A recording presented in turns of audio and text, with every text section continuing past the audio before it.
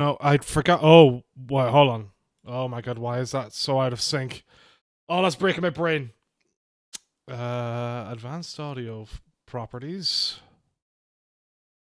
Uh, turn off. Turn on. Oh my god, there we go. Jesus Christ. Okay, PC, why are you skipping frames all of a sudden? Hello? You okay? You okay over there? We'll see how that goes. Hopefully that doesn't like end up ruining fucking half the day. There we go.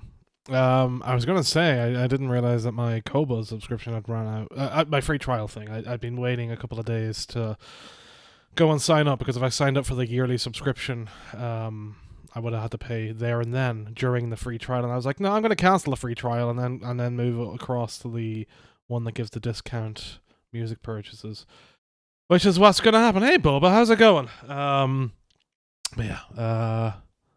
So that's sorted. Also, I got my screen sorted as much as I can get it done. I'm not happy with the mask that I'm using for the TV cutout. I need to sort that out and see if I can get it cleaner. For whatever reason, I cannot get it cleaner, even using all the tools to keep it smooth going across. But you know, that's me with my very much stare at everything and judge it moment. And yeah, I don't know. Been messing around with like ideas for the future for fucking around with stuff, and I need to figure out some stuff. Anyway, whatever. It's a lot of things to do. So with that said, fucking let me move across to where are you? Where are you? Where are you? Let's be having you. Move across to this a second. Right,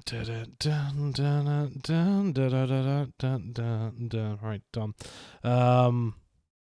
Yeah, so Black Voices in Gaming starts in about 8 p.m. my time, and then the Sony State of Play starts at like, alright, okay. Windows, stop, behave yourself, Windows. This is a fucking mess today.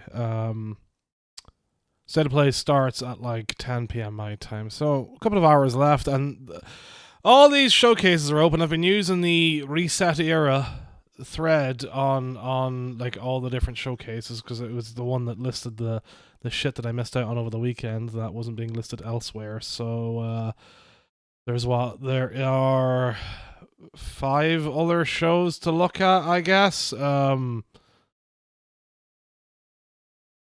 So I don't know. I'll go through them at some point, but fuck it. Let's start with the Thinky Direct and get that out of the way. It says 3 hours, but really it's only about like an hour and 5 minutes long. So let's go through Thinky Direct and see what puzzle games are on offer.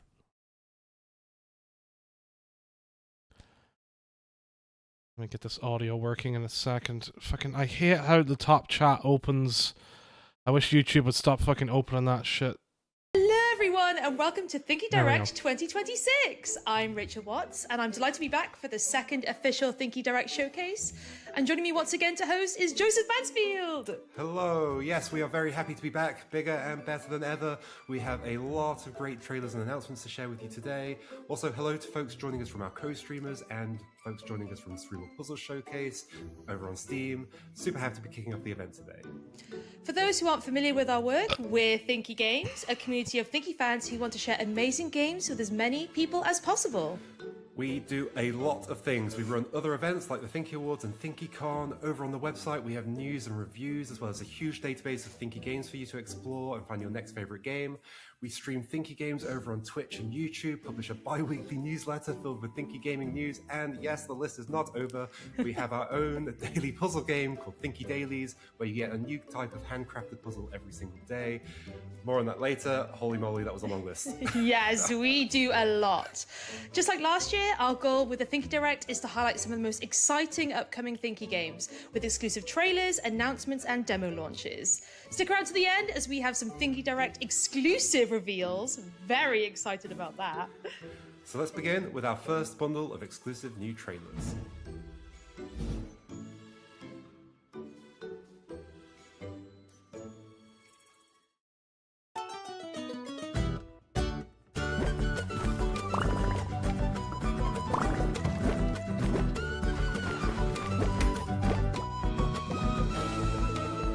Alright, Colorbound already looks pretty decent.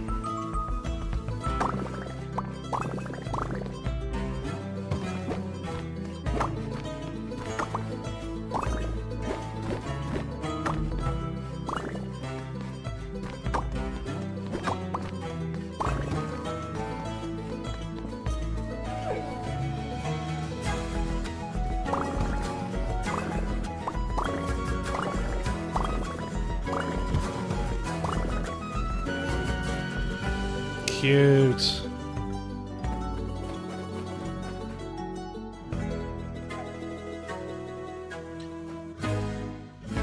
Alright, Colorbound, adding it to the enjoyed list. Colorbound. Bound, if I could spell. Oofsu, you versus you. You versus you. I'm not gonna see it as anything other than like Oofsu or Oofs.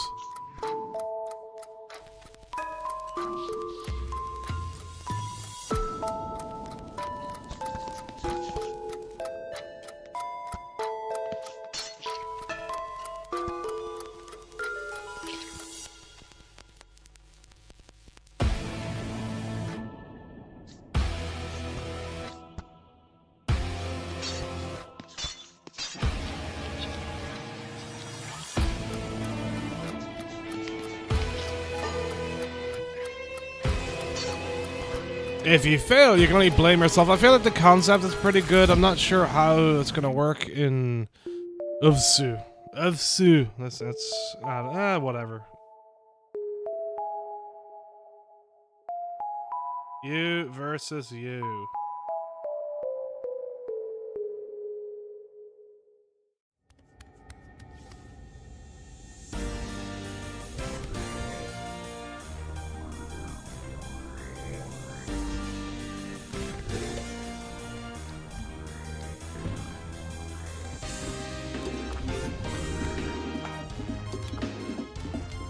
I love things being scratchable, just like me. Squish foes.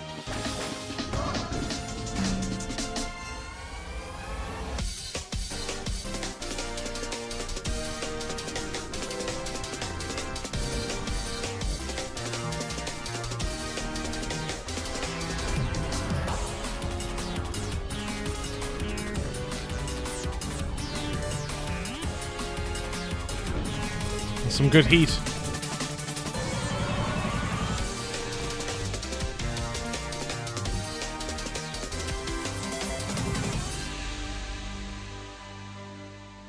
Stretchmancer, huh?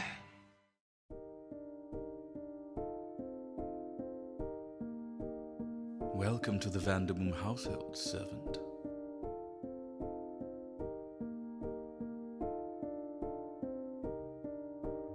I hope you are trustworthy.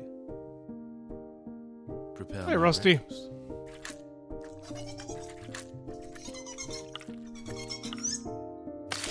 Once I'm fed, head down into the garden to greet my dear sister Alexandra with a favorite bouquet. With a favorite bouquet.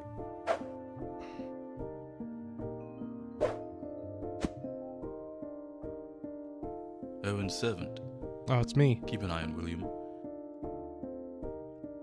He'll need close supervision. I'm counting on you.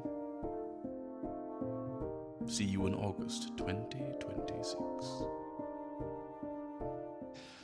It's weird enough I'm marking it down as interested.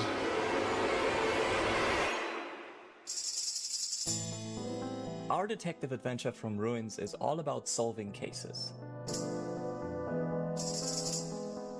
Okay, so Each this one fill in the poses blanks thing, I questions see. Such as, Okay. what happened here?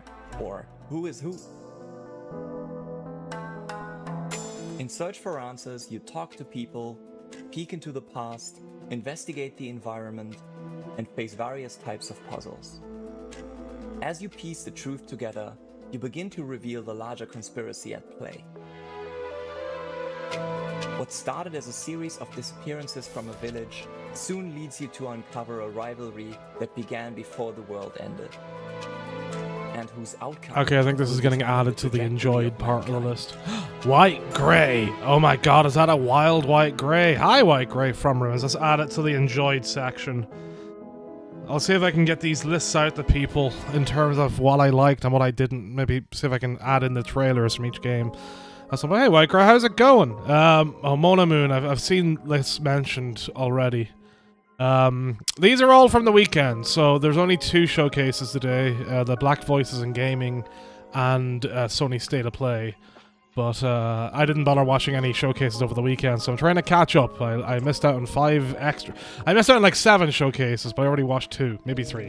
I don't know, but there's 5 left, so yeah.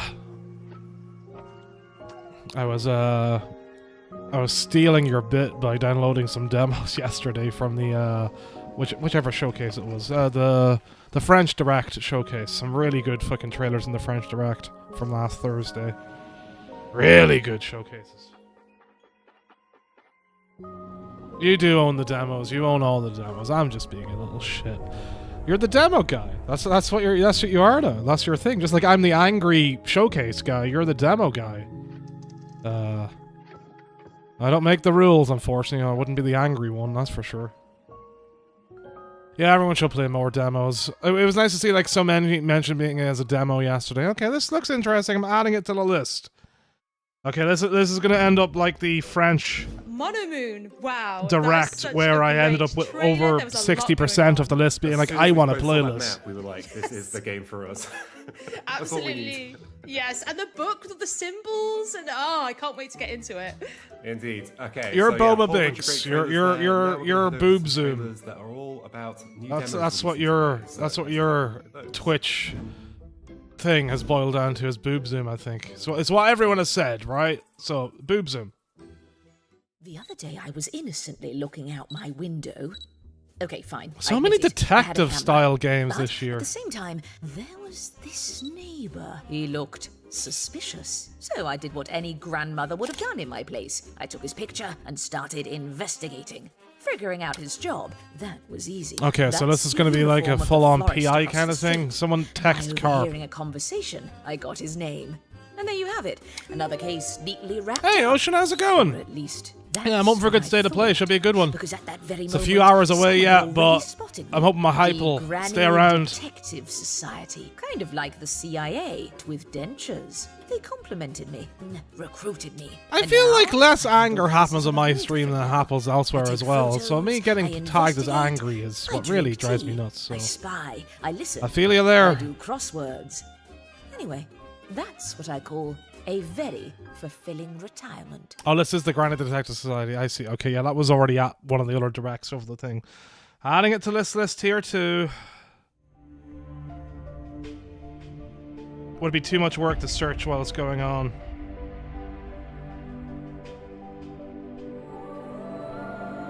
What was that Granite Detective? What was it called? Society.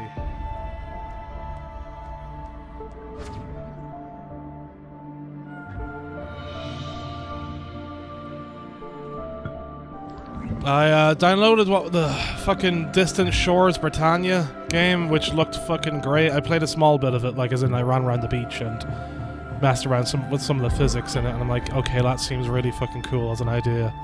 So I need to get round through that and see how it is. That's like exactly my kind of game that I need and the kind of fucky physics that I want in life.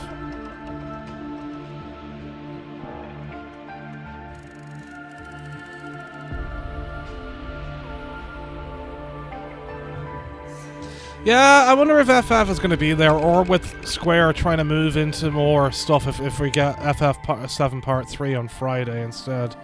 Memories Reach. I can go in the fine pile.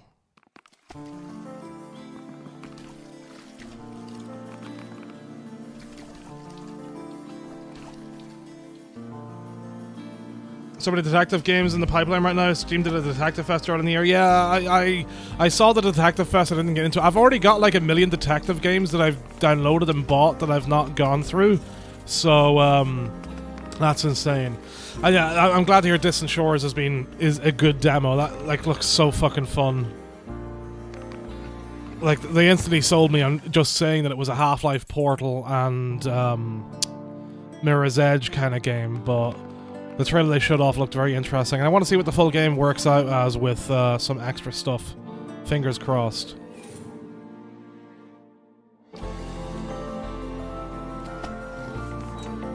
This looks cute.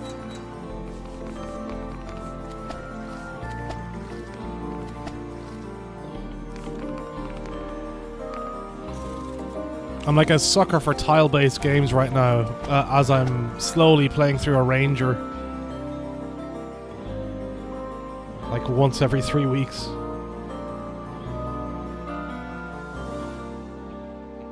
You know what? That's going in the enjoyed pile. Outpour.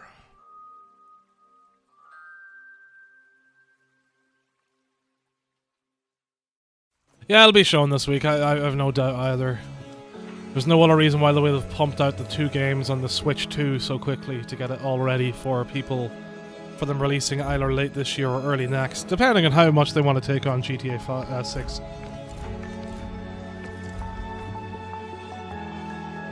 Don't we all take water in through our butts? Isn't that how we all do things? Don't you do that? Suck up that water, White Grey. I feel like we've been really lacking in any good puzzle game or like physics-based things. I mean, there's plenty there, and there's like a lot of especially pixel art physics things. But I just love a good big 3D puzzle game. It's my like biggest weakness outside of sports games. It's like a top-down Talos principle. Time-bound. I almost called it timber-bound. We've got too many things. That goes in the fine pile. Time-bound. These are all probably games I'll pick up in the Humble Bundle in the future anyway.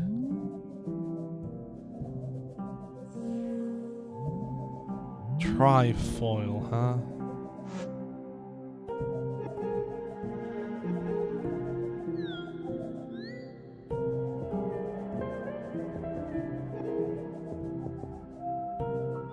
Interesting concept.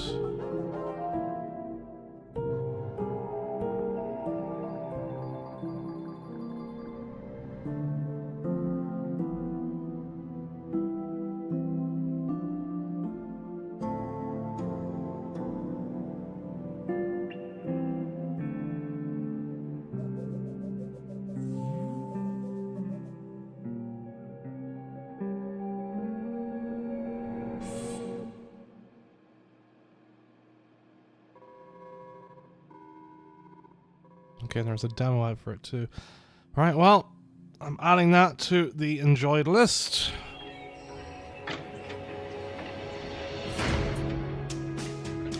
Shit ton of event reviews as well.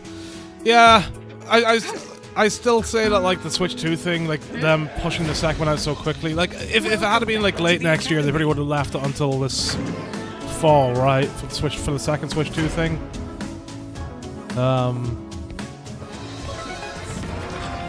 Still need to play Escape Academy 1.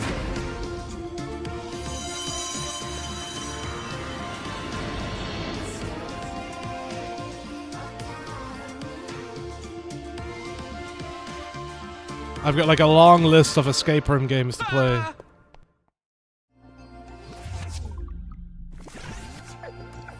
That's what I get for buying an escape room bundle. Bypass walls.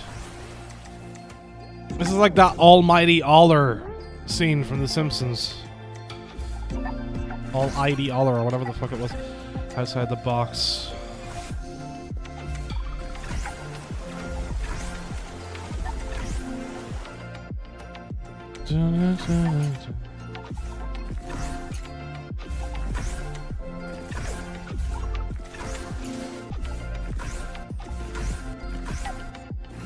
This looks fun. This looks like a chill portable system vibe.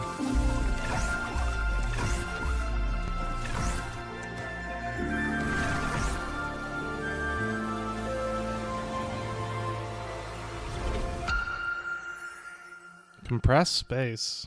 Everything is a demo.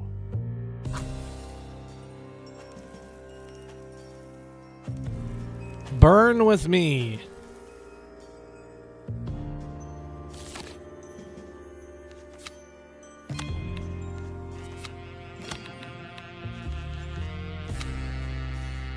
Plus one of exactly one neighbor.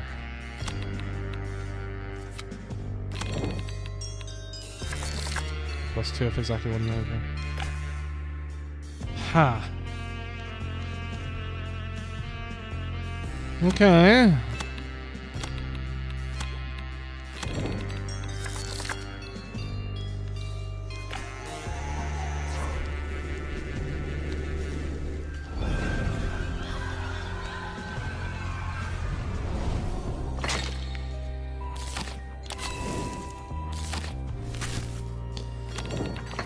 Another possum for carp.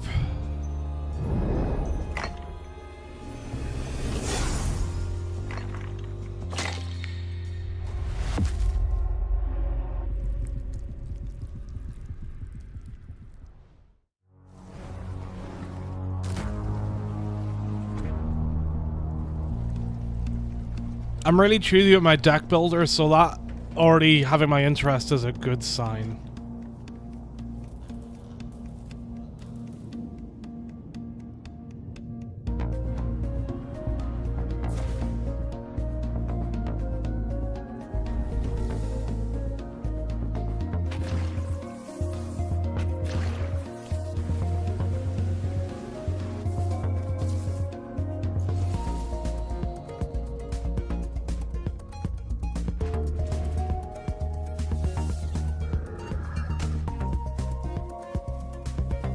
Might go in the fine pile. Right, so this is the thing. So anyone that wasn't here yesterday, I set up, I'm doing like lists on Notion, and I'm doing an enjoyed / loved pile, a whatever / fine pile, and a hate is too strong of a word, but definitely a non-interested pile. I get the thing about puzzle games is I feel it's very hard for me to be uninterested completely. Number 37, noon. I woke up shipwrecked. So I don't know how many we're gonna get in there. Around the island. 2 o'clock. I told Chauncey I'm stuck in a time loop. He said I smell like a sewer urchin with a part-time job at the urine factory. 4 o'clock. It started raining and I got soaked. Aw, beans. 8 o'clock. Not wholly convinced. I went to Yeah, a that concert feels like my own featuring vibes from watching that trailer. But he never showed up. Midnight. I got flung backwards through time and space, leading to loop number 38. Noon. Shipwrecked. 1 o'clock. Walked around. Yes, everyone go check it. Also, if you care about gaming stuff, like White Grey is like fucking great for demoing stuff, and as you can see, like extensive list in chat. So fucking go love that guy. So 4 o'clock, I found Go DJ love Coolbase's him. turntable, but Adore when it started him. raining, the turntable caught fire. Aw, beans again. Go annoy him as he's playing demos and rip on it whenever it Probably because it's breaks hard to his rave when PC your turntable's on fire. and cause it Although, to That restart. does sound kind of sick. 9 o'clock. I got out my journal and hatched some ideas for loop number 39. Noon. I woke up shipwrecked, but this time with a plan. 1 o'clock. I grabbed the turntable before it started raining. That is It was always batteries. like a pretty good thing. How'd I need keep to it like charging actually while start also using avoiding your the shit rain? White Grey whenever you do all that 2 extensive o'clock, work I on it. grabbed the 8 o'clock. I go to the concert and DJ Coolbase is here. I'm very tired today. I'm gonna use this trailer as an opportunity to talk about it. I'm so fucking tired. I was up very late last night, Hello way again. too late. Play the demo now on Steam. That looks okay. I'm adding it to the it's maybe hello pile. again because it's a time loop. Oh my Yay. gosh. Oh, I get it now. Oh, that's a good name. I'm tired. Okay, I was we up to like saw a bunch of fucking really like great 10 a.m. trailers. watching I dumb mean, shit. The Grind Detective Society. The heat wouldn't go away last night, so I couldn't fully settle settle down, Who's so- trying to solve a mystery, very Agatha Christie. Slowly trying to build that I energy for the absolutely Sony State love of the Play. output. I'm a huge like Sokoban game fan. and Yeah, that you looks are. Like such a pretty Sokoban game. I Tomorrow can't should be play a it. quiet day, and yeah, hello again, then also very Thursday. cool. Yeah. Thursday, I basically might. Outer Tomorrow and Wilds, Thursday, I but, might just do silly like and chill cartoony. stuff, and then Yes, Friday try and catch up with the other So now we're going to see a The other bunch of things that trailers happen, with their release date announcements. before so the look big forward to show that. on Friday night with Summer Game Fest. Right, release date announcements.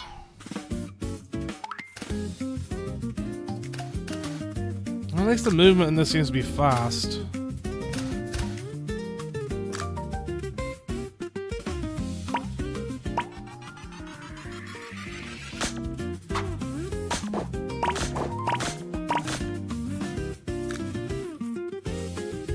It's a thick cat.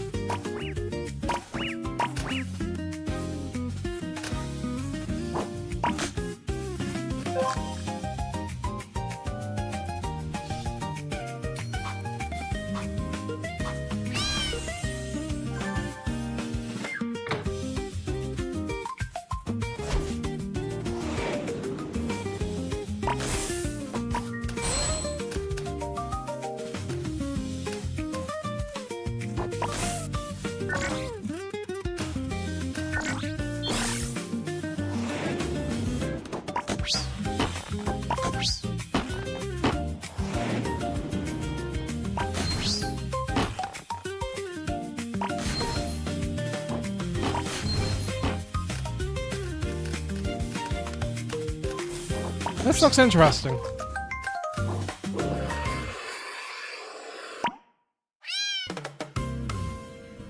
Cat squeeze. Okay, I'm adding that to like the My name is interested Nick, and list. I'm very excited to announce the release date of our game, Backpack Boy. Enjoy the trailer. Oh, I agree. That sucks over the dampness.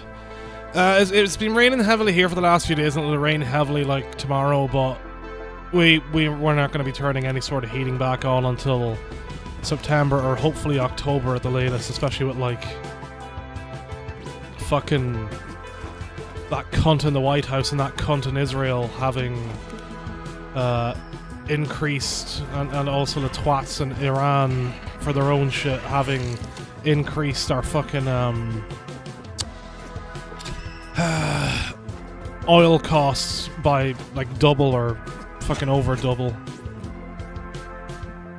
Last year's heating amount would cost like fucking like 4,000 Canadian this year for a comparison. So this winter is gonna be fucking death. Thanks a lot, you motherfucking elite fucking child raping cunt waffles.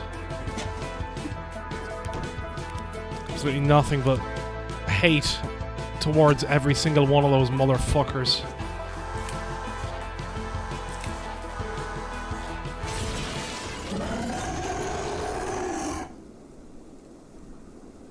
Okay, that's okay. I'll add it to the maybe pile.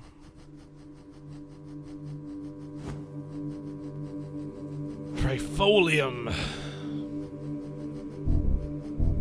Suddenly I want to play Snake Pass, and then about 5 minutes into playing Snake Pass I'll remember why I don't want to play Snake Pass.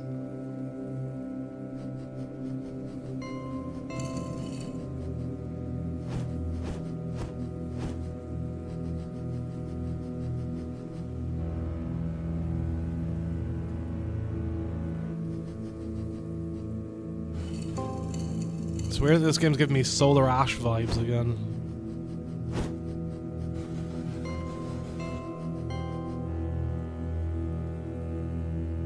Oh, a pretzel.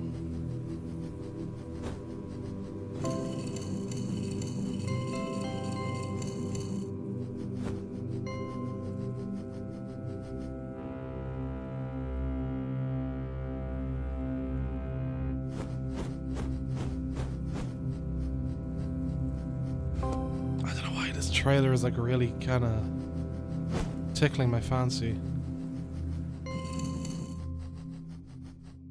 Might be just the scritchy noises.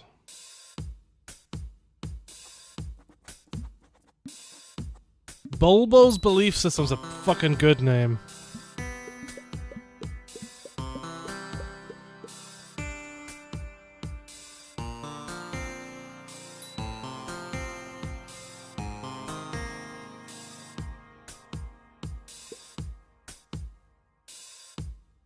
Okay, let's concept Hasmi.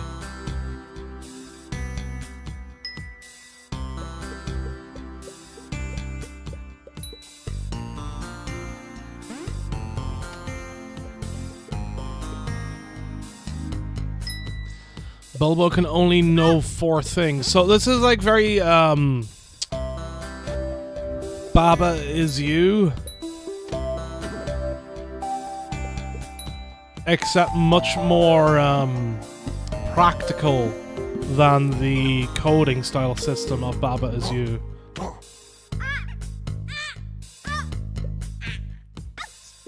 This is right up there with the best games I've seen so far this week. That's pretty fucking good. Bulbo's Belief System. I love the concept.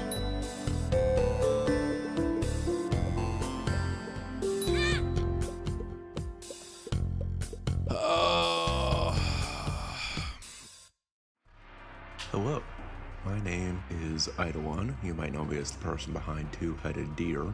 I made a little web Clover game a while back Quadrants, called UDLR Modify, and people seem to really like it, so I spent the last 2 years making a full-length follow-up to that game called Clover's Quadrants.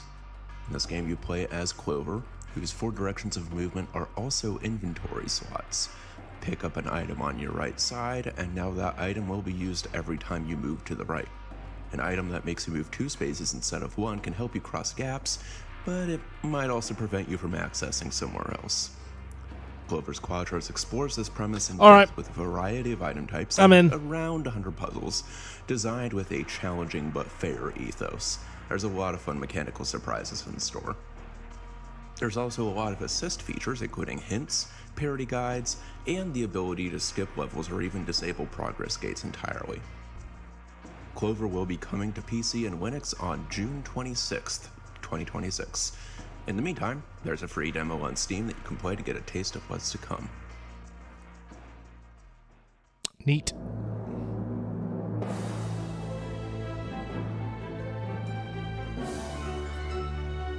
Oh hey, this might be the first game that goes into my uninterested pile.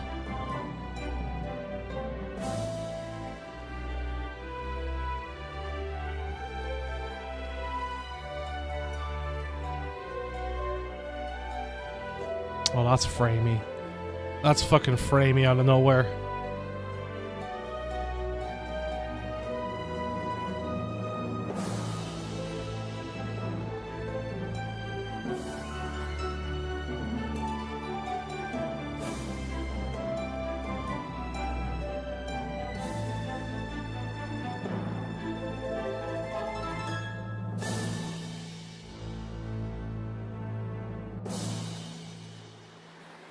Yeah. Actually, something that goes in my uninterested pile. I don't like underwater stuff. And yet here I am gonna play Echo the Dolphin one day. And maybe Subnautica. Rita? Is Rita the little chick duck?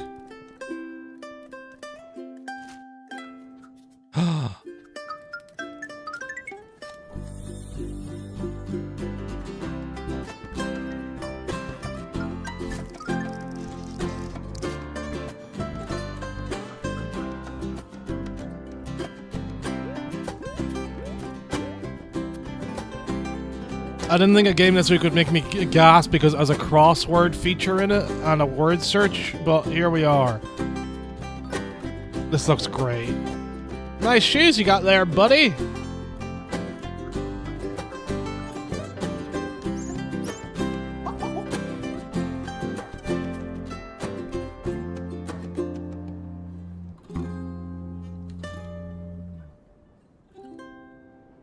Alright, that's immediately going into the want pack. Yeah, I am kind of obsessed with Trifolium. I am not over the snake-like giraffe. Yeah, what a game. Oh my god. Trifolium is very cool. There's a demo and it's a really good game. Explores lots of very, very interesting mechanics. Also, I like these hosts. They're very good. Yes. Compared to what we had with the mix. Full of a love for puzzles. Very, very endearing. I love it. Next, let's head over to some more trailers. These are more new exclusive trailers from Thinky Direct. So let's take a look at those.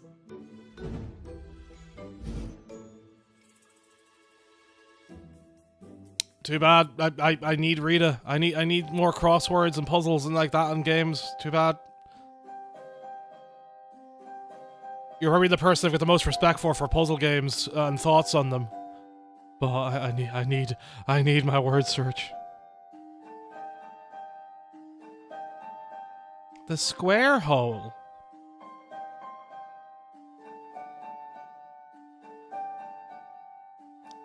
Is this game all about the square holes?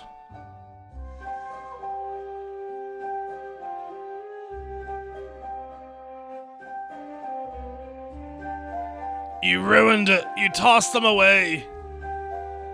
You're gonna have to replay every demo game now. Every single one ever.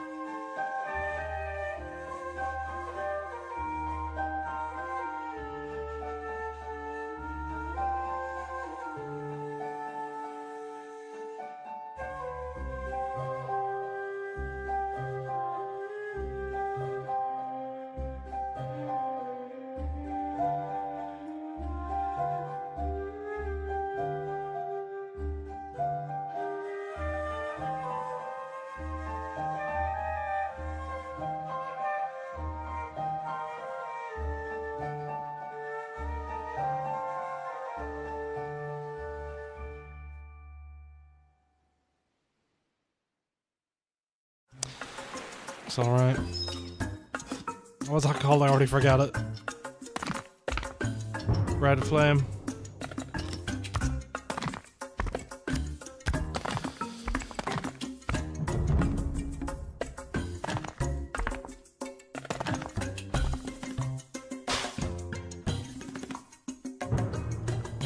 This looks very interesting.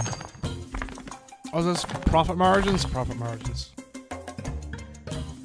Profit margin.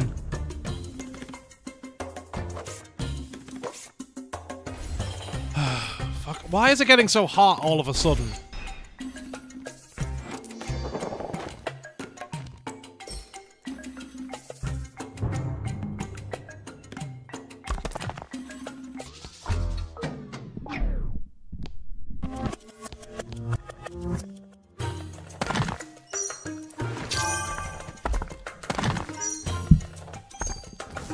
Alright, specific number of undos as well.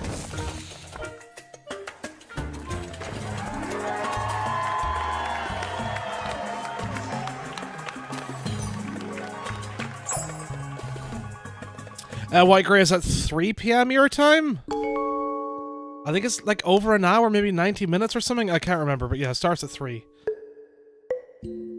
Black Voices and Gaming starts at 1. Hi, Una.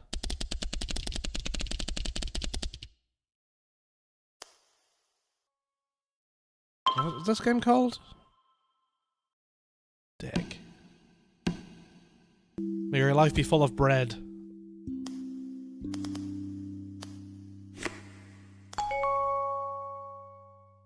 How many demos have you got left on your Wheelio?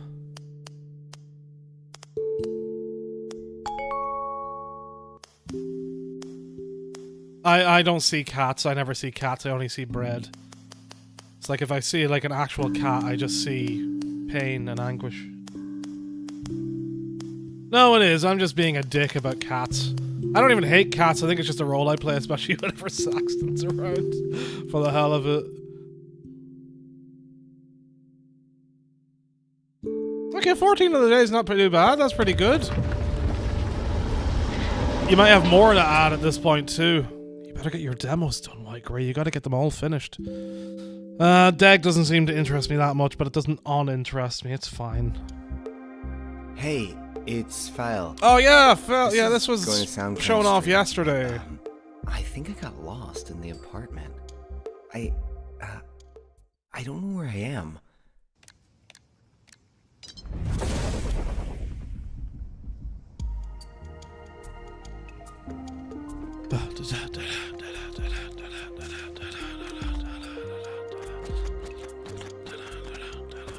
That's right, yeah, the Tetris style stuff had me add it immediately to my want list.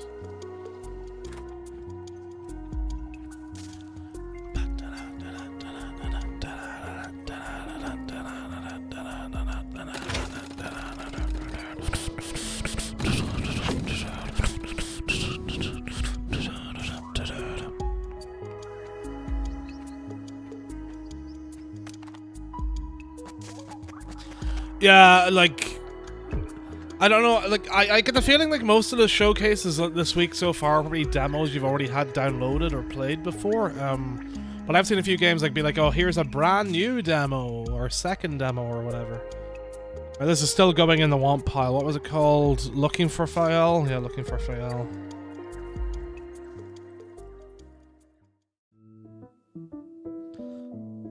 12 cozy conundrums. Deductopia.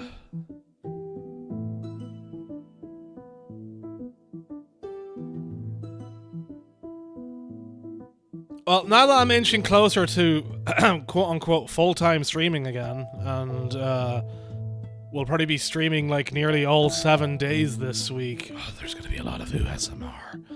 We need to join up for like a dual SMR stream at some point. Just us whispering like Todd Howard's name or something.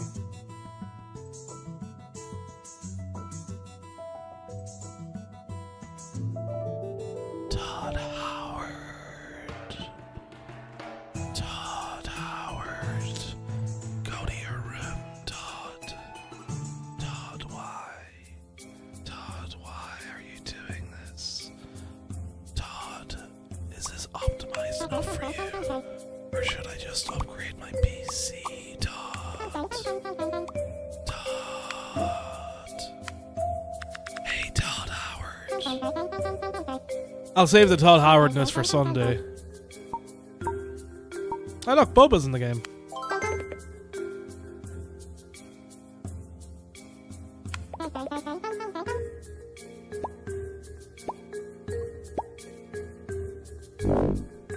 Boom. That was a really good boom.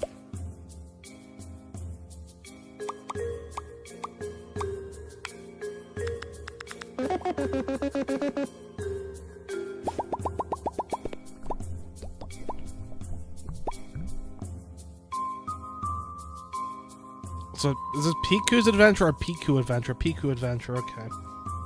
Let's go. This is going in the want pile.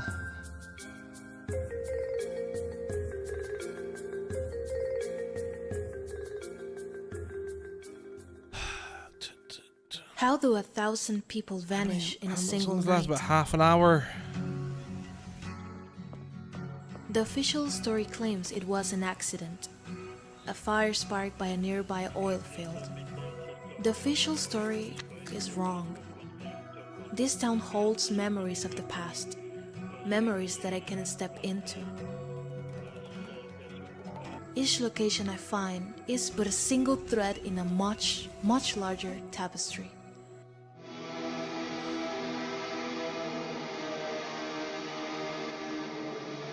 I'm going to find out who the brokers of power are, who they called family, who stood against them, and I will find the one responsible for the death of so many. There's something sinister underneath this town. How deep do these roots go?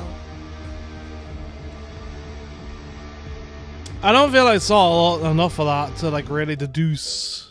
Funeral for the Sun. Wow. Okay. Looks very intense. Love a revenge story with a thinky twist. So cool. And the art art style. is so beautiful. Yes. Yeah, what a lovely looking game. And I've heard such great things about it as well. I'm sure it's going to be great. I love how we both reacted to the undo system in Profit Margin. That was pretty funny. We were just so excited when we saw it. I think as soon as there's an undo system in a strategy game, it just like makes it more thinky. You get to try out different strategies, all that kind of stuff. Absolutely love that. Yes. Next up, it's time for some big exclusive reveals that have never been seen before. So, very exciting. Let's take a look at those trailers. Indica's in fucking this month's Humble Choice. Fucking sick. I've been waiting for that game forever. Let's go. This is an escape the room type game themed around locks. You wake up Sorry, in a I got room distracted by the surrounded email. locks. Unlocking them unlocks more locks. Those locks that you unlock. Alright, I'm in on this one. So you'll need to unlock them, which will unlock more locks, which are also locked and will need to be unlocked. Lock in. You can wishlist it today on Steam. Yeah, White Grey, I think you suggested Indica to me like a year or two ago after you played a demo, maybe? It's definitely like something I know that you were like, you should play this. I think we were sitting in the Discord and you were like, you should play this.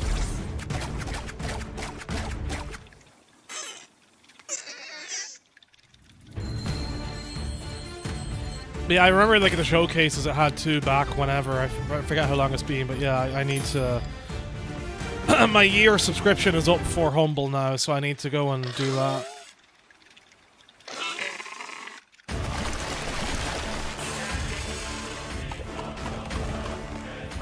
I don't know I feel about this? This game's really going in the uninterested pile. This is just not my kind of thing.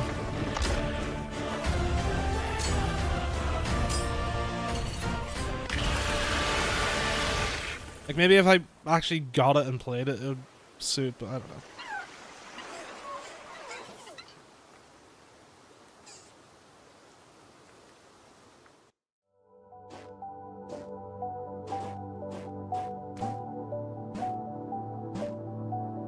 This is very framey. It's like I was on a fucking mobile phone from 5 years ago. Oh, that penguin bird thing was getting absolutely fucked.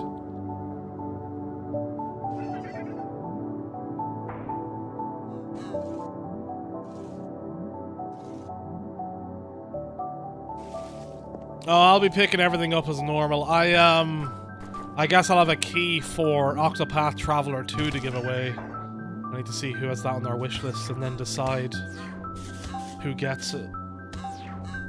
Who's gonna get it? This is not my jam. I think this is only uninterested game number 2 out of this showcase. 12 finds and 19 wants. That's a pretty good showcase. The French one was insane, but yeah, oh, this is an old game, okay.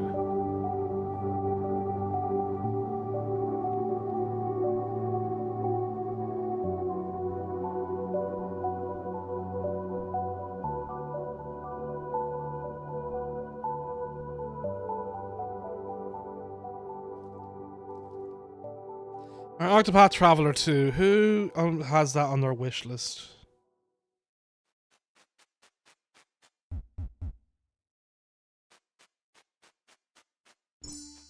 Four friends, and I might not be able to gift it to any of them because of where they are in the world. That's a pain. I do dislike how Humble seems to have really, you know, it's no doubt publisher led, but really locked down their keys. Anytime I try and share a key, even with the email way, it like pops up with like 1 billion countries it's not available in. And all the shorthand for them as well, so I'm there trying to work out like fucking like, oh, fucking, what the fucking fuck.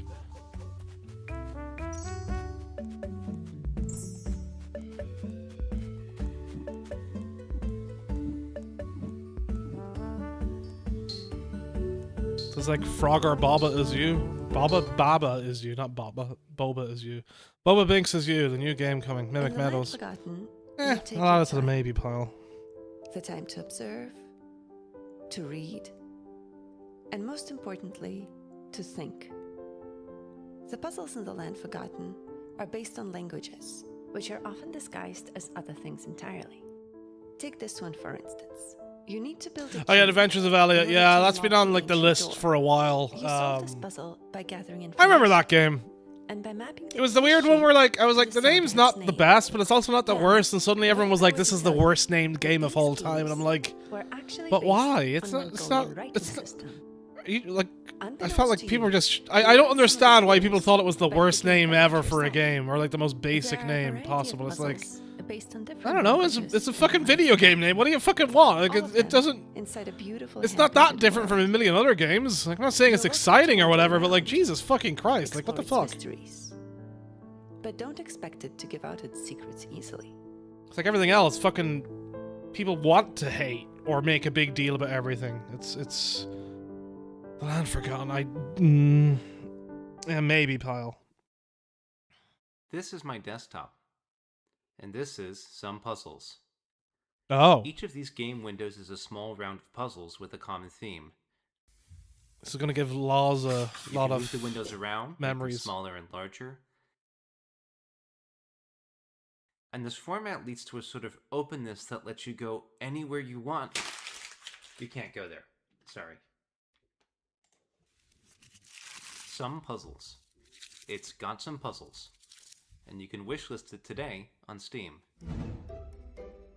Okay, we bookended that section with 2 of Fleb's upcoming games. Some puzzles and lock in. Fleb sure knows how to title his games. Lock in, you unlock locks. Lock in, love Sucker for that. language-based So games. good. Man speaking my language, if you get Fleb what I mean. As he always does. The Land Forgotten. I love how as soon as we saw there were like language puzzles in that, you were like, I'm going to need to open a window after this showcase. It's so and fucking then the warm. way that you make the keys have different aspects of the language. Is my PC suddenly and outputting like languages. 500 degrees? That Very is, cool it's aspect. so cool. It's so lovingly crafted. The painterly backgrounds. Yeah. Oh, very excited for that. But Is the we're chicken not done just carbonara yet. I We had have yesterday even like more killing me? trailers, and these are all for games. Is that this are out finally now, the sweet embrace so of stick death around to watch approaching? those.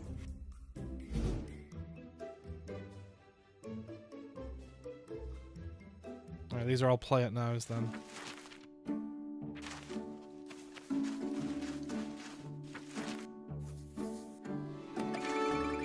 Let me go and add that to my list, White Grey. Where is Steam? Seems like it'd be a good game for me to skip out on anyway, judging by this trailer.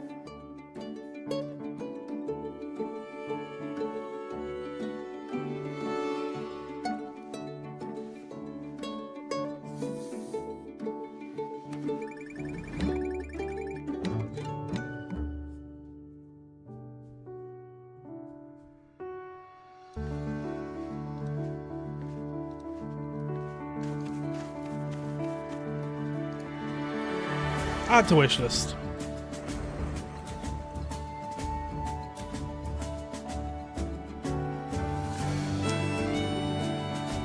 Oh, people tried to rip it off? Okay. It doesn't seem my style, but although the cartography thing is really, really interesting. But there was another cartography game shown off yesterday where I was like, I'm all over that, so... But why is that audio playing? Stop it. Stop it. I'll add it to the maybe pile. Emu ROM.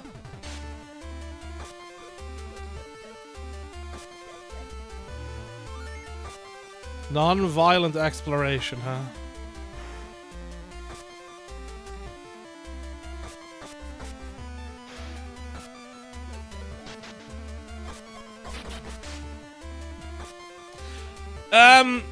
Is it like... I'll look it up in a second. It's in my list here. Can I quickly get back to the list? It's like something of the cartographer. Fearful of the cartographer? Beware of the cartographer. I think it was shown off at the French Fest.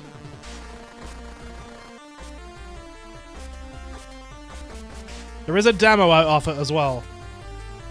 All right, okay, right, yeah, so that's the one. Okay, so it is an awesome demo. Yeah, that one really tickled my fancy. Whenever I was looking at it yesterday, I was like, ooh, this seems like right up my alley. So, how would you say it is to map then? Like, if I like the idea of beware of the cartographer, do you think I'd like map?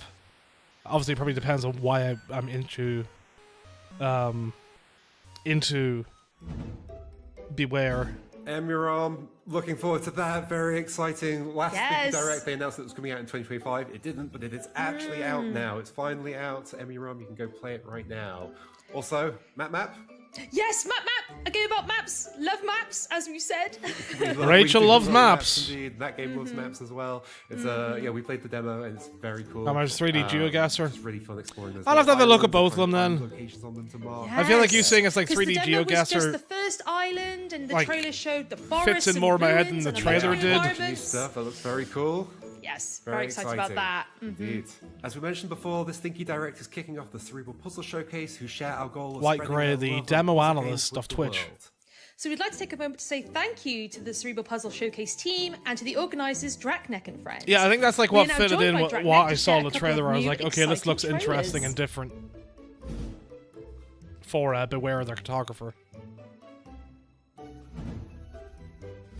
Hey, thanks so much for tuning in to Thinky Direct. I'm Alan, the head Draknek at Draknek and Friends. We're an award-winning developer and publisher of lovingly So what's crafted left? puzzle games, and the organisers of the Only a few Cerebral things? Puzzle Showcase. Okay. Here's a look. Yeah, at 7 some of minutes, the that's great fine. games we've been involved with. Give me time to go get a drink and have a piss, and then figure out what to do for like 40 minutes before Black Voices in Gaming. This looks cute. This section kind of reminds me of that Trackastrophe? The train puzzle thingy that was a bit like a Ranger-ish. Not fully, but kinda.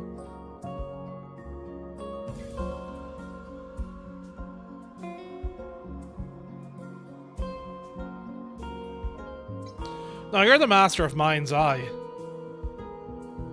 The master of Mind's Eye. The world's greatest Mind's Eye player. Oh, Locke! I feel like I remember Locke from last year. Bonfire Peaks looks interesting. And now, a world premiere. We're currently publishing not just one, but 2 games. And here's the first look at the debut title from Blookerstein Games. Are you ready to master the forbidden power of Dittery?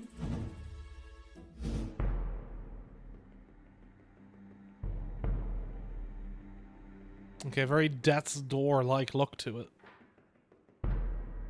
Like, very Death's Door look to it. Like, extremely Death's Door. Not, like, gameplay-wise, but just aesthetics.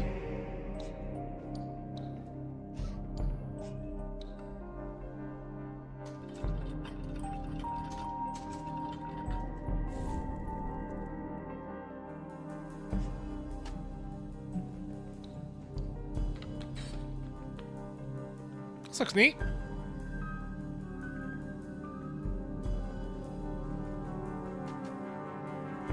Fucking Rise. It's, you know, I still have that fucking game downloaded. And I still haven't fucking played it. The Quiet Man, though, is still on the list. If I ever play Mind's Eye, well, if I ever own it is another question. Earlier this year, we announced that we're publishing Bobby Vanden's upcoming game, He Who Watches. A first-person puzzle game about walking on walls, manipulating gravity, and discovering secrets. I'm Tell me delighted more. to share this new trailer. Tell me more. I've probably already seen this.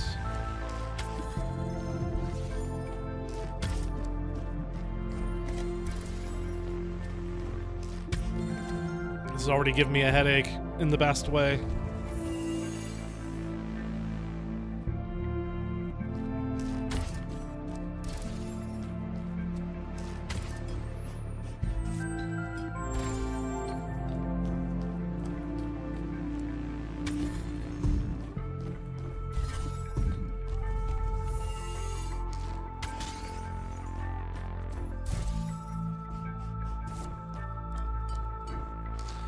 Redfall?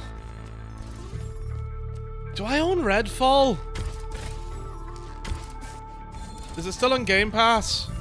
I downloaded Far Far West yesterday and now I'm like, well, that seems to be a good game. Should I also play Redfall? Should we play Redfall if I get it? Demos for both games are available now. Thanks for your time, and now back to the show.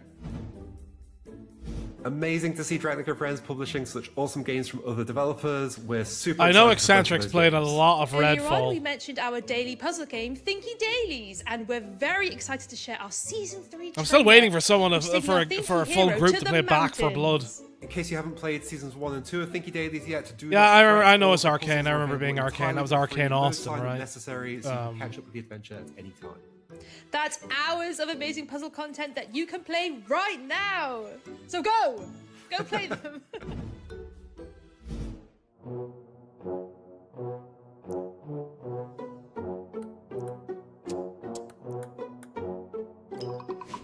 Clack, clack, clack. I think at this point the only problem with Game Pass is I really don't like downloading games on the Xbox launcher anymore.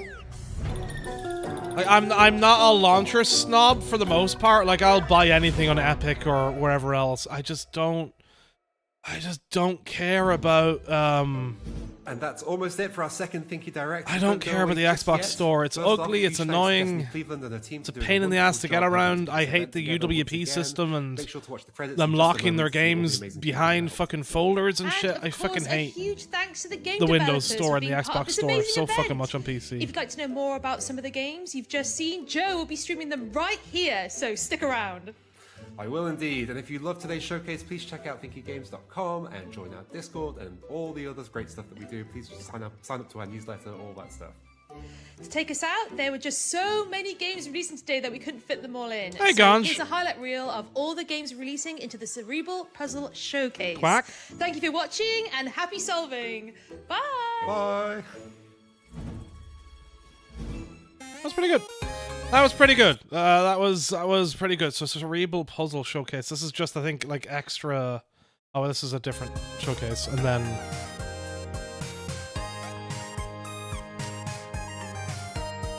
Let me look up Redfall a second.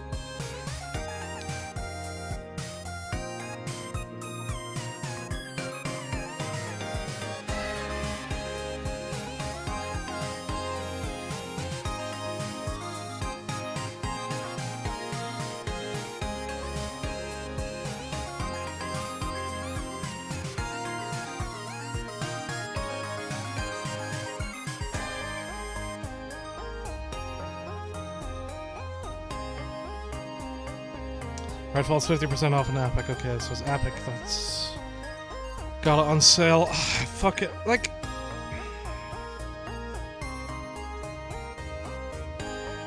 Humble's had it lower at 66% off last year. Maybe it'll go on a deeper sale soon. I don't know. What's the password? That looks fun. I've not been looking at this thing because I was looking at fucking is there any deal.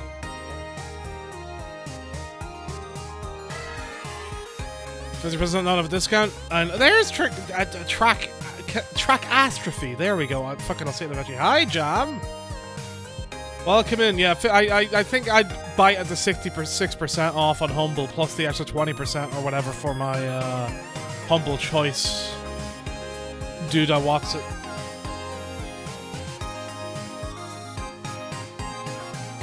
Oh, One Move Away looks cute. Schrodinger's Cat Burglar. That looks fun. Oh, look, you can have a cat loaf thing. Inbred cat. Alright, neat. Okay, cool. Right, that's the end of that direct. The rest is just like deeper looks at some of the demos that were suggested. So there we go. That's that. Sick. That's the Thinky Direct. I can now close that. That's a pretty good showcase. What do they end up with out of that? Where's my Notion tab? 23 wants, 15 finds, and those are good finds, and then 2 uninterested. So that's another one. That's up there with the French one for percentage of games that I want and care about. So that's pretty neat. Good showcase. I still have to watch the Luigi Kid Indie Direct, the Insider Gaming Showcase, the Indie Quest 2026 Indie RPG Showcase, and Midsummer Night's Scream for a Horror Game Awards Showcase. So, you know, got a lot to watch, got a lot to get through. But, yeah, it is about 50 minutes until Black Voices in Gaming is on, and then we are 2 hours, 50 minutes away from the State of Play. So I don't know. I'm excited for seeing some Wolverine. If they said how long it's going to be, more than 60 minutes. Okay, so it is more than an hour for State of Play. Neat. Cool. Good to know. Good to know. I need to go for a piss. Might watch some of this to spend some time whenever I come back. Maybe. How long is it? Does this go the full length of the fucking video? It does. So I could maybe get up to about like 40 minutes left and get part of this watched and then come back to it after Black Voices in Gaming. And then figure out the rest. So, sure. Why not? Right, I'm gonna go for a piss and a drink. I'll be back. Enjoy whatever the fuck is gonna happen now. I don't fucking know anymore. It's a travesty.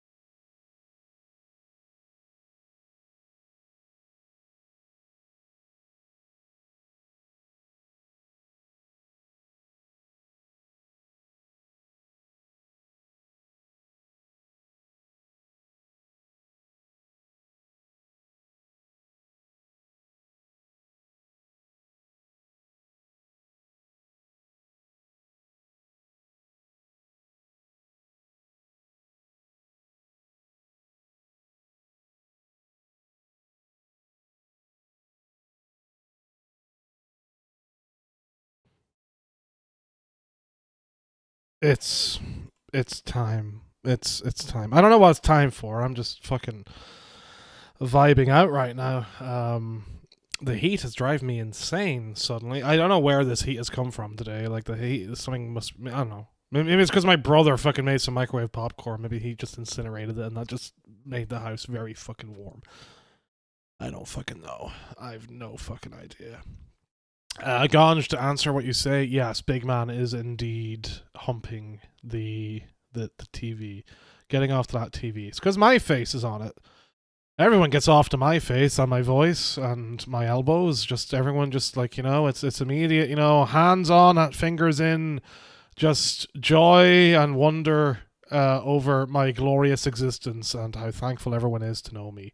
So that's how it works. That's how it works.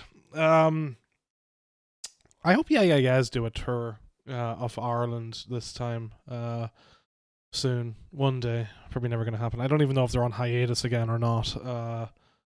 I'm very into justice right now, so it's a time.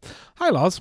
How's it going, Loz? How's things? How's stuff? I'm chillaxing, and whatever, all cool. Shooting some B-bod out. B-bod. I don't know what I'm saying anymore. It's over. It's but yeah. Incinerated popcorn will do that. First time experience. Yeah, okay. Well, don't burn popcorn. Are you my brother? Laws, are you my brother?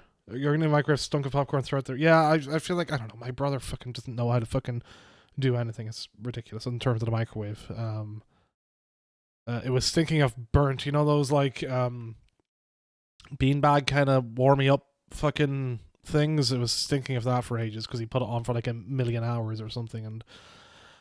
It was a great time. I figured because of you, more surprised at the burrito on its head. I mean, we all love a burrito. You got to keep it nearby and close, and it gets toasty up there. So, you gotta keep it going that way. You gotta keep it going. Right, I've decided on actually watching some of the Luigi Kid Indie Direct for like a bit. Maybe there's going to be some games in these that we can skip through and maybe get through these quicker. The Luigi Kid Indie Direct Glizzy Indie Dev Showcase.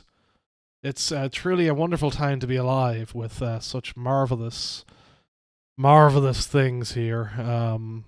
You love it. You love to see it. You love to see it. We'll see how it goes. Actually, let me get the rest of my humble fucking games in. I think I've got all my humble games redeemed on Steam. I do. Let me see if I can figure out. Let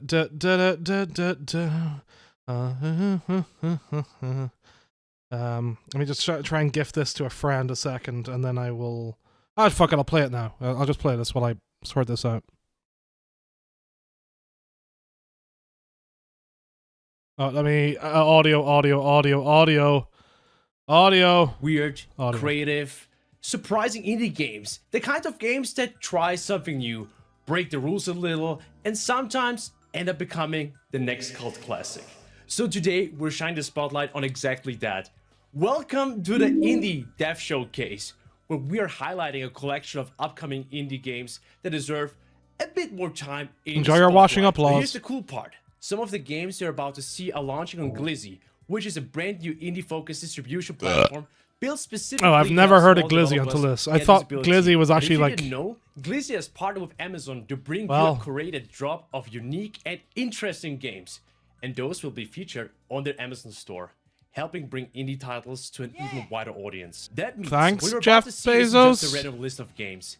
These are projects from developers who are pushing their ideas out into the world and looking for players who love discovering something different. And trust me, indie devs are where some of the most creative ideas in gaming come from. Some of the biggest games we love today start as indie projects built by tiny teams, sometimes even just one person working late nights with a crazy idea. So today we're going to run through a lineup of games that caught our attention. Games with unique styles, interesting mechanics, and the kind of creativity that only indie developers. Yeah, it's how we gobble everything up. Is Glizzy a pop star? I mean, should be. So you can see just how diverse the indie scene really is. First up, we'll take a look at a selection. Amazon is going to own everything. Amazon, Elon, and Meta are going to own everything one of these days. Then we'll jump onto something I'm Enjoy your lunk. highlighting. Your lunk. Solo developers. That's right. Wonk, Games made wonk, by only one single human wonk. being. And finally, we'll wrap things up with games built by small indie teams, Wonk. where a handful I of can't developers pronounce that, combine their Jay. talents to create something bigger together. Alright, let's get started with the first lineup of games launching on Glizzy, with a few of them also heading to the Amazon store. Okay, so Glizzy is not owned by Amazon, they're just helping Glizzy. Maybe they are owned by... I don't fucking know. Oh, this is nice that they're showing the names in the bottom corner.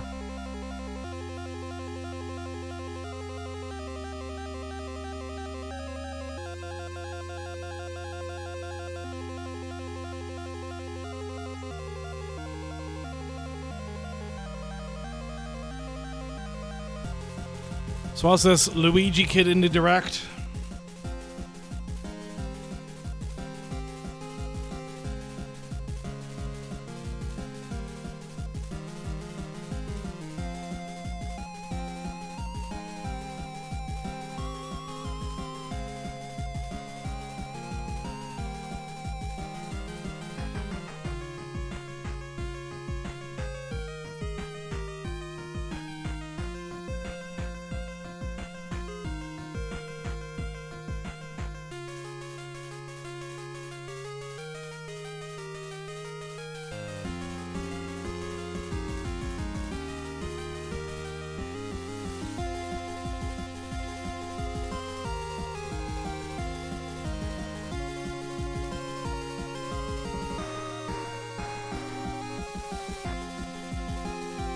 Well, it can be helping, maybe for their own total world domination, but they can be helping.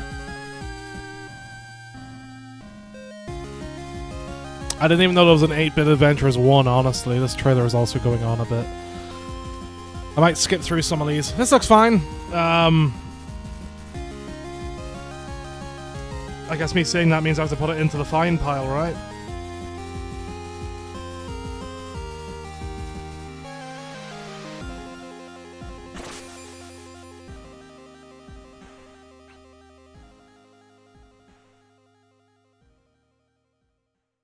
Is Dave the Diver 2 going to be on Glizzy? Akasha. Oh, just a rolly thing? This makes me want to play Cooler World. Or Rollaway? Is that what it was called in the US? I forget. Well, the PS1. Something like that. It's my favorite witch! Hi, Carp. Unless you were talking about White Grey.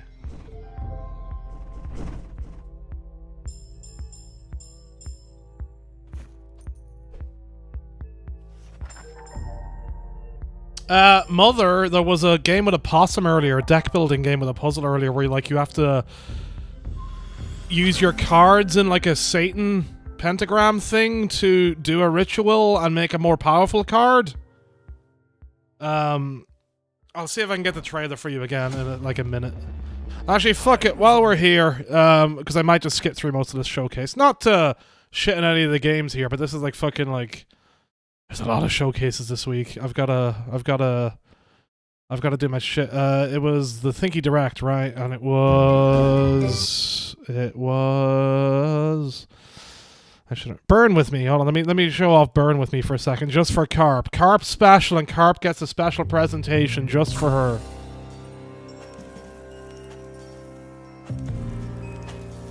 There's a demo out for it too.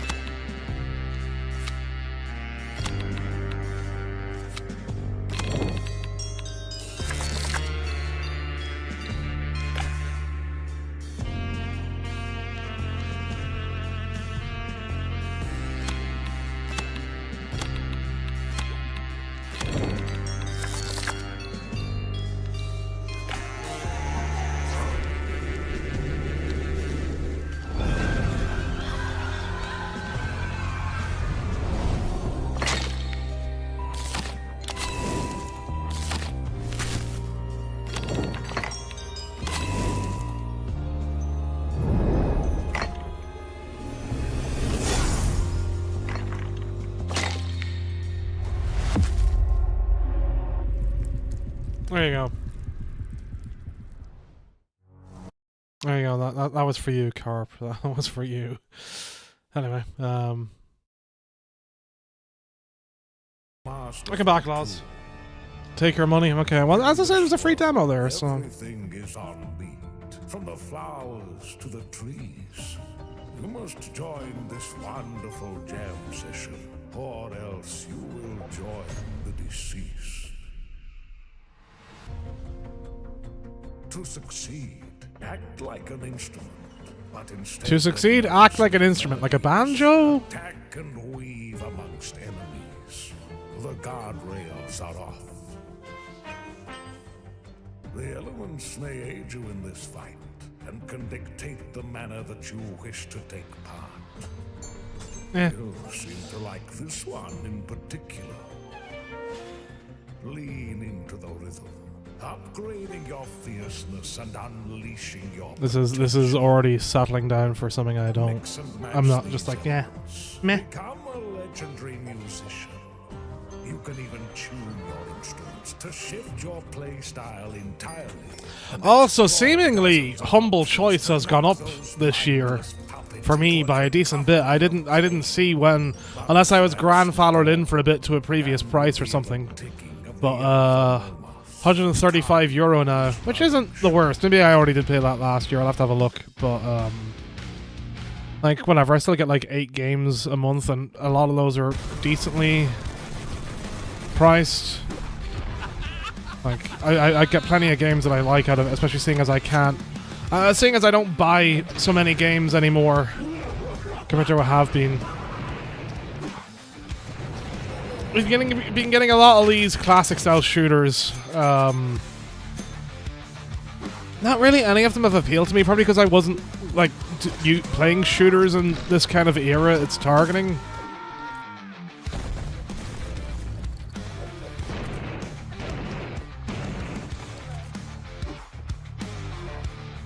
Yeah, I've always paid for the year thing because I've never paused a month either. I've always gotten every month and just take whatever I can get. So I'm like, that's a decent amount of games for the year. Plus you get like the 20% discount on sales too. And I'm like, okay, I probably like save enough money on games that I'm gonna buy anyway with the extra discount. I've probably had that like since Humble Choice / Humble Monthly launched.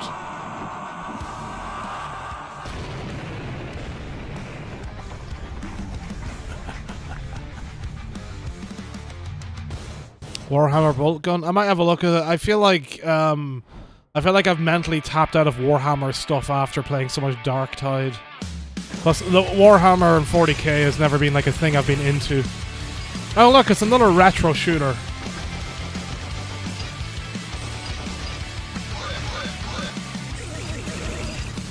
The head throwing mechanic seems alright.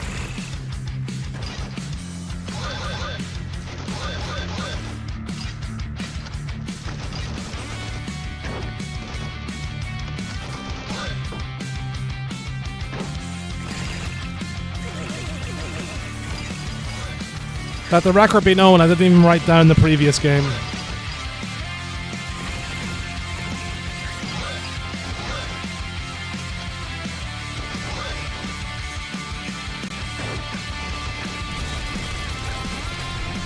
Alright, I'm gonna skip ahead. I'm gonna skip ahead. What lunch you got? What lunch you got? Enoch. Enoch, huh?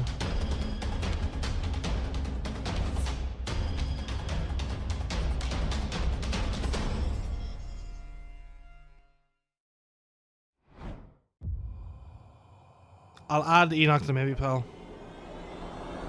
I'm sure there's some AI stuff out there, but I mean, there's been enough devs. Like I said, it's that period for those devs to be doing their last bits of nostalgia before they move out. It's like all the PS1 stuff we've had recently. Now that my age group are of age to be leading full-on teams and stuff.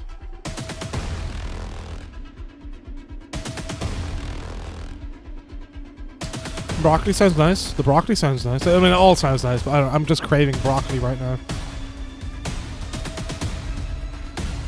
Oh look, it's top-down Returnal.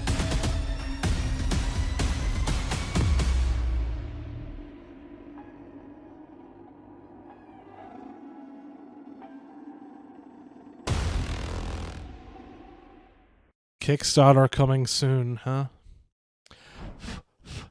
Oh my god, they are billions. This is not looking good. This is not looking good. I'm skipping. I'm skipping. I'm not even adding it to the list. I'm just gonna skip. Doesn't seem my style. Perpetual. Is this PT? There's something wrong with this place. Yeah, okay, this is like a Visage kind of thing.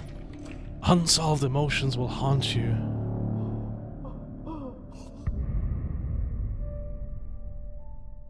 The Enactment from 2022? Jesus.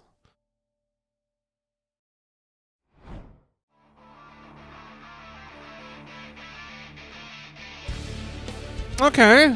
Okay, give me some war. Give me some tactical war, sure.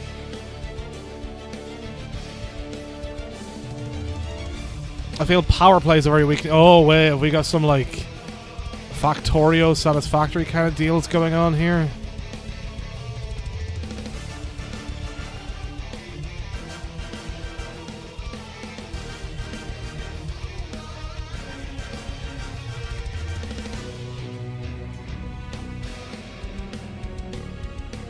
I'd probably try this.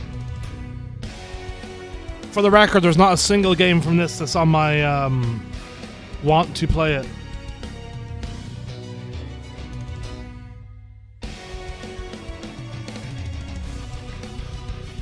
Give me war. Give me tactical war.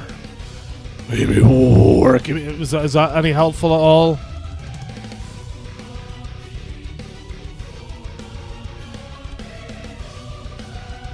War. War. Give me war. Give me war. Helpful? No? Okay, I quit. I quit.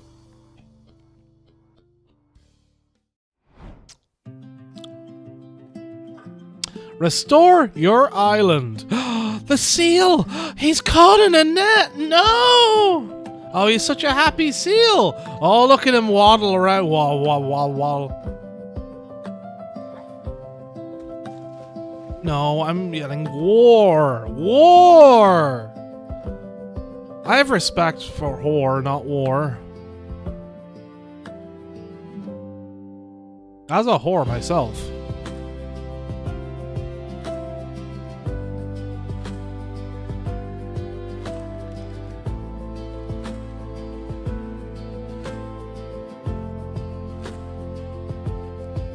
Oh, look at that. Some nice clean bills have washed up on the shore. The doggo's injured. We gotta protect the doggo.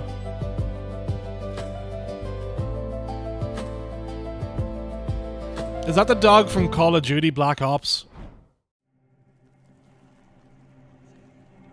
Or whichever Call of Duty had it.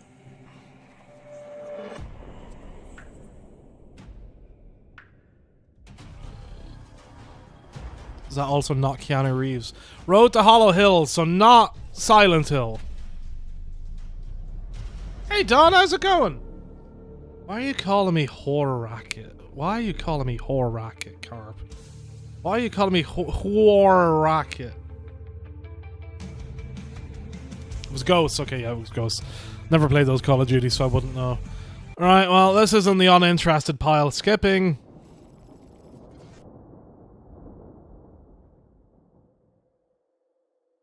Maybe I can get through most of this before the sliding here. And let's skip through some of the art. This is like one of the only showcases I'm going to skip through this week.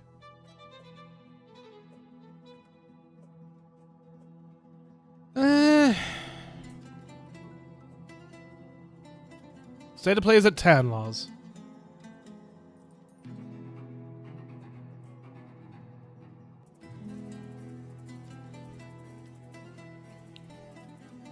Should go on till about 10 past 11.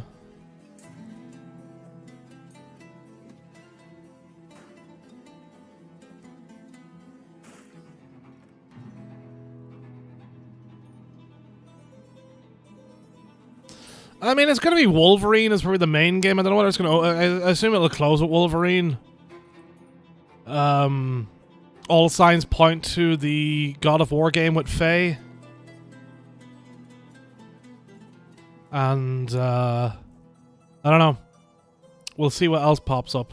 Maybe we'll get a release date for Metal Gear Solid Collection 2, and I can finally play Metal Gear Solid 4 for the first time in my life. Hey, Hillary, how's it going? Anyway, Laws, you need Chariot. You need Chariot to wake up.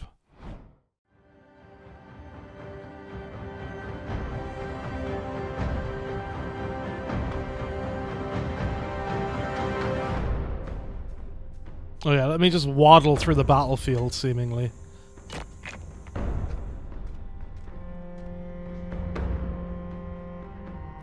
There we go.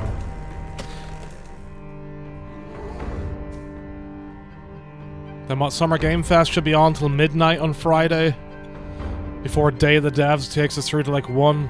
Devolver Digital I don't think have announced a showcase yet, which is interesting. Last year it was just Ball Pit, if I recall correctly. I'm glad all is well. Yeah, I'm doing pretty good too, thanks, Hillary. I'm doing pretty good.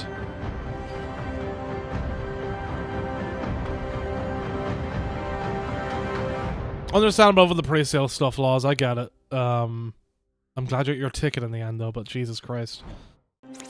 Here's hoping it doesn't mess up with the Muse pre-sale in a couple of weeks.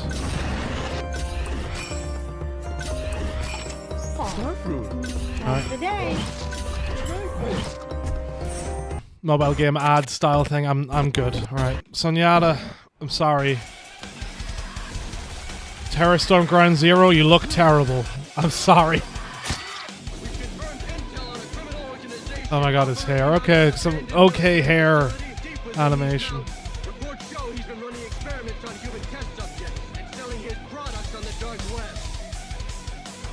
On the dark web, you say?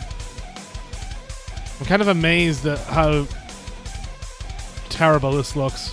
You can pet the cat and the dog. Okay, never mind. It's been redeemed.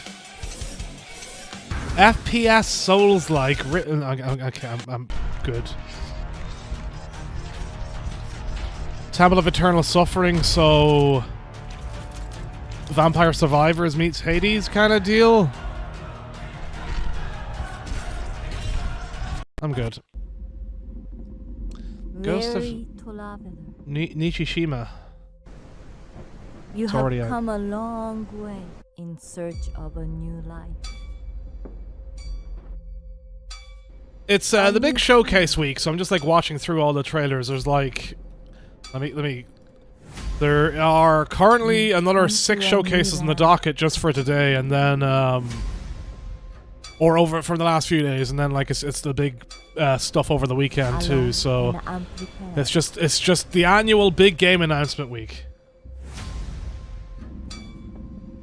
and marking down what might be interesting for like the next 5 years. And this doesn't look that great. This looks very... A forgotten one. But at least you won't be alone.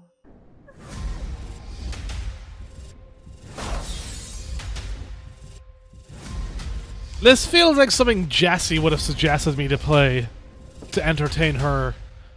That's the kind of levels this is at. Oh, that's some cool floating.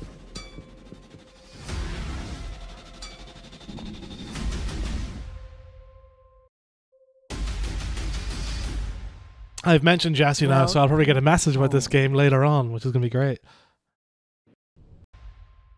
Alright, okay, sure, whatever. The Phantom Fellows.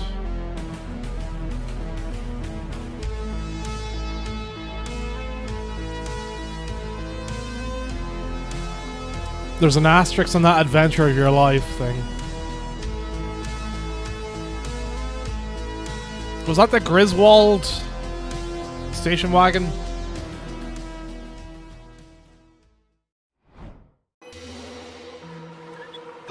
Experience the pain of filing an insurance claim. Get my payout. What the? What is happening?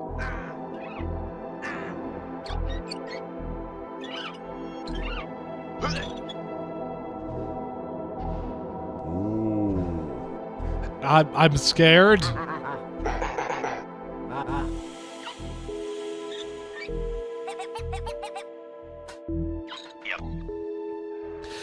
Scary games occasionally. It's not like my usual wheelhouse, especially for streaming, so it depends. I'm still trying to get a crew together for Phasmophobia, so that might happen one day, but it's only in the last 5 years that Jesse's the one that really turned me around on playing scary games, because I never used to be able to play them because they would just leave me like actually just broken emotionally, because I never handle the immersion of gaming and scares together very well. But I'm better at it now, at least. But I had to force myself to play through the Resident Evils back in the day. Yeah, I've already seen this game on the... This is like a Golf Week or whatever on Steam, I think. Or I saw it on the Discovery Tree that Virtual Jam Camp had suggested.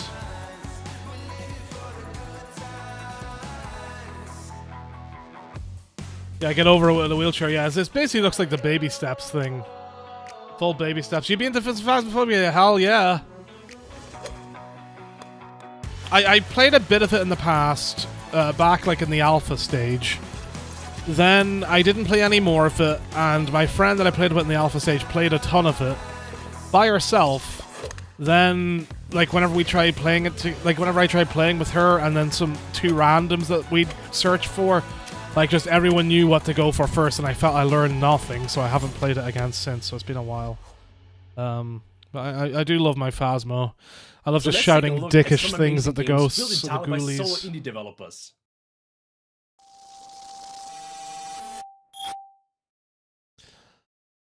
A solo dev showcase. Okay, well, this seems like it might be more interesting. Oh, the extremely hard game. Yeah. Fuck, I think I sent this to a load of people on Instagram whenever I saw it. I forget if someone showed it to me or if I was like... Yeah, this is the exact trailer, I think. I definitely sent this to Carp. Maybe Laws, maybe Kendra.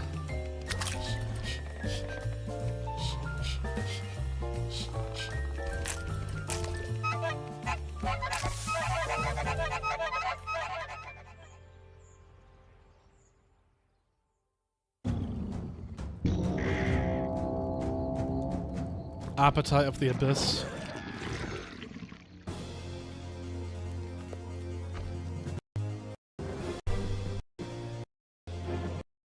Skipping. Arms of God. What in the ever-living Warhammer is this? Fulfill your sacred duty. Is this Warhammer Souls? Looks frustrating as hell. Exactly why I want to play it. And either Laws, Carp, or Kendra would be perfect to play with that with, I think. Rebuild our order and stop the apocalypse. Can I use all 4 guns at once?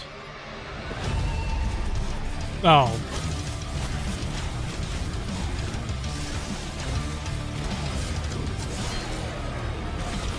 Oh. Meh. I'm not even writing these down anymore. I'm kind of done. This trailer contains horror themes, jump scares, and scenes that may something or other. What is this place? A wheelchair moved by itself. Oh God. Where am I? Why does this place feel so familiar? I need to understand what happened here. Maybe if I look around, I'll remember.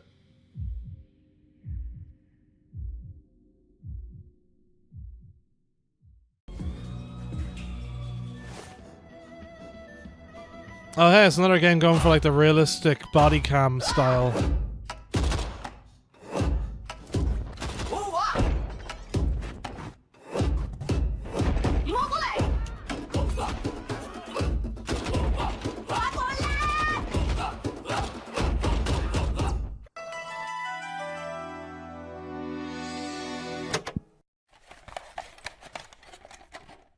Blood Mall Part 2. There was a Blood Mall Part 1? This is WDCN Dayton County News Radio. Right, I'll quit off this in like a couple of minutes and head over to the Black Voices and Gaming stream. and catch that live.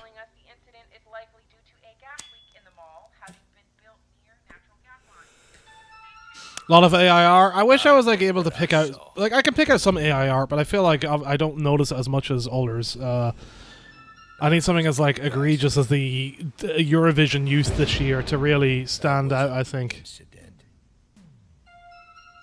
You ain't watching body cam unless someone pays you? I'll give you $3. Okay, right, I'm kind of over it. I'm over this PS2 style thing. This is a pretty bad showcase overall. This is the worst of the lot so far. Who would have guessed Luigi Kid Indie Direct would be a possible bad showcase? Bold.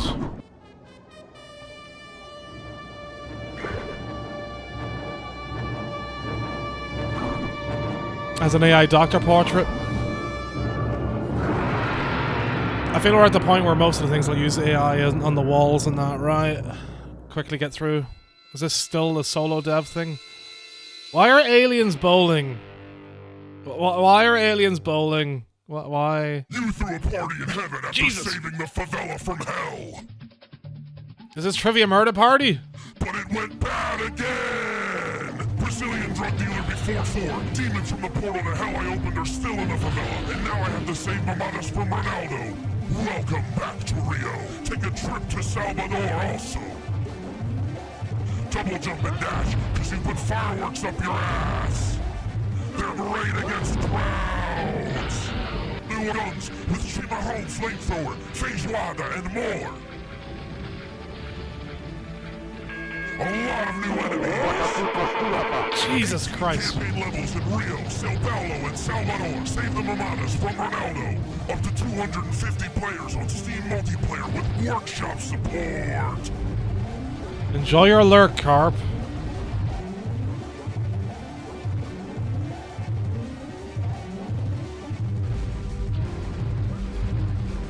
This is like obnoxious Twitch streamer of the game. And there's still a DJ.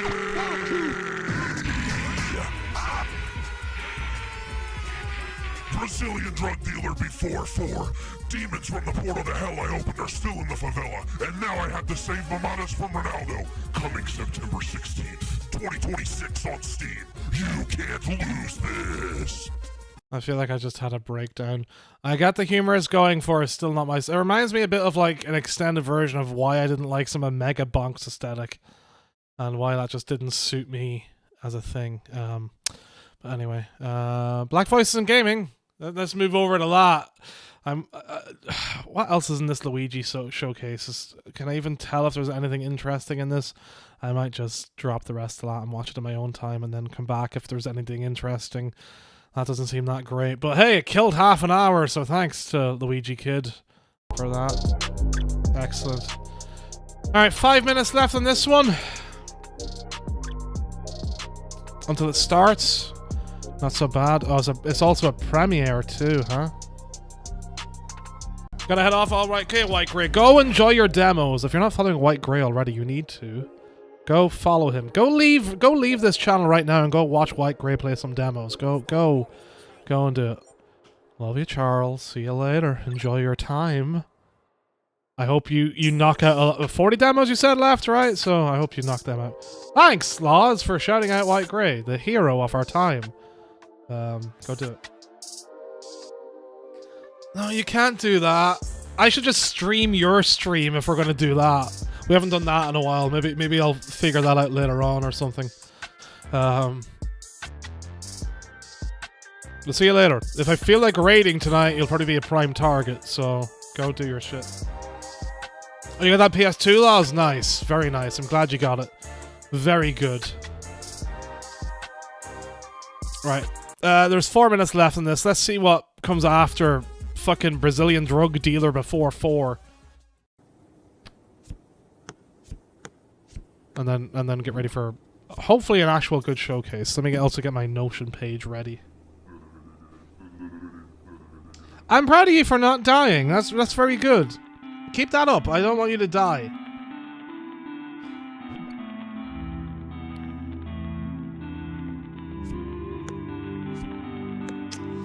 Black voices in gaming.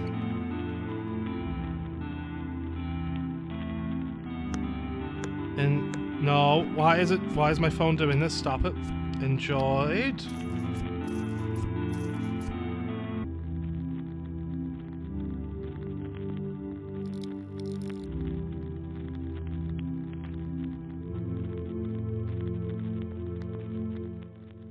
I should have done a karaoke song while I waited, but alas, here I am, doing this instead.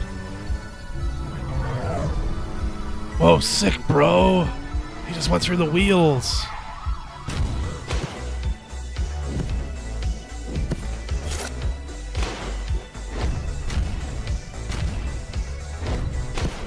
So this is like a Crackdown style thing without the destruction?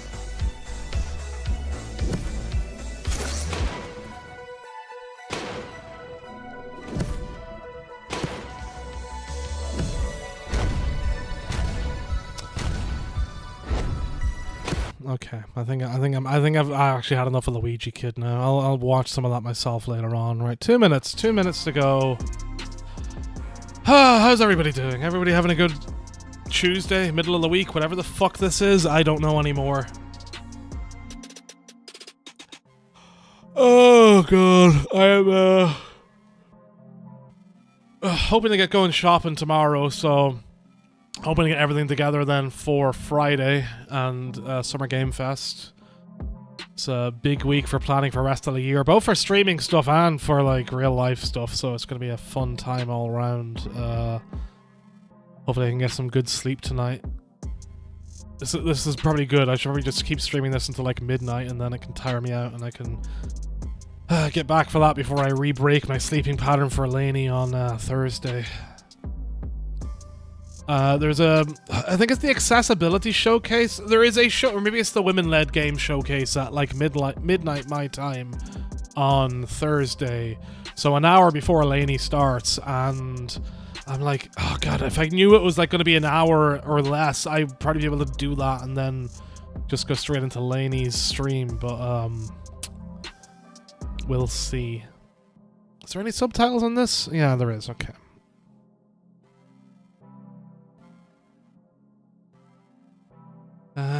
Uninterested. I forgot to finish off my list. There we go. One.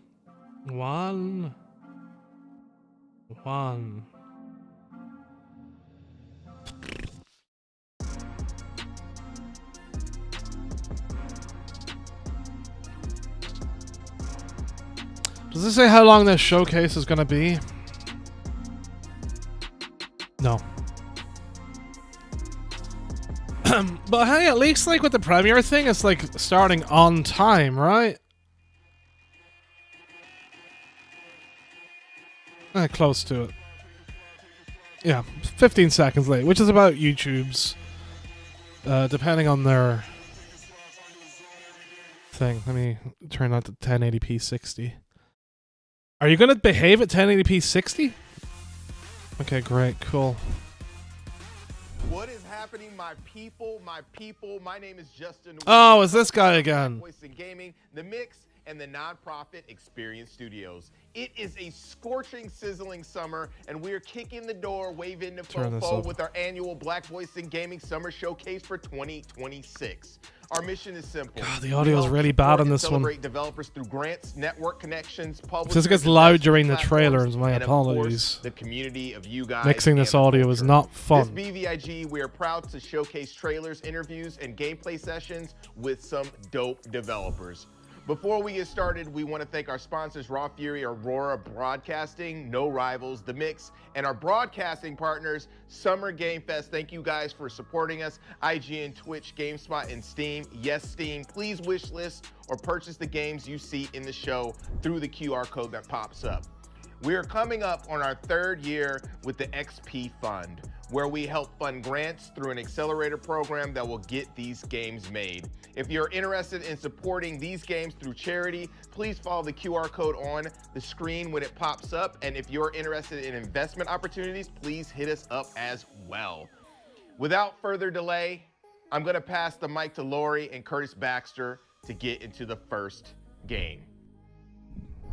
Thanks, Justin. My name is Curtis, and I am joined by my incredible host, a fantastic content creator by the name of...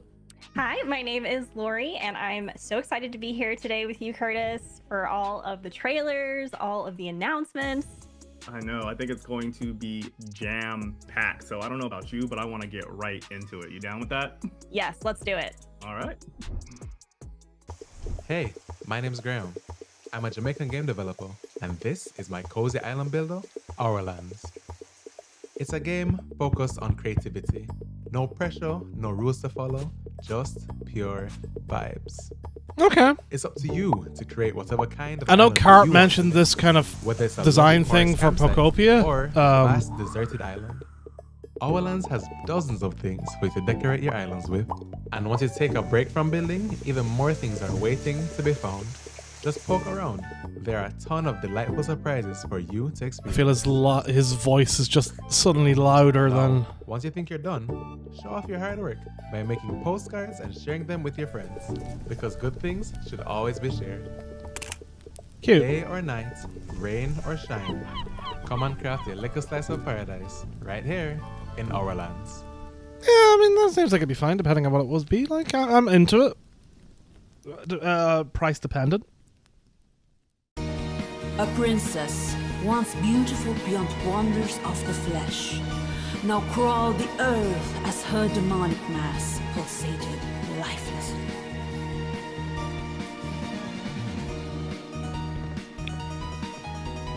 Very, very well balanced audio so far across all three segments.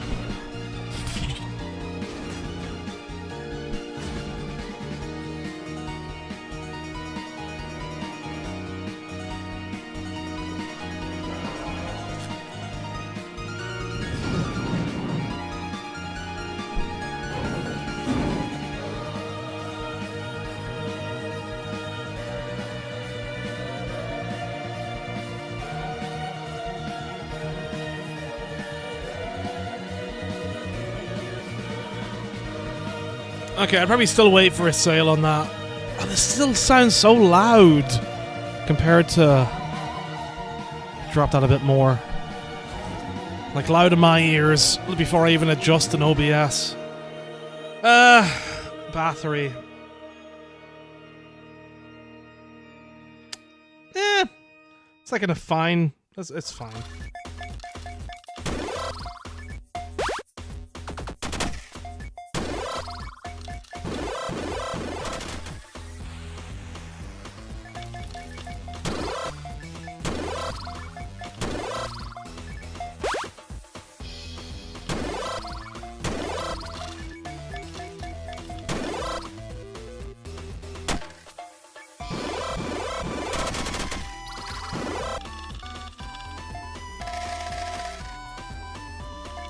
Real person, interesting. Okay. I guess throwing it in with like some Castlevania stuff, that's a cool detail. Thanks for letting me know, Uliri. That's very interesting.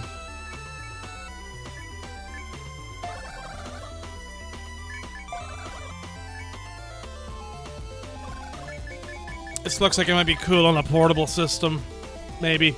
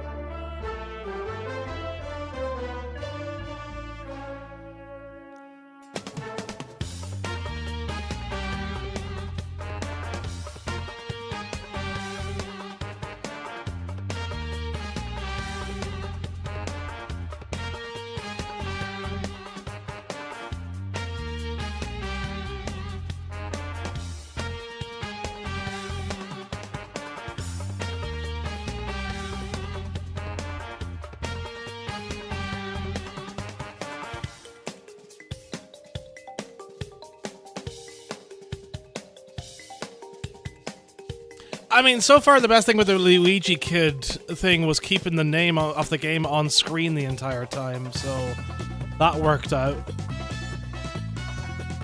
It's like, what, Alchemic Beasts, or...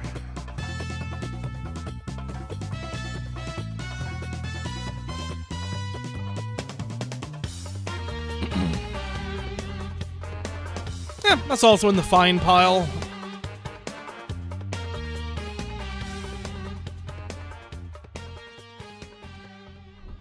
I just bathe in my own blood, it's easier. I'm from Mandinga Games. We are indie game developers from Salvador, Bahia, Northeast Brazil, and I'm the lead developer of Black Sailors, Bay of All Saints. I'm here to tell you a bit about the game we are building and why this story matters so much to us.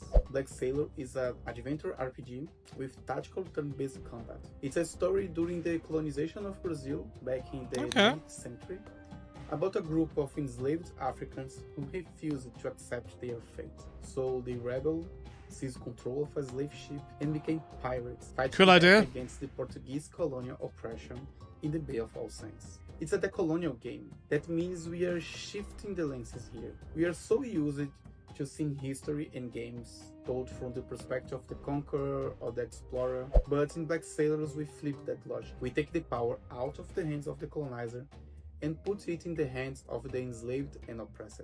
One of the things that drive us is how history is taught. Even in Brazil, our education is often very Eurocentric. We were taught at school that our country was formed by Portuguese, indigenous people, and Africans, as if African was just one big homogeneous block, but that was not the case. The African diaspora was formed by several different ethnicities: Yoruba, Bantu, Fon, and many others.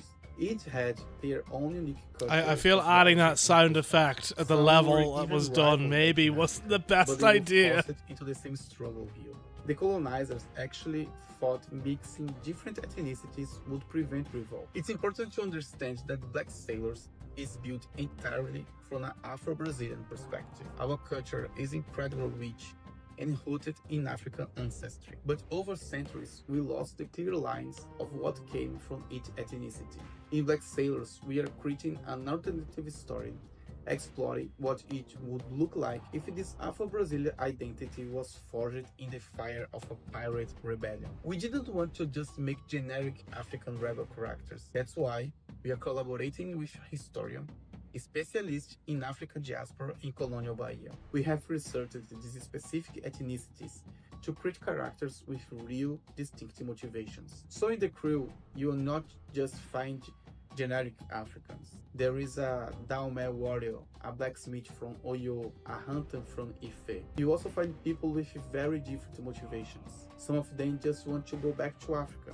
Others want to build a full-scale rebellion and dominate the bay.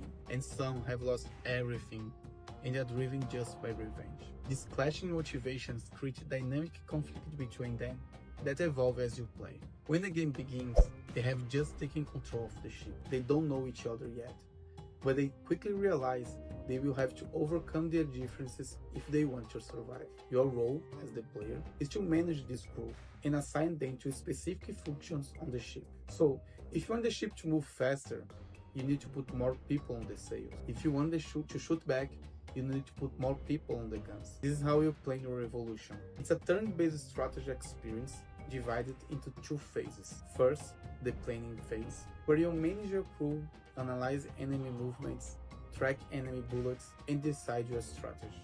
Then comes the resolution phase, where you watch your decisions play out in real time. As your adventure continues, you upgrade your ship and crew and rescue more people who join your cause. We just announced Black Sailors to the world, and the reaction was intense.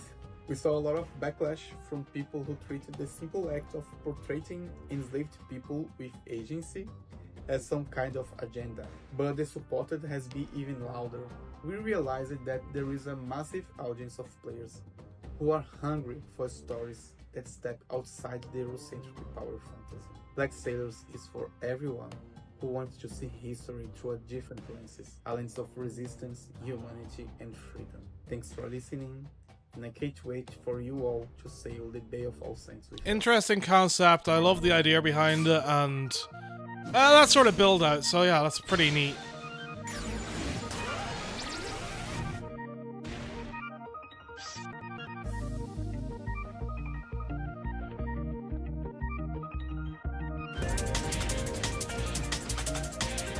How many main characters in a video game have been called Owen?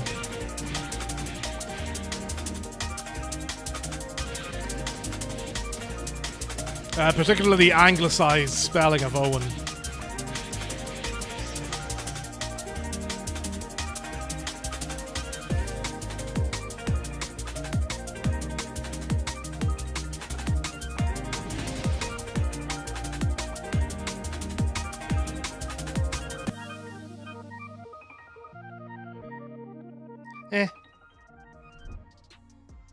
All right. Well, that was an incredible trailer for Netcode Warriors. I am joined by my co-host, Derek Fields, and right now we also happen to have the CEO and game director of Sun Studios, Segun Oshide. How are you? I'm good. Glad to be here. How's everybody doing? Doing well. Doing well. No, we're happy to be checking out this game. So, I mean, right off the bat, these are totally new characters, right? Totally new IP. Can you kind of walk us through the entire development process? Yeah. So we've been working on Netcode Warriors since 2020. So it's been a hot minute. The earliest days were a lot of ideation kind of phase. Like, what does this IP mean? Like, what is it about? Like, kind of figuring out some of the story and lore aspects and kind of honing in, like, how we were going to reference our inspirations and things like that.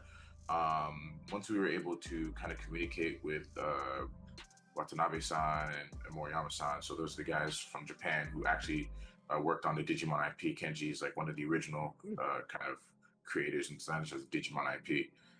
Once we were able to kind of talk with those guys and get more of a hone in on the art style, I think that kind of like we were off to the races at that point. We also had other very talented designers. Ivan Fiorelli, famously, I think has done like some stuff for Fantastic Four comic. I think he was the penciler for Fantastic Four for a couple of years. Mitch Lucas has a pretty famous webtoon that's in development called Project Divider. So a lot of very talented artists kind of help shape the artistic vision of the game. My inspirations for art generally are always going to be based on my background. So I'm Nigerian. So for instance, the main character is Yoruba. I'm Yoruba, so the Yoruba tribe. That was important to me, but also bringing in some of the things from my childhood that really stood out to me artistically and stylistically. So very Shibuya punk and grind fiction inspired. You have a lot of like kind of streetwear and street culture kind of aspects that are kind of baked into some of the art and especially the human characters, but then the transformations into these like larger than life like warriors. We call them Code Warriors. It's very Sentai inspired, very Power Rangers inspired. So those are like bringing in a lot of like aspects of things I grew up with, like Mega Man Battle Network and other franchises like that really shaped the vision of like the IP and everything like that. But yeah. Rock on. It's easy to see for me coming from like a similar background in terms of influences and the types of media that I was growing up with. Those influences, like, they breathe all throughout Netcode Warriors. There's something that you nudged on that I would love to hear more about. One of my favorite topics is talking about cultural intersection and how these different inspirations can come together to breathe new life. You're directly interfacing with Japanese developers and artists within this project, and so can you expand a little bit more about what it's like to work truly as a globalized studio? Yeah, so the whole studio is remote. I've always said, like, I don't really care where you come from. I just care that you got heart and talent, right? That's it. I don't even care too much like how much experience you have, because I think it's very easy to fall into that trap when you're hiring somebody of that whole thing like, oh well, I need experience to get a job. How can I get a job if I don't have experience, right? So for me, it's just if I see passionate people, talented people, I tend to reach out to those and try to see if there's like a way we can collaborate in certain aspects, in certain avenues. In regards to the globalization of everything, people from all over the world, from Spain, from Indonesia, animation team, the riggers, animators from Brazil, and so like your team is kind of worldwide, kind of by necessity, just because we want the best people that we can bring onto the project. In regards to working with the Japanese guys specifically. Definitely language barrier was kind of hard to overcome. You're like translating emails back and forth, trying to make sure that you're not saying anything that they can be perceived as like offensive and incorrect. Like you want to make sure you're culturally sensitive to whoever you're speaking to and kind of the background, especially some of these guys who are very well known in the industry for the kind of work they've done. So yeah, it was very important for us to always approach those conversations with respect and make sure that the people who we're talking with, that they're creatively and artistically being fulfilled by the work we're asking them to do. Yeah, I'd say that's kind of our general approach to how we do stuff. So, I mean, in game development, we all know it's not easy, especially when you're running a team, and especially when you have a globalized team like you do. Can you speak to a little bit of the challenges that kind of come up and kind of how you kind of triumphed over them? Yeah, I'd be lying if I said I've got this part down 100%. I'm still growing, learning every day. Part of it is just trying to be as flexible as you can with time zones. Time zones can be a big thing, right? Sometimes I just don't get a lot of sleep, because I'm like talking with people in Spain who are 4 hours ahead, or Japan who are 12, 14 hours ahead or whatever, right? So like sometimes it's me being up at 3 a.m. but needing to be up at 8 a.m. to do something, right? So that the reality is like sometimes it's a grind. It's really hard. It's difficult. It's mentally taxing. I'm sure my girlfriend would love to see me more. But at times, life demands that to achieve greatness, you must do great things, right? So yeah, I hold myself to a very high standard in regards to how I do work and how I operate and everything like that. And I can't expect everybody to put in 100% if I'm not putting in 100%, right? 110%, whatever I have to give, I give. Because these projects that we're working on as a studio, they're very important to me. I'm very passionate about them. To me, Sun Studios is poised to be like one of the next premier like fighting game developers, at least based out of the West, right? If we do things correctly, and if we make sure that we're precise and hell yeah, very calculated with how we do things, and that we put our heart into it. Hope it works out. I'm always happy for like extra stuff like that. To that. As a fighting game, this means that we're entering into the fighting game community and entering into a nuance for things like iframes and move cancellations and like hitbox coordination. Yeah. I am arbitrarily gesturing at this as just a fighting game couch player. Dead or Alive was my game of choice, and I'm no longer good at any of them. But they bring such a nuance, and so what sort of nuance, emergent outcomes do you hope comes from Netcode Warriors, and in terms of how people play and engage with this game? Yeah. So Netcode Warriors, right? Obviously, there's the stylistic kind of things that we're referencing, but in regards to the gameplay itself, I think that's actually where it shines, or where its specialness comes from, because we're making an arena fighter. Which there's a lot of them out there, usually based on licensed IP, like your famous anime or whatever. But those games are usually designed for a more casual experience. They're not really designed to be competitively deep. It's more about getting to experience your favorite characters and play them in a way that's easy for you to do, and easy for you to switch from character to character and just do really cool stuff and kind of put it down and like I had a good time or whatever. And that's not really the design goal here. The design goal here is for you to put hundreds, thousands of hours into, like, the game is like constantly revealing itself to you. And in that kind of design space, arena fighters haven't really had competitive spotlight before. I mean, there's one or two here or there, but they all kind of make compromises to kind of have that conversation with the fighting game community, I would say. And we're kind of looking at things in a sort of a different direction. Obviously, we're trying to incorporate some things like motion inputs are pretty big for us, quarter circles and things like that should just exist more usually in traditional fighting games that tend to not exist in arena fighters. We're putting those in, charge motions, and other things like that. But the idea of what an arena I'm intrigued fighter how a is, charge what it motion can works be, in that is a kind of real game. expression of freedom of movement in a three-dimensional space that 2D fighters just generally aren't really can't do in the same way, I'd say.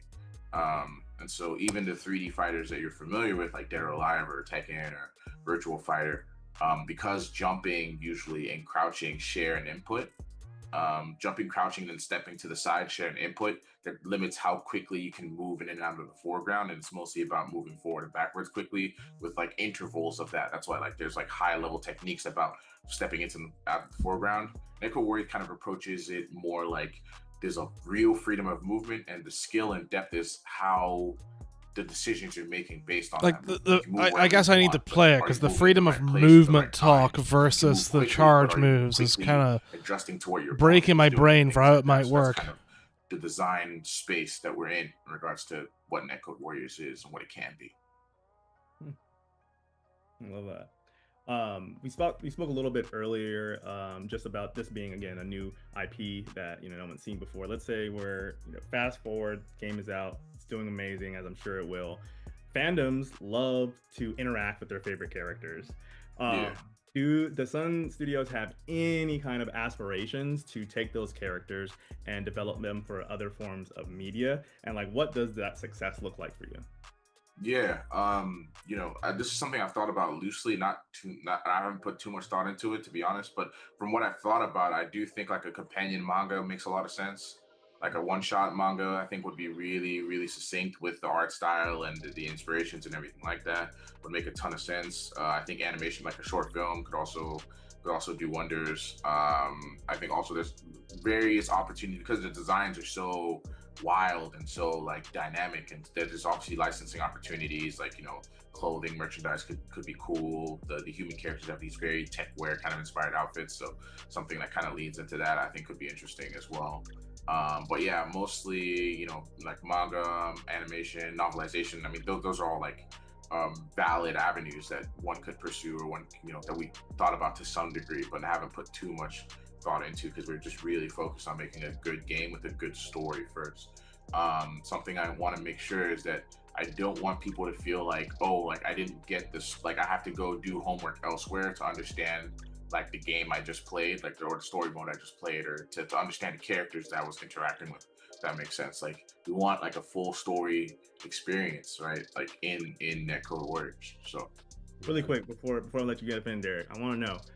All right, are you keeping the story under wraps, or can you speak a little bit to the story a little bit right here? Because I'm a story guy. yeah, I can talk about the story a little bit, but essentially, these people, right, humans from all around the world. So that's another thing, is that the cast is culturally diverse intentionally, right? They're from literally every character's from somewhere else on Earth. Right, main characters from Nigeria. We got somebody from the Scandinavian region, some Japanese, some Taiwanese. Like American. Like they're all from different walks of life, from different parts of the world. They all one day, by happenstance, get like sucked into this alternate world called the Network, right?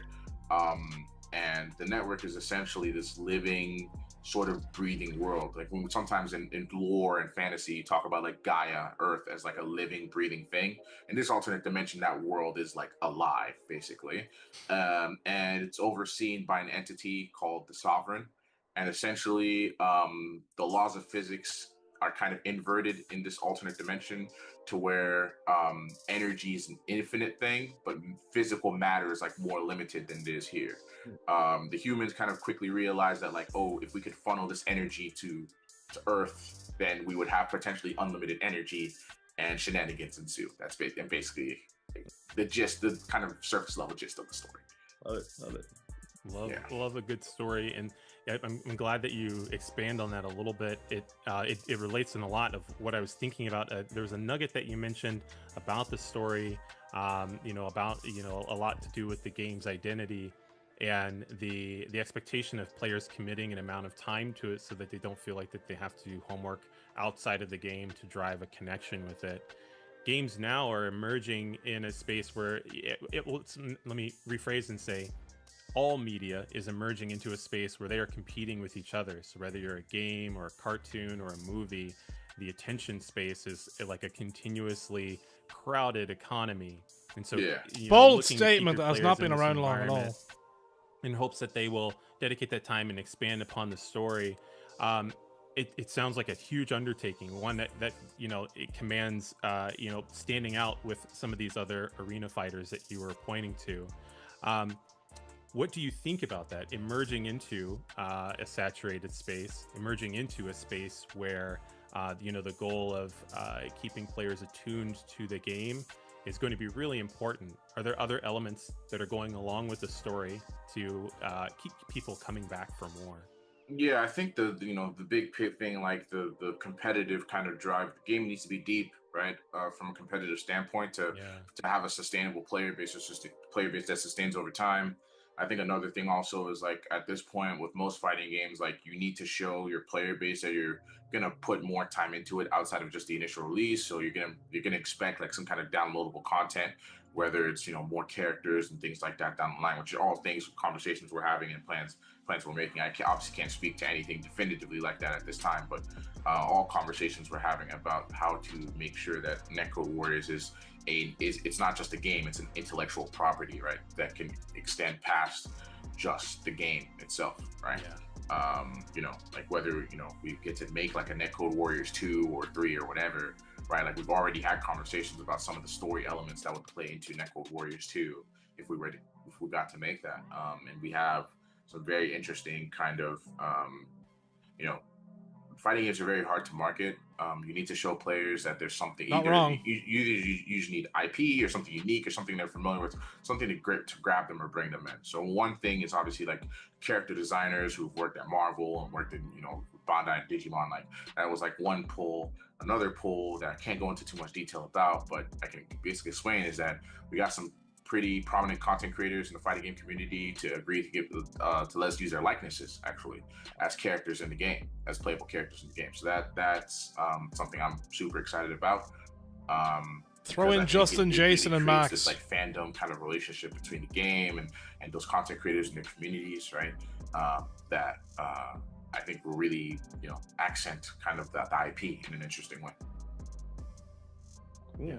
To remind folks watching, you are both the CEO of Sun Studios and also the game director. So you're actually covering multiple projects at a time.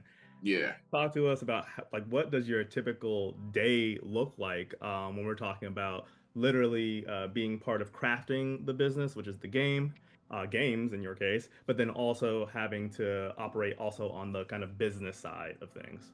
Yeah. So we're currently so fully self-funded. So I do have a day job that I have, that I do as well. That allows us to, and myself and my other co-owners, we all have day jobs that we use that allows to fund the studio. So a decent amount of my day obviously is going to that, and most of my Sun Studios related work is outside of that work day, generally speaking. I mentioned earlier I don't get a lot of sleep. I wasn't hyperbolizing. That's just like generally how things are right now.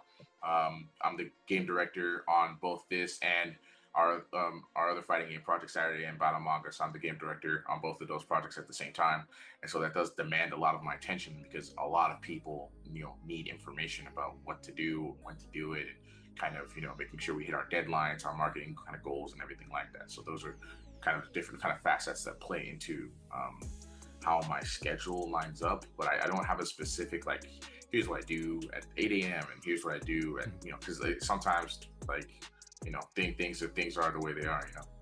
Yeah. If you're creative, if you're a game director, we know that some of those regimented moments kind of feel like locking ourselves into a box.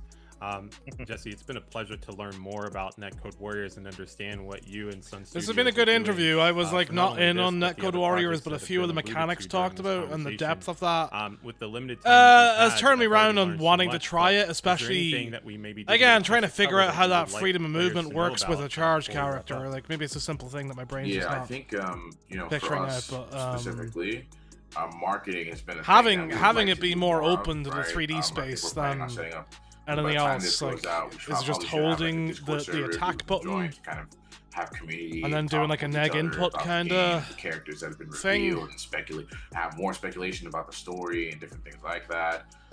We want to kind of announce some of the voice actors that we kind of had conversations with and cast for some of the roles and as well. So yeah, the game's kind of ramping up, and the development's kind of ramping up in a very interesting way. I obviously cannot give a definitive release date for the game at this time, but the plan is to release it next year at some point. That I can say that now.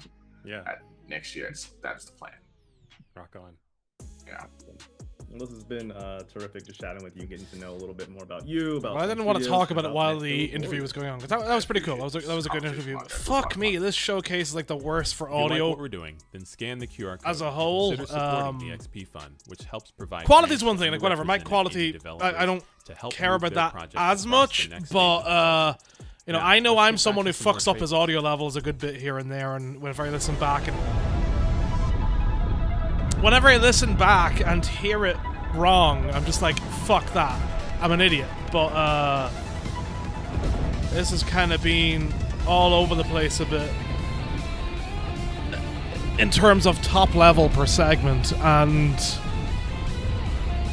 it just feels like minimal effort from that kind of side of things, and that makes me sad. What's hi, Saxon? How's it going? Oh, Laws, there's been a leak of the Tomb Raider release date. Cool. I wonder if we're getting it tonight or on Friday. I think they showed off the Tomb Raider stuff at the another State of Play, if I'm not wrong. I can't remember. Pay attention, adversary.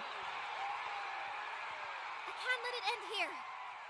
This time will be different.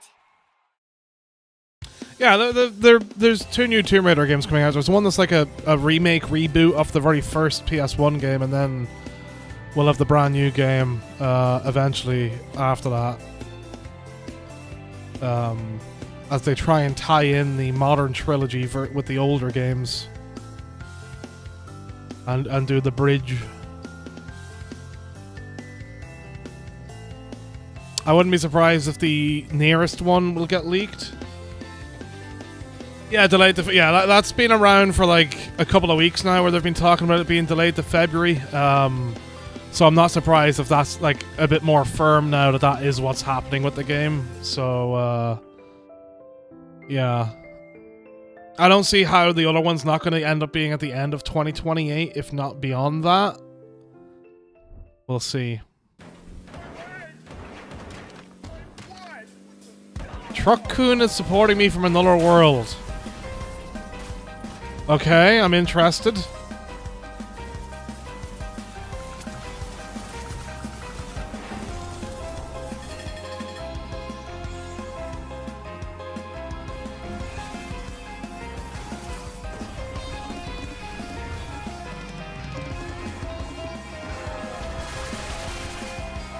Interesting.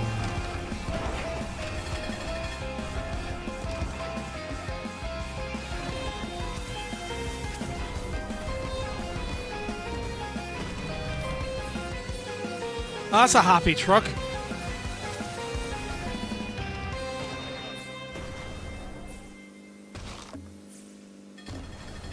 Okay, I'd look at that, sure.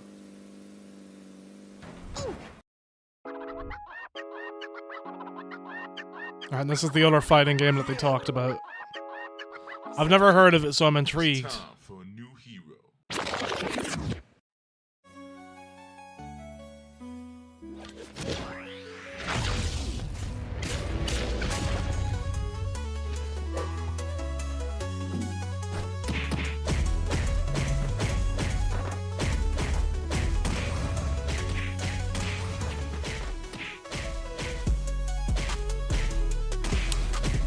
Animations look tight. They're going for the kind of Guilty Gear camera pans.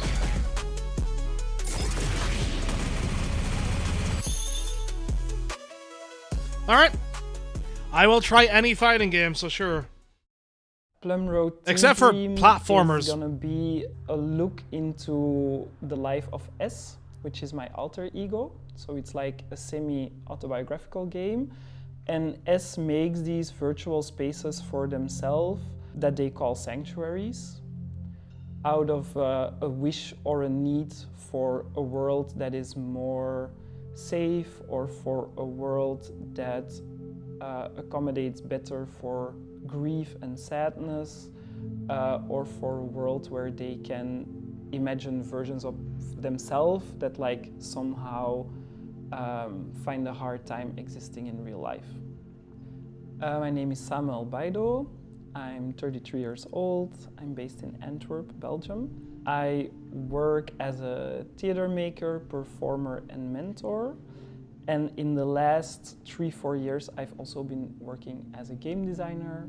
I think it's a game that can be enjoyed by experienced players, but also by people that have no previous experience with video gaming.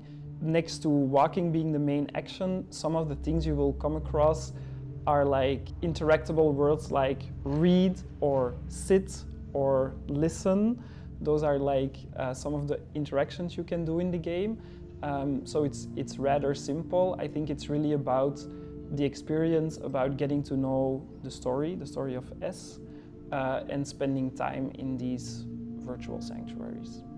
There are sanctuaries created for rest, sleep, and dreams, but there is also a sanctuary that kind of encapsulates a painful, even traumatic memory, I would say. There is a sanctuary that questions how we can grieve for people that we don't know but feel close to or feel connected to. So this is like almost a game inside of a game. It's just a circle of chairs with names on them. But I'll read out the little plaque with information. Sit with them. I hope to turn this into a game one day. A game where you walk and encounter names on chairs. A list of names of people of color in Belgium who were killed by the police. I wonder what it would be like to sit with them around a campfire.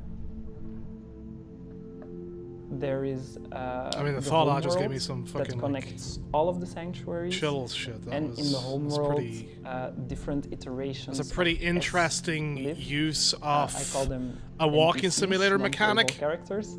And you can chat with them, and a big part of the game is actually to kind of help them get unstuck or to help them heal in some kind of way. I think the game is important to me for many different reasons. The creation of the game was really triggered by this traumatic event that's out of my youth that surfaced during the lockdown. A very painful rupture that I had with my father because of my sexuality. And already very early on, because of playtesting the game or kind of having these open door moments where people could come and test the game, I noticed that it really resonated with a lot of people, and that the game opened for them maybe some ways of like reflecting or philosophizing on the topics that it offers. I would get messages that would be like, wow, you inspired me to start writing again, like I'm journaling again. Somehow sharing this very personal story made a lot of people feel really seen. I also think Plum Road Tea Dream is important to me because it's like this hugely collaborative work. There are often comments on this work of like, whoa, I never thought about making games by 3D scanning clay sculptures that you make in real life. Or we also made this theater piece out of Plum Road Tea Dream, and there people are like, okay, you're using a video game as a medium for a live performance. I've never seen this. So I also think we pushed some boundaries in some ways and kind of bridged the game sector and the arts a little bit more. Interesting. And we're just hoping that a lot of people find their way to it, play it, and enjoy it, and that it triggers something for them, that they get something out of it. I feel it's not often I see a game get announced for a walking simulator thing and be like, huh, that's like, I'm surprised that hasn't been kind of done more as a thought process. So, I am joined by my yeah, I'm into that. Hello. And also here we The background music is making very sleepy. It was very chill Minecraft vibes. Former colleague, Stephen O. How are you? I'm good. How are y'all? Hanging in there. Weird time, but you know. Sure. But it's good to see you again. You know, these talking segments are like so much lower than the game trailers. It's driving me insane. Talk to us a little bit about kind of your path to becoming a combat designer. Yeah, so my path as coming to combat designer, it's like I had very humble beginnings. I started off in Albany, New York. That's where I grew up. And my brother is a lot older than me, and he would introduced me to a bunch of comic books. And Like you're using Trigger as a positive connotation, yeah. Venom's Kid with the Golden Arms, and one of my favorites, Bruce Leroy and the Last Dragon. And I just wanted to be. I feel that's an interesting point. Like I guess about like maybe taking gymnastics and doing not looking at the other side of Trigger and how something can push you towards something. That's an interesting way to look at it. Sorry, Norris Harold, how's it going? Into like making games, I like realized that not just being. I guess so, Don. Fucking how dare they? Action figures or adversaries or even the heroes to allow people to feel like that. Like, I know what my setup would be hard for me to do 3 different voices in a pre-recorded video and try and balance the levels, because I still have to try and balance the 2 levels of whoever is with me at the same time. But like, fucking RT was just for a pre-made video, like I'd at least have something better going.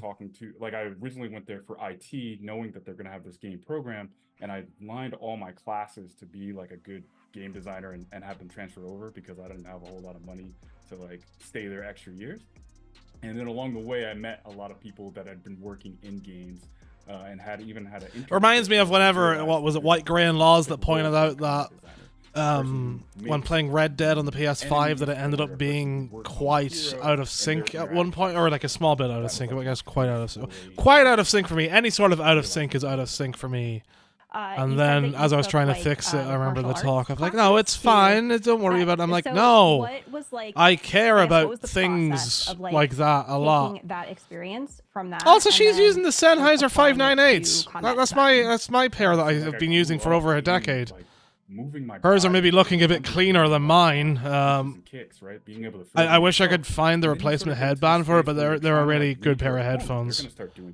They're still my walk around, listen to music headphones versus my Bear Dynamic DT550s for my PC. Or fighting with that I like really just couldn't get I've debated long and hard about what to go for headphones to replace my 598s, because I can't, there's no first party replacement parts anymore, and I would really like to get a new pair of headphones that have similar back in a day, PlayStation similar modular bullshit with it, and when I was growing up. So I started doing like, I don't know, none of the current Sennheisers are doing for me on a price versus quality kind of deal. Like frame data and different things too. So I really wish I had like a fucking good audiophile shop to go to test out a bunch of headphones and figure something out and find something that is has so many replaceable parts. That it happens that allowed me to take all that knowledge and translate it into, these are how we're going to make these characters readable. This is how we're going to make this style feel good. And then there's this meta style to it as well. Of like, okay, well, this is for a person who wants to be a rushdown character or a zoner. This is for the people that like grappling. And you just kind of have your expression. And then as you play your friends, while I was talking over that, I'm listening to this and I'm like, fucking yeah, let's go. Fucking giving me more fighting game talk. He's going to do this, so that's how I counter it. So a little bit of that. You talked a little bit about it being kind of a dialogue and kind of learning how somebody fought. Like, I'm interested to know, what is your approach? Like, let's just say it's a clean slate. This character's never been done before. What is your approach to coming up with this initial combat design for characters? Yeah, you really want to come up with like, what's the core fantasy of this character? What is his background? What is their background? Why are they trying to express themselves through violence, right? Like, how are they going to communicate? So somebody who might grow up in an adversarial environment, they might feel more aggressive, or like, you have to beat people to the punch. Like, the world is so chaotic around me that I have to be more aggressive to get stability. So the first thing I just try to do is like, what is the character's fantasy, and then build that kind of backstory that fits with them. And then I look at gameplay moments that are going to support that. Like I just mentioned, if the person has to be hyper aggressive, then I'm like, okay, maybe their stance is always going to be slightly forward, and they're going to be a more aggressive pose, and they're going to have more dominating moves that like either armored, or armored meaning like they absorb a hit while they're giving a hit. Or if I'm going to make somebody who grew up in a little bit more naive or more playful, maybe they're going to be more standoffish back, or like they kind of think that even in the heat of battle, it's like a game, or like it's silly to them, it's like fun. They're going to be more like fluid in sort of their movements and playful in their actions.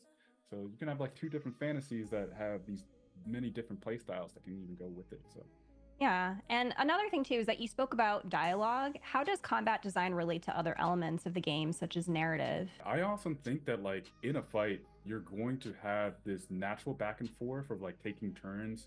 Basically, you're saying things and they're responding to it, right? So there's already this like action and response. I'm not sure about me from playing just a Guilty move Gear over set the past like 2 months alone. and just getting But your you can ass tell a whooped and dialogue ranked through- or a story, because really, everybody, through the only people the left environment. seemingly How are did it people that change are over very high time? ranked, And you don't and I always have can't to get show my damage brain on back into the game. actual character. You can show how things are. I need breaking to the hop back into environment. Street Fighter You can 6 show this summer, how especially now that person's getting a Ingrid's little out. bit more I need desperate during to the fight.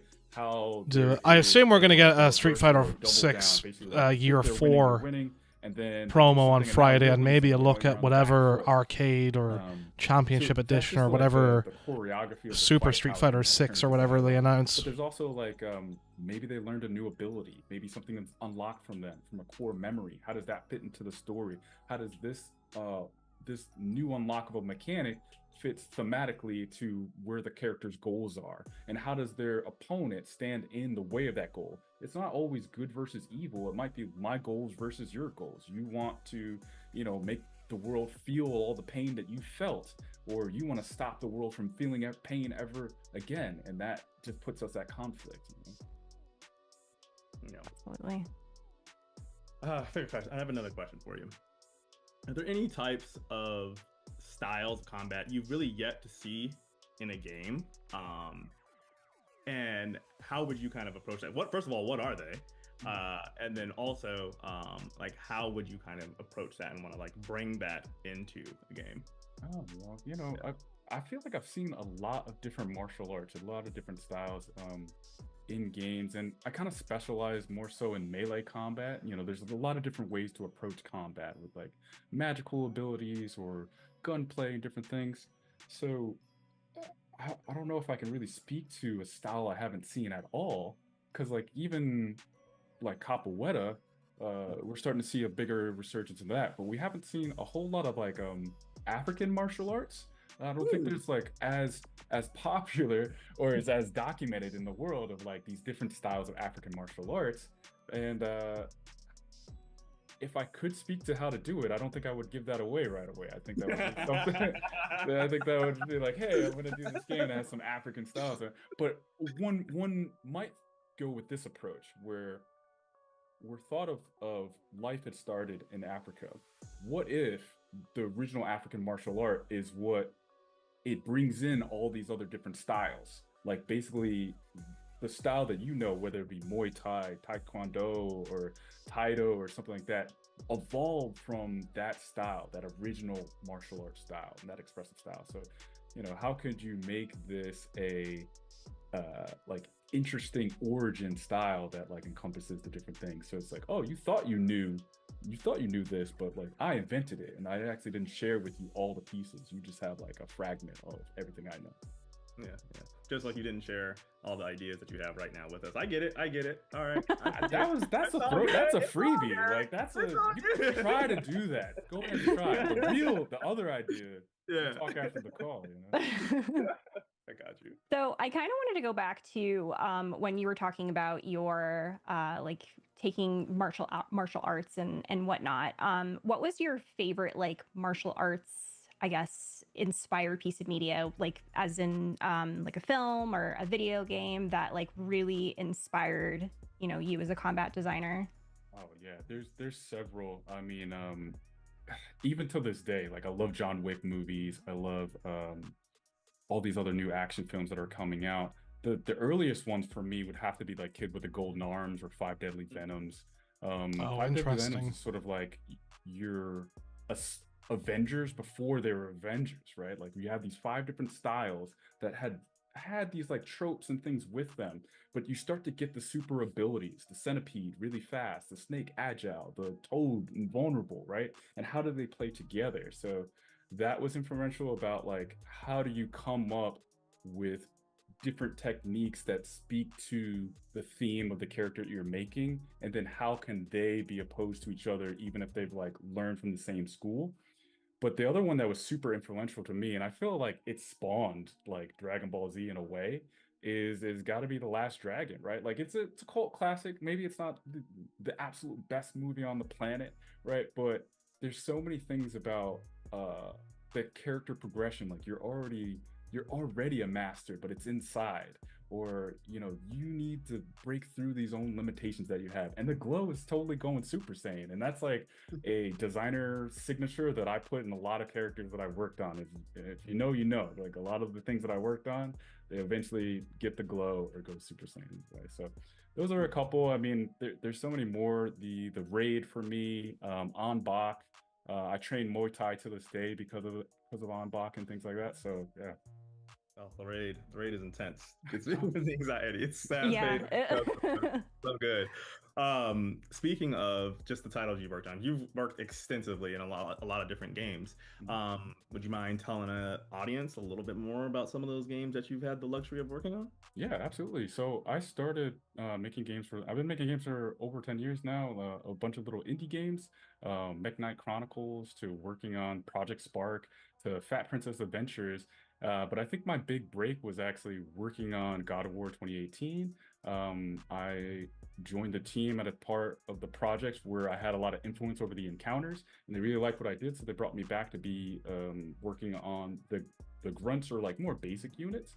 So first I worked on how, with this new camera, how we're going to have these fights be readable and digestible and feel good. And then I worked on how do we make these creatures fit into this world a little better, and mini bosses and bosses. So I worked on Ragnarok and then the DLC Valhalla, where I combined both my encounters knowledge and my what he talked about with the glow and that makes sense for how the enemies work in God of War 2018 and beyond. And some of the fantastic people at Sony Santa Monica to work on Black Panther, and that's where we got to hang out a little bit. And I learned so much on that team, but sadly, we can't really talk about it or show it or do anything about that. So now I'm just helping other studios with their projects, and big projects that are unannounced, so I won't be able to talk about them too much, but it's similar to the things that I've learned along the way so far. Do you have any? Is he talking about God of War, Faye? Among the games you've contributed to? Oh yeah, there's so many. Let me try to pick one. This is a huge moment for me on God of War 2018. I'm responsible for a lot of deaths in the basically Draugr pit. So that's where the bridge breaks and Atreus falls down, and then Kratos jumps in to jump down. And there are 3 heavy Draugrs that spawn in that fight, and that massacre a lot of people. So in playtest data, we see a heavy drop off of like people struggling with that part. But once you get past that, you're prepared for the rest of the game. Like once you're able to overcome that challenge, I think I remember that part too. Yeah. Beat the game. So even though it is a frustrating moment for I still have Ragnarok on the go to get back to. God of War 2018 means a lot to me because like it was the first game I completed on stream, right? Like that was the first tier tactics, like first one I played through entirely on Twitch. The other moment on 2018 that I really enjoy is actually right in front of the stonemason fight. There's 3 different superpower Draugrs that come out, and you think that this is kind of the fight. These 3 units on their own can make an interesting encounter. But actually, we bring back an old trope from the previous God of War games where we spawn a large creature. It used to be a Cyclops. For us, it was an ogre. And then we spawn another ogre. So right when you think like you fought this one challenging fight to like now there's an ogre, and then there's like 2 ogres. How am I ever going to do this? But it's set up in such a way that the pacing of the encounter empowers you to get over it. So you're at first you feel the threat of it, but as you overcome that fight, you're like, oh yeah, I am awesome. I am the God of War. I totally can handle all these things. So those 2 moments, like frustrating moment. That was a pretty good fight as well. I remember the 2 ogre part. And then I was scared, but it's actually also they were going to be Cyclops as well. How do you balance that? Interesting. Because as you know, we've worked on a project together, and sometimes fine-tuning and balancing encounters and combat can prove to be a challenge in and of itself. So kind of what's your approach? There are a few to like making sure good things just game dev feel podcasts. I need to get the list them together and whatever. But like, I want more decent dev interviews. This kind of stuff kind of fits in with what I talked about before, but why about whenever the time that I played Crackdown 3's alpha or beta on here, and ended up with like half a dozen to a dozen off the development team in the chat, because they liked my audio compared to every other stream that they came across during that weekend, and piece of health or something that you can. I don't know, seeing them talk and chat amongst themselves about stuff they were seeing on screen, and then also them asking questions and me asking questions to them, like just that's really. After seeing X amount of units, you know, X amount of I mentioned it a lot because it is like X the amount of times central point to in one particular what I love about streaming, and what I wish I could get more of was like I wish I was more involved in the industry somewhere to have that kind of situation of talking to like devs big and small, and or even just witnessing it. So I savor any sort of dev interview I can get. How do I make the character interesting enough in those 4 minutes that somebody's not? And this has been another pretty good interview. By doing all like production-wise, the audio shit's pissed me off, but this has been a really good showcase for interviews. No, I appreciate that. No, good. Yeah. I think something that I'm really curious about too, like when you're doing the balancing, like what is your, I guess, the priority you think about in terms of combat? Because I always think about like when it's funny as well, because I don't. Do you think more about? I don't pay attention to like, I guess, or like more directors' or, input, like audio like, stuff I in don't know if that games makes all sense, that but, much. Like, what do you try and?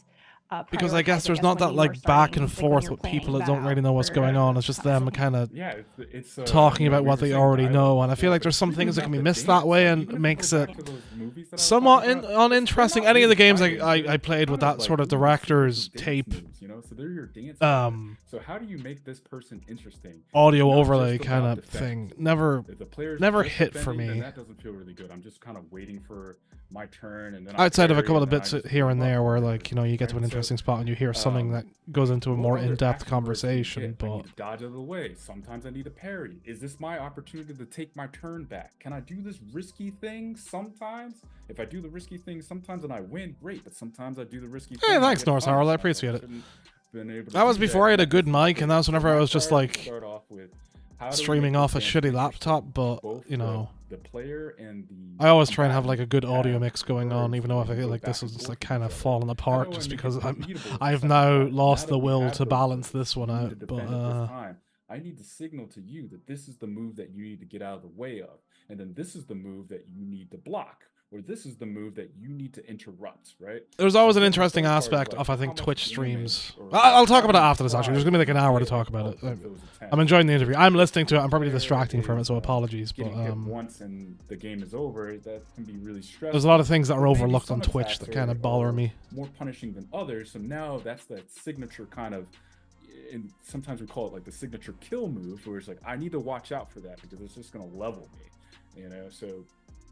and then you just want to make that like a part of that core kit, that was the one interesting thing that I had to remember. And maybe I have a signature move too that I want to land. I need to be able to cleave him, but which way is he going to dodge? Is he going to left or right? And I feel really good when I pick the right correction, the right side. Steven, it is always a pleasure to kind of hear you dive into the nitty gritty of combat design. I've heard it several times, and yeah, I think it also helps that both these interviews have been about either fighting games or combat stuff, which is where can people find you cool as shit on the internet? Yeah, you can find me on my LinkedIn, Steven Oil with GBA, and yeah, I'm happy to help you craft battles that everybody can win, and it's always great. Oh, I'm good. I'm not going to LinkedIn. I'm good. I'm back again to remind you of the XP Fund, because your contributions can help get the next great indie game off the ground. Consider supporting by scanning your I don't know, like hearing that stuff about the God of War stuff and it being so many years removed from me playing that. I kind of wish that that sort of stuff, that sort of interview would go over the games. Maybe not in a gameplay sense, because I wouldn't want to play through it a second time, but like in some sort of like watch along video. about Crocodile Man and how you know for answer me if him knock 3 times. She even tell you about the La Diablesse, where there are 1 cow hoof and wide brim hats. How about how Sly Mongoose thief out one of the man righteous chicken then? Hey, those were good times, you know? Good times.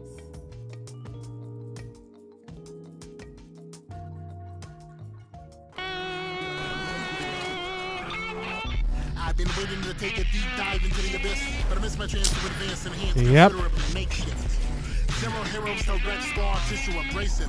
A menacing, tending tennis, fencing, hence the location. Given that I've been living different morals, plural grievances, and legion, relieving numerals to the oracle. Sometimes it sounds horrible. Formulaic, my behavior to the cellar moon consumed dendrites. Not ever living aneurysm combusted. Another term turns families into nothing. For greater good, I can understood. I gotta remain afloat. No lane left stain. Is it insane how I name my quotes? I speak into existence. A brief relief condition. Couldn't occupy the sky without permission. As long as the spell cast, my nature into value have you driven, living nexus. Authority to the normally, formerly known, shown everything, except for the weapons kept swept under anything. You get it?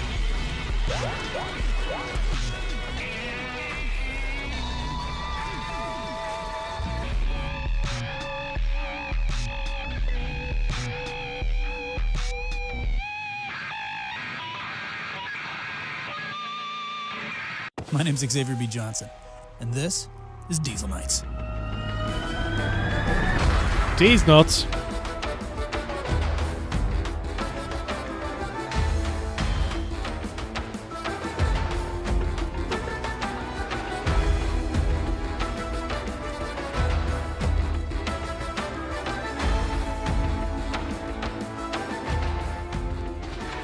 Let me adjust that OBS audio down again a bit.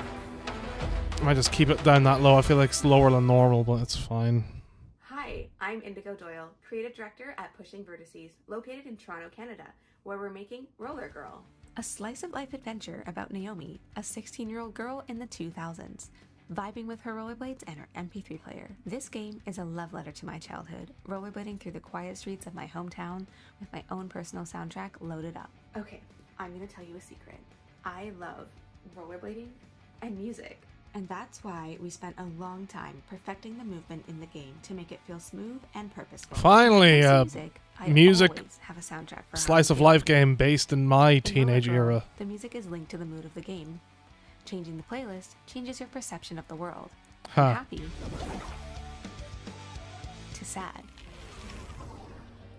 The mood influences other characters' responses to you and your dialogue options. Key story moments also impact the mood. We are curating a soundtrack inspired by 2000s pop punk by connecting with local indie bands. So far, we're featuring artists Narima and King Fabs. There's something about the way it feels to effortlessly glide down a smooth street. Your favorite music playing in your earbuds. This seems really and for a fucking moment, cool, it's honestly. like time stops, and you're just in a flow state. That's what Roller Girl represents. Your wheels on, Slurrball. music up, and the Hi, freedom to move. Slurrball. Yeah, you play the fuck out of this. Me too. Explore and learn about yourself as you go. You start the game. I feel we're probably just of like gotten your similar first ages, so car, it fits with which that breaks vibe, down right? But yeah, that seems like a really Desperate for fun cash to idea get for rid, like you a lace up your rollerblades nice and little grab time an messing MP3 around with something. player. How you doing, Slurrball? How's You do stuff? odd jobs around town, stumble into a romance, and uncover a juicy town mystery. I don't know about you, but I used to spend a lot of I know, time God, you've been waiting for this forever, Back in right? the day, I would rollerblade around my hometown, inventing backstories. It's all you for ever my asked for. You'd wake up like in a cold sweat, being like, "Why is this not a thing?" and I can't wait for you to poke around and find This the is little great. I stories fucking hidden cannot wait for behind this. Fences and around corners. Thanks for taking this tour with me, and thank you to the Black Voices in Gaming. I'm glad community. stuff is good. I'm And glad to stuff is find good. Your vibe in Roller Girl. I wonder how much the story will change or whatever you do. Like, is it like a rolling simulator and it's not too in depth for what really goes on? Like, I want to know how that audio stuff changes. As someone who listens to sad music a lot, sometimes like, now I'm gonna like look at everyone and be like, "Are you sad because of me?"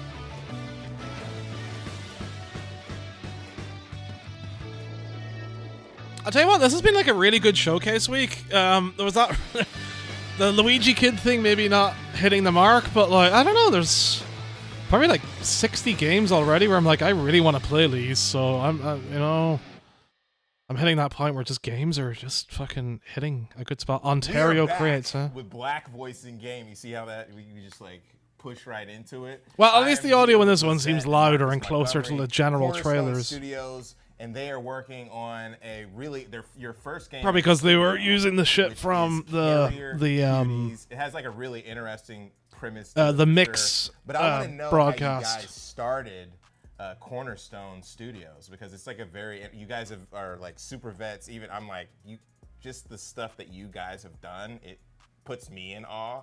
You have to have some song for an answer for an NPC thing. That'd be great. I'd love that. If that's like, if there's something in depth like that with the controls. We've been doing this for almost 3 decades. Some of us have been doing it for 3 decades. So I want some really good control over people's emotions, just like real life. I need it. And we were kind of at a point in our careers where we were trying to figure out what was next. We've worked with the biggest titles and the biggest. Slurble, are you doing anything for any of the showcases this week? Did you do the Wholesome Games thing last year or something? Apologies, I can't remember exactly what it was, but you guys know I'm a big fighting game fan. It's like my favorite genre. I play every fighting game. How did you? You are kinda nice. come up Okay. with this style of game and kind of want to make a fighting game. I mean, you're a very wholesome person, a very wholesome hangout, so like it makes sense that my brain could connect those easily. The arcade era where fighting games was really prevalent. I like that Twitch, fast responsive sort of gameplay. It's a lot of the games I've worked on prior have had that, and so this is kind of just falls into that pocket. To really get into what inspired this, I think Lisette, maybe we should talk about our grandson a bit. Mm-hmm. Yeah, we've got a grandson. He's 6, and we, one of the things we love to do is like break out old consoles and old games and just have fun with him and relive the nostalgia of us playing as a child with our grandson. And one day we broke out the Dreamcast and put in Power Stone, and we were just having a blast. Oh, okay. I just smacked my mic with my head. And Ow! we were like, Apologies for the noise. Why hasn't it come back? And everyone we talk to has like such affinity for it. They're like, oh, I remember that game. And they get this like the total like twinkly eye look to it. And I'm like, so what happened? And I was like, well, maybe if we bring this back with like a fresh IP and make it like, update the mechanics and, bring it into an area where co-play and like team-based. I support it. Pushed a little bit further. I support you hosting all that. That's how kind of got the ball rolling. Was just a fun playtime with our grandson. That's amazing. And you have you were mentioning this earlier. You have a collection of like a vast collection of games. Been collecting games for a very, very long time. We've between the different eras, we even go back to the Atari, but the Dreamcast, PlayStation 1, Saturn games. Saturn. Big Jeff's gonna eat us. My first job in the industry was at Sega, and so really? Yes. So oh, this guy's cool. Worked at Sega. Cool. Sega and their the litany of games that they have. Daddy Key to hear our prayers, in which case, give me Half-Life 3 and more info on the Famuto Ueda game if he's answering our prayers. You have like an encyclopedic knowledge of game design, so that also really helps. that's I may need to hit you up about that. Not for my own, resources and whatnot. No, that's really cool. So if you're looking at the guy on the right smile kind of reminds me of fucking Phil Spencer. Frustrated at some of the games that he's playing. What made you like decide to pick this one? Like from, you know what I mean? You're just like, do you remember this? The way the way he sits, the way he emotes, the way he smiles, just like, full Phil Spencer vibes. With kids, you expose them to a lot of different things. You never know what's going to stick. And, so we're always, since he comes over and plays with us, there's certain things he likes and certain things, he wants to play just because he's familiar with them. But we also want to expose. Oh, yeah, this will be the first Key 3 without Phil Spencer, won't it? Fuck. And Power Stone is one of the many things that we, tried. Next it'll be Todd Howard being gone. He would ask about it. And it was, a lot of it also is because I have the old arcade stick as well. So you had the arcade stick? Yeah. And he saw the stick and he was like, what's that? And I was like, come, son. let me show you That must what be this is about. Yeah, fantastic and to expose. Exactly, Yeah, and that's great. and we really love the fact that we found something we could connect with him, and we find that to be a very unique experience, and we want to make sure that. Was Todd ever hopefully really replicate there? that, not just for us, but for In the others. sense of being an There's elite, a lot of no. nostalgia around these sort of games, and people of our age may want to be able to share it with the kids that they have, and we think that we have a unique way to kind of bridge. In terms of us being all at fault for not having 5090s to rolling into run this, Bethesda is that, like, games, how did you so come that up with they're this particular well optimized at that game? point? And No, then can you talk about the premise of it, because it's Todd's never really anywhere. You know, I think all good games that kind of hit the zeitgeist often reflect like the conversation we're currently having, and the conversation we are all currently having is AI.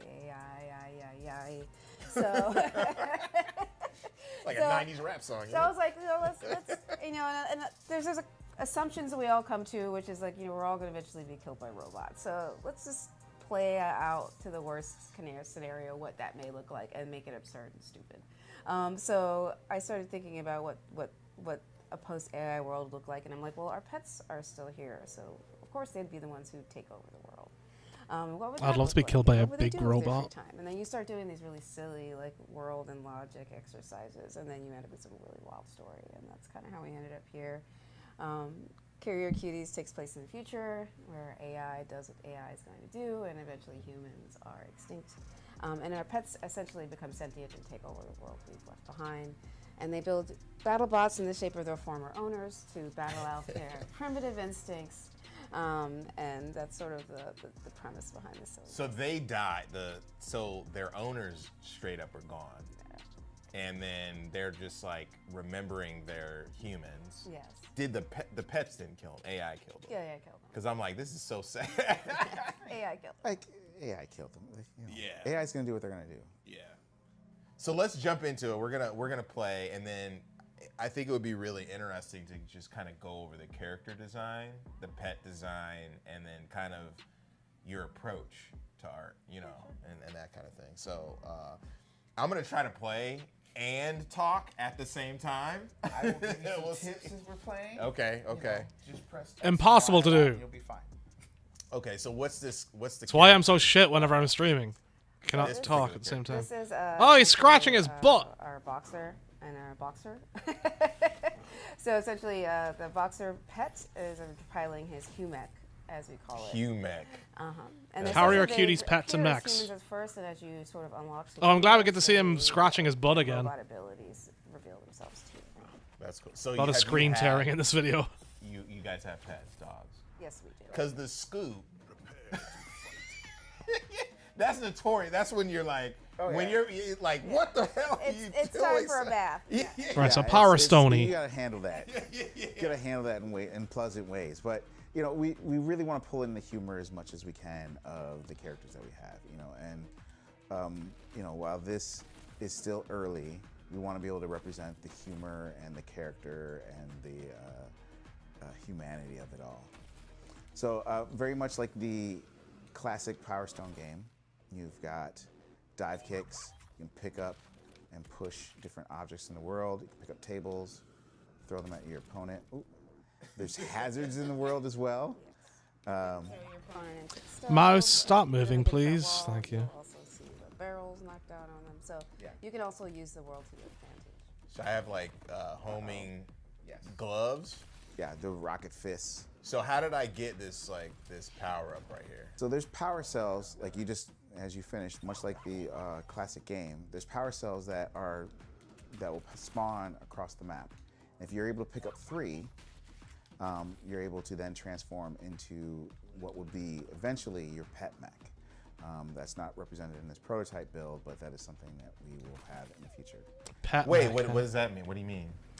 So currently, when you get your 3 power stones, you stay in your boxer form, but we are debuting a new character with the new build where you're actually going to switch to your pet mech. Phenomenal. So you're going to have more pet-like abilities once you get your super move. Oh, I got deaded.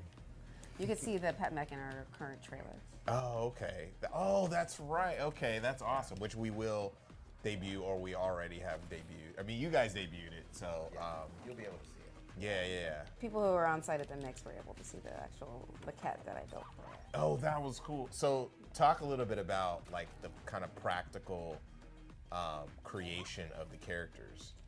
Yeah, so one of the things when we were talking about what we wanted to do in the studio, I also wanted to change my process of how I created characters and assets, and try to take advantage of, you know, all the new technology we have with photogrammetry, and my natural ability to sculpt with physical material and clay. So I'm building all the characters in physical clay, scanning them in using photogrammetry, retopologizing them, and then animating them for combat. And you can also see like. You know, so that's 2 games now that's heavily doing clay-based style and scans and physical material stuff. And That's neat. You know, taking advantage of all. And I assume it's already happened a lot anyway, but like, you know, I don't know. That's a pretty good way to go for getting a model in there and then being able to animate it. And the interactivity of the characters in the world. So it's been, you know, it's a nice mix for me. I'm bad at art, but like it feels like that'd be the closest I could ever come to designing a character is some sort of bulbous clay piece that I put in. So how does this differ from when you were at Double Fine? I mean, you've been, like you said, close to 3 decades. How does this differ? I mean, because you wanted to get it more hands-on, but when you were at previous studios, how did you develop art there? Because you were directed and all kinds of stuff. Yeah, I started as a character modeler for 12 years and worked my way up until I became like a lead and then art director. So most of my process has always been digital. You know, maybe at the beginning when we're kind of dealing with sketches. Yes, it's like kind of just like Power Stone and Rumbleverse vibes as a whole. Paper and you could get hands-on with some oil and paint, but once it gets into the 3D phase, often you're in a digital space. And so for me, I really wanted to take advantage of designing things physically first so that the toys feel great in your hands. Often I've worked in games where we create characters and we don't really see them in 3D physical form until we've made a toy. And by then the design is kind of sealed. So I wanted to nail that down early. That's also an interesting aspect then, yeah, of doing like an in-world design first for seeing how that looks. That's intriguing. How the game will feel, not only I wonder how many other games over the years have done that kind of development and not talked about it instead of like just different mediums. Is that? I guess I'm making assumptions right now. Yeah, I'm thinking more like the toy element. Okay, right? So I've worked on games where we, instead of like a storyboard kind of thing or whatever. Digitally, and then when we get to the merch element, the designs fall flat. And there's just a huge amount of opportunity and affinity that people have for the characters, and we want to make sure that the toys and the merch will also reflect that. That's awesome. Tell me a little bit about the Waffle House, because that's a very iconic cultural situation. Oh, the cat controlling that thing. What neat. Other? You know what I mean? Like, what other kind of cultural references as far as environments are you guys gonna have? Because no one's really doing that. Well, we know, and we if you think about this world that we've built, we've very much thought about how would these pets think, and if they're emulating their former masters, they would fight in the same areas that their former masters fight. So, Waffle House, Black Friday. Black Friday at the Wolf Mart or something like that. Exactly. The county fair. The county fair. The swap meet. This is going super like, you know what I mean? Hotchella. All Hotchella? Like all these different things, right? Hotchella. Outside the porta potties, all these, like, where do people fight? At Little League games. Little League games. So, but the thing is, this is kind of an extraction. Paul Warner? Exactly. It's an extraction of where would people fight. Well, essentially, if AI engulfed all of WorldStar, where would it tell you to fight? That is fantastic. Yes. That is so amazing. I want to see I know you don't have it in here, but the bystanders for people who don't have the dope mechs. We are actually One of the things our grandson keeps asking for is he wants us to throw people through the window, and then they have the people on the other side of the window throw them back in. So That is so I'm good. like, well, that's Ultimate Waffle House, so that's Ultimate definitely Waffle, going. I'm getting destroyed. Yeah. So we're looking into like a lot of this is there's so much to be explored, right? And there's so many callbacks. I wonder if this is going on until the state of play starts. And we can build into this that we are really excited to kind of chase down. What other animals are going to be debuted in the game? Yeah, we've actually done some really great explorations on our character lineup, kind of exploring different fighter styles with just like an amazing concept artist named Connie Kang. She, one of her books is called Metamorphia, and she kind of focuses on like this really great translation of animals into human. And so we wanted to kind of play on like what would a house pet look like, and the likeness between a pet and their owner. And so we're kind of playing around with birds. Oh, nice. Anything you consider house pet, turtles, cats, of course. You gotta have a cat and a dog, rats. We're even looking into like rats. How we get like a rat or a gerbil, maybe. Gerbils, yeah, Yeah, your typical house pet. That's super cool. So what do you like? How far are you into? I know you guys are pretty early on. How far are you into development, and kind of where are you gonna go from here? This is probably 5%, if that, right? We are at the beginning of our journey. Yeah. And one of the things that's been really great about this is that this is just even the start of our visual look, right? And there's still a lot of look development to go on. There's still a lot of mechanics to integrate. There's a lot of different things that I want to try and get into the game. I want to try and push this so that the game is very approachable for intergenerational play, so you can play with your kids. But I very much think of this like I'm enjoying the interview, but I'm kind of tired of seeing this same right. And when you're playing with your friends, you want a little intro scene over and over in this one level. I'm interested to see how the rest of the game works out and looks, and how the animal mech or the pet mech thing plays into it more, and what other characters they do. But yeah, one power cell. I'm thinking, what if we added a little bit more skill into it, where if you throw an object and it's kind of not targeted or automatically thrown at the person, but you're leading the person and you hit them at a particular distance, it might drop 2 power cells as opposed to 1, right? Trying to find ways to add a little bit more nuanced play. So that it's funny earlier too that like she did call them power stones and not power cells. She fully called them power stones. I remember, I'm a big fan of Power Stone. Power Stone 2. Power Stone 2 felt less of a fighter because the worlds were everything was moving and that kind of thing. But don't look like how it looks like they're filming a scream at a camera. Do with the environments, even extending and that kind I think it's like that's awesome. One of the best things I think about Power Stone. I think it's just because it's so early in development. It's got like a very, it's a combination of low resolution and no sync whatsoever. So like it's wider screen tearing and stuff. The character arena itself is a character, and we want to make sure that the arena is kind of shines as well. I think. At least that's what I see, but I'm also looking at a 4K thing versus the 720p Twitch thing. So there's a lot of. So maybe my downscaling it is also. We wouldn't want to make sure that Actually, no, this isn't even 4K. This is 1080p. But anyway. Throw a character in front of a moving subway train, for example. Kind of time a hazard. So we're kind of really looking at making. Is it the screen tearing specifically? Maybe I don't. Adds a level of randomness that makes the I'm not sure. match fun. Yeah, and the pets aren't gonna get hurt. Of course, that's why they're in the bots. Okay, that's not your pet. Yeah, because I was about to say, you throwing it in front of a subway, you can't. Otherwise, it might be an intended effect of how the lighting looks. Mechs, but they're bots. Yeah, okay. Yeah. So where can we find out more about Carrier Cuties, Cornerstone? You can find our Steam page. It could be an effect that I'm just not paying attention to, at least not in terms of like how it looks like it's off a screen. Site that you can go to, it's really easy. Like my brain thinks that that'd be a combination of bloom and then just resolution. .start page, and you'll be able to look out, find more about. Not to say it isn't there. You're warranted to feel that way, of course. Like if that's how it looks.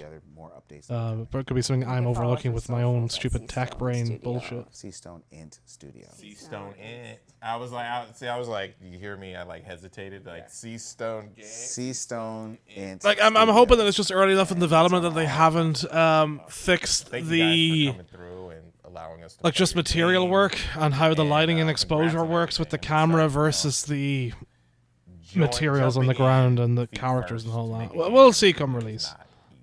It's very Rumbleverse, but yeah. I don't know. No, not at all. Ah. On to the next segment. I'm too. also very tired, This I was feel it. awesome. Thank you guys. Thank you. Thank you.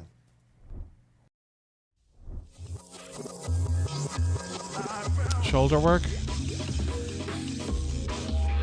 Go north.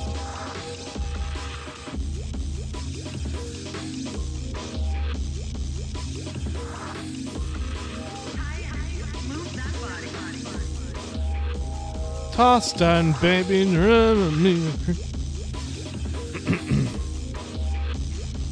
Scrubbin' Trouble. That's a pretty good name for a game. Scrubbin' Trouble. So, Giant Silent Bob, huh? Is this the one that, like, Gerstmann talked about a few months ago? This is like an old Flash game, was it? Of Giant Silent Bob? I don't know. Look at the audio's gone higher again as well. Higher-ish. That's it's fine. What I was going to talk about, so like in terms of like Twitch audio and how streamers and that do audio, it annoys me. So there's like several facets to trying to make sure that you've got good audio both for your own ears and the stream. And that's not to say that I don't fuck it up. I fuck it up plenty. I know my main weakness is moving away from the mic and talking at an angle that isn't just directly into it. I'm still... I think after all my long mental health breaks that I've kind of fallen away from that again, and having been good at it, and I would say being close to the kind of broadcast quality ethos I like to roll with around here. Yeah, like, I don't know. There's like that facet of it where I'm like, I'm still trying to perfect my own thing. So this isn't like a judgment of like, I'm the only good person. I've got a lot to work on. But I feel like what a lot of Twitch and just general online streamers fall victim of is adjusting their Windows volume down instead of the individual app volume, so that way they're getting different audio than what other people are getting inside the stream. And, you know, so I always run my Windows audio at full volume and then adjust down from there, usually to like 15 or 20, depending on the game. But, be sure to put a lot of those games, most of those games, yeah, on your wish list while you I guess I'll can, talk about it more and after this bit toss it over finishes. back to Justin. Thank you, Curtis and Lori, for hosting the show. Great to see you guys, and loved those interviews. Love the devs and all the so good. Thank you all for tuning in, and the developers who are participating in these showcases and in this one in particular. Make sure to follow the developers on their socials, wishlist, buy, and play their demos. If you are interested in helping to fund some of those projects that you saw on the show, you could donate to the XP Fund through the QR code on the screen, and connect with us if you're interested in additional investment opportunities. We have to give it up to our partners, No Rivals, Aurora Broadcasting, for being on the ones and That was a pretty good showcase. I really enjoyed it. I feel those developer interviews maybe went a bit too long in some sections, but pretty cool idea overall. And I liked what we got out of it. So, still only one bad showcase so far, and I haven't even finished that other showcase yet. Women-led games, Southeast Asia Game Showcase, Frosty Games. I'm excited for the Latin American Games Showcase. It should be good. So, hi, Roxas. Oh, did the code work in the end? You're welcome. Anytime. I'm happy to give it to you. I saw you on the wish list thing for it. I was like, okay, this key's going to Roxas. Experience Studios platform. See you guys soon, and peace. No problem. I'm happy to give it back to my favorite son. My favorite son. Yes, you have siblings. I have many children around the world. That was good. That was pretty good. That was a good showcase. As I say, I don't know. I'm not looking at the list right now because I closed it a while ago with the stuff. But that worked out well. Right. So what do we got? We have about half an hour to go until State of Play.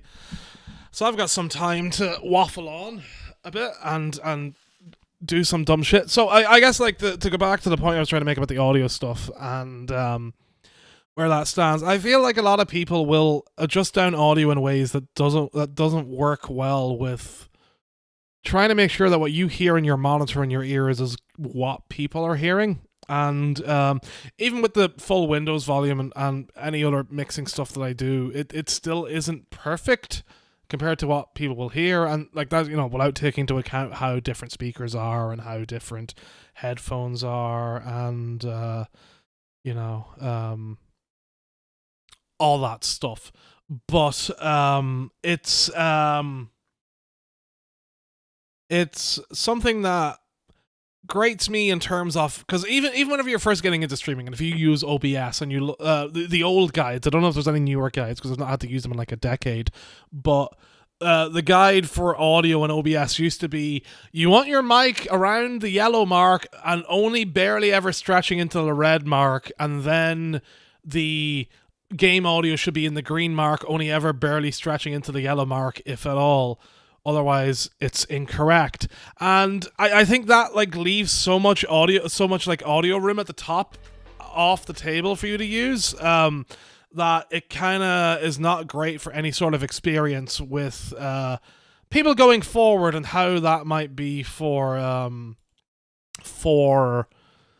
know, adjusting their own audio. Because like, as long as you're not coming out loud and distorted, and like, you know, sometimes my mic will peak. I get it. It's very hard for me, for the way I emote, to get a way that the audio sounds good, because it's either gonna, you know, it's gonna have to be nerfed somehow. So I think generally my mic audio is fine, and the peaks don't get picked up in a very harsh way. So generally it's fine. But like, the amount of streams I'll go to where maybe the audio level maxed out is about half of what it should be is grating, because it takes out full control of me.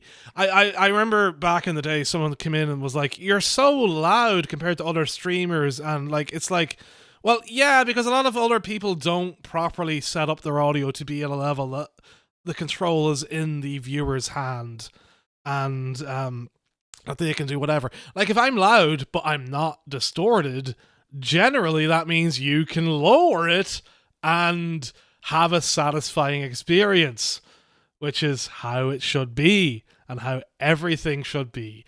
And if you're leaving a lot of decibels on the table, well, you're fucked. You know, and then you know, obviously that the Black Voice in the gaming thing had the issue of just the audio being all over the place, and some segments, like according to the OBS decibel meter, being about like 25 to 30 decibels lower than the higher peaks of the trailers. That's insane. Like, that is an insane difference, and you can't roll with that. It's just not acceptable in my opinion, especially for a, you know, something that is like pushing out a showcase. So that's the kind of thing where I wish that they would, you know, they would have fixed that, and they could have fixed it easily, especially like just adjusting up the interview segments, even though like people were using, you know, quote unquote bad mics, and not high quality mics. Like, that doesn't really matter. Like, just adjust it up and have it at a similar, if not like just a bit lower level to what the rest was. And, you know, that's not taking into account like other audio stuff that I don't know fully in terms of production shit, and like, you know, timbre and how all that sounds different, how, you know, a voice at a certain level can sound louder than someone else's voice based on all that shit. But yeah, it's a process that like I feel a lot of people will really lack in, especially I've seen a lot of people's OBS audio spots and bars and all that shit, and just like, it's like shit adjusted up and down everywhere. And there used to be stuff, I don't know if they do it anymore because I don't use desktop audio capture anymore, but like lowering desktop capture in OBS used to lower your mic audio too, and then people would readjust their mic audio but then have to readjust desktop audio, so like they're like triple and quadruple hitting audio in different spots with that, and it's just like infuriating that it would go that way. And again, there's not good enough documentation out there to help people get through that, and that kind of grinds my gears. So yeah. Who did this to me? Everyone did it to me. IPS. Hi, Kaiko. How's it going? Also, Roxas, thank you for the Prime sub. Don't worry about you're welcome. I'm very glad you have it. I hope you enjoy your Octopath 2 and have a great time with it. But you deserve it. By far. Twitch gives us a microphone and stream audio at 2 different levels. Give us... I guess the thing is, like... you would have to separate so many feeds going out to Twitch to do that. It would be almost impossible, probably from a point of view of video production, to do that. I think, I don't know, that feels awkward. So yeah, I don't know. Love you too, Roxas. Love you too. Very happy. I've never tried using Voicemeeter, mostly because I feel like I've had issues with the likes of Voicemeeter and stuff in terms of splitting things off and sync going away. It's only over the last 2 years that I was able to fix a lot of sync issues I've had, and I'm worried today that they will come back. But I used to have a lot of sync problems with different captures going out, and I've not tried any of that. I kind of want to get like a full proper audio setup, like a full interface, physical interface to mess around with things, which would make it a lot easier for managing and keep an eye on. But that's like a very long stretch goal. But I've not looked into Voicemeeter too much. No, overall, like there probably will be some benefits for me. So I can't overall speak on it. Just like basically why I decided against it for the most part. So yeah, yeah, but the Discord's still like different though, because that's like all these streams coming to you, whereas like this is like a thing going to a central point in that way, and like it's you know it's and producing that into the video with sync and then also transcoding. Although now that Twitch is getting rid of transcoding, or trying to, with their own like local client side transcoding through OBS, like, you know, there's a thing there. Being great, that's good. That's pretty good. Like, I wonder if that's a CPU thing, maybe, and that's why it used to fall back on me. Possibly, but I don't know. I feel like OBS has settled in enough where I get what I want from it audio wise, from the individual app captures, and then being able to control what's live and when through StreamerBot and previously Touch Portal. I feel like there's like very little I need outside of like having a physical interface and what that would mean in terms of visual availability for me and ease of access for tuning things, like in the case of that last showcase, and what that does for my brain's failing me. My brain's dying. It's going. It's falling away. It's leaving me. It's dying. And what that means for fucking shit. I don't know. It's gone. It's gone. It's just gone. It's gone away with the fairies. It's whatever. I don't know anymore. Right. Fuck it. I'm gonna be back in like 5-10 minutes. I need to go get a drink and fucking wake myself the fuck up before State of Play. So with that said, let me move this across, and I don't know, I'll leave the countdown on the actual CRT, and I will be back in a jiffy. I will be back in a jiffy, in a quiffy. I need a fucking drink and a bit of fresh air. I also need to figure out what the fuck I'm gonna throw in here. Hold on, let me figure it out. I don't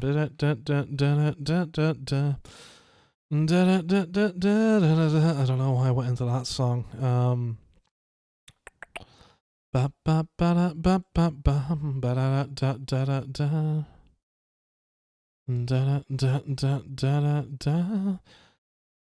Oh boy.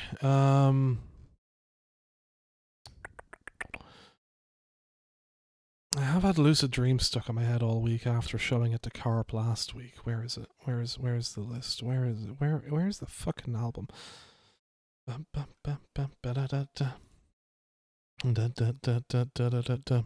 I'll be back.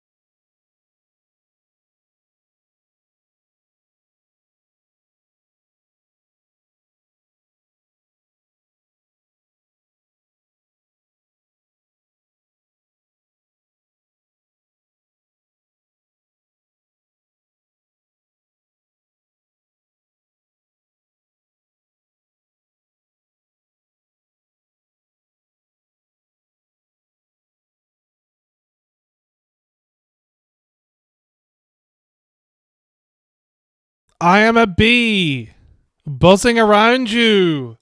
I'm over here. I'm over here. Buzz, buzz, buzz. Buzz, buzz, buzz. Buzz, buzz, buzz. Buzz, buzz, buzz, buzz, buzz. Buzz, buzz, buzz, buzz, buzz, buzz, buzz, buzz, buzz.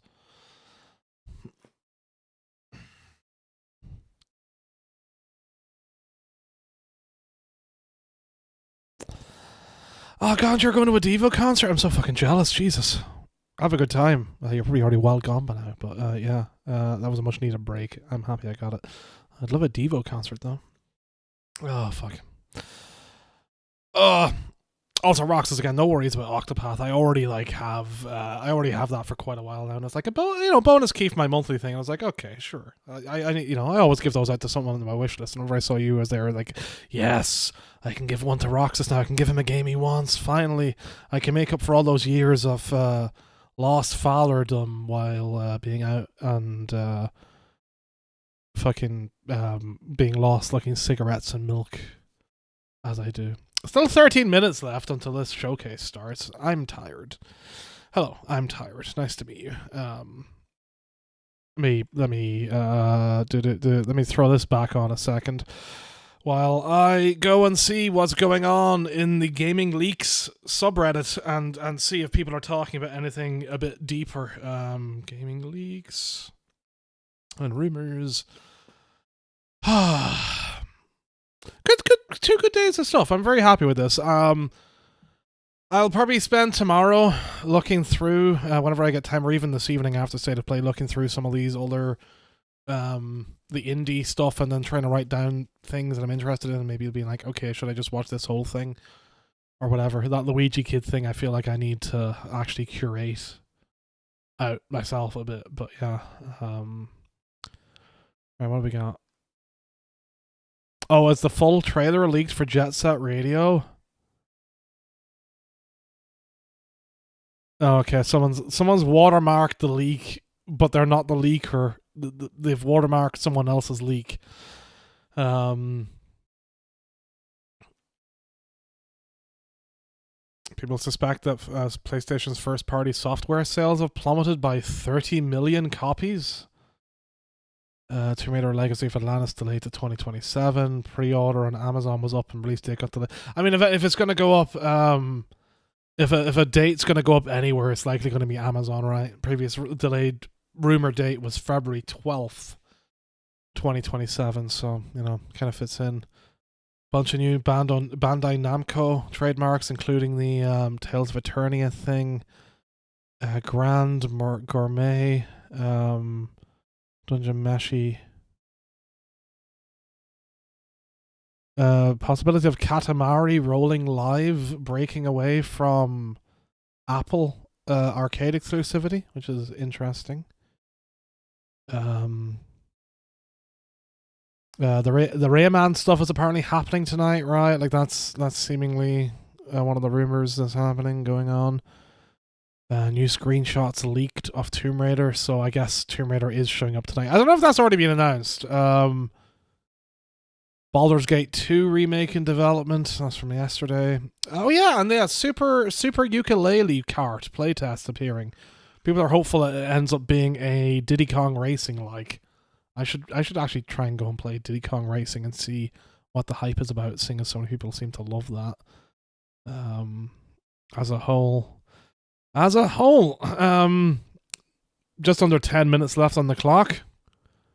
This timing has not worked out. Fuck it, let's fucking go back to Luigi Kid. Let's go back for like 10 minutes of Luigi Kid and just see how bad the rest of these can be. Studio mode. Where are you?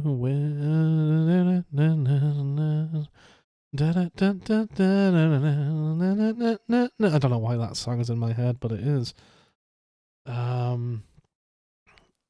Close this out a bit. I don't need that being so wide.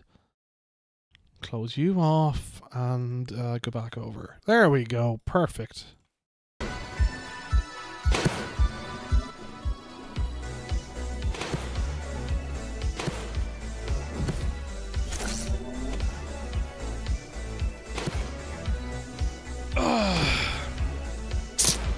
Hey, Una. Again. Aru. Ah, fuck you.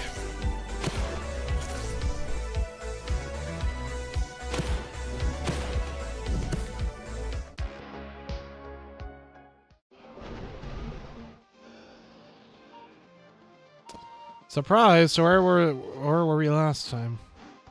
Oh hey, this is probably the best looking game so far in this Luigi Kid thing. Why is the audio super compressed? Is that like an art choice, or is the video broken? Okay, Laws, see ya. Bye-bye. See ya for Tomb Raider. Bye, Laws. See ya. Bye-bye.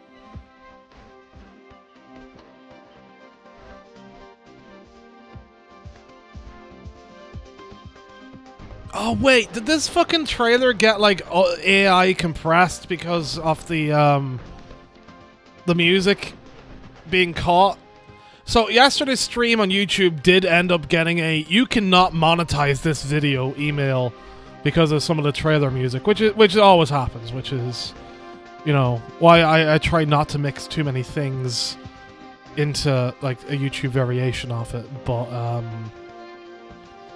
did Luigi Kid just hit the try and censor music from this trailer? It's been 4 years since Karel Mateka, the solo developer behind the Bzz game, started this project. We are super excited that the game is finally out. You can expect okay, cool. Yeah, that's exactly what happened. Platformer challenges, amazing. A story full of twists, all wrapped in cute pixel art with a ton of polished animations. Enjoy the feeling of being a real speedrunner in perfectly orchestrated stages. Find the hidden rhythm and compete with others to get. I've never used the YouTube tool too much for trying to mute out the audio without taking out everything else, but yeah, see, they're suddenly clear.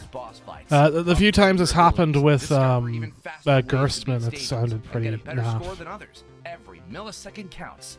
The game's creator, Karel Mateka, who drew the first sprite for the Bzz game precisely 4 years ago, says, "Maybe it's my pixel art passion, Real speedrunner? the magic of old games boosting players' imagination, or I feel comfortable in the past. All that led me to try making games the old way again, to see if miraculous 80s magic could still work, and if I could share my first gaming experience and feelings with today's players. Bzz is a trip into the past, with pixel art pumped up to the max and modern gameplay twists."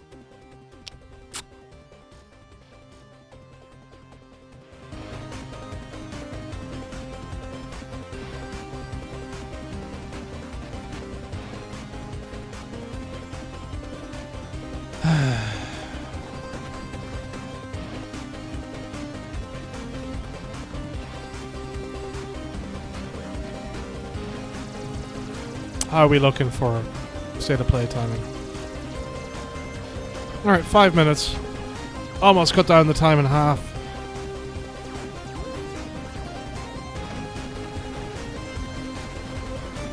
Hey, I mean, this doesn't look so bad.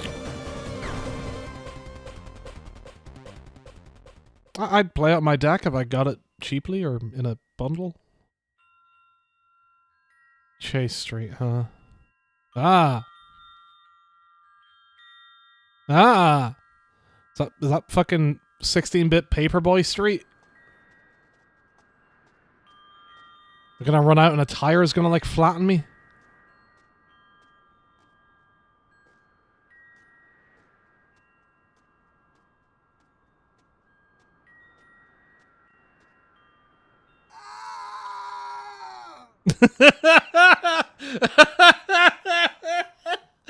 Okay, that's it. Hands down the best trailer of the week. Fucking. That was good.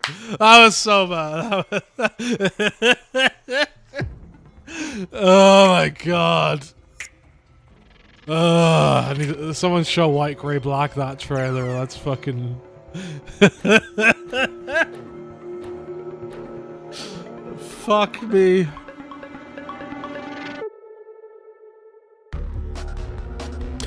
Just noticed my beard is growing back patchy. No, not right now. Not like this. I need to look my best. Random thoughts when I'm this looks I guess interesting is not the word I want to use for it. I'm not adding anything else from this. Anything else good will probably show up in another thing anyway, so I'm not managing my listens, but I don't know. This isn't the worst thing. Or like the second best thing in this showcase.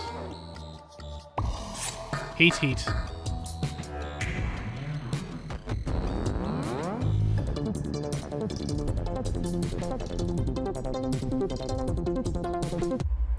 Oh god, what does that like fucking design and animation look like there on the enemy on the right? Reminds me of something and I can't think of what. Whatever, I'll figure it out one day. Clean fall. I don't like the capitalized F. Dadum the dice. Is that how you pronounce that? Dadum. So are you trying to touch against the other die while you're at a higher level? Yeah, like if you go next to it when you've got a higher number, does it destroy them? If you matrix exceed, maybe?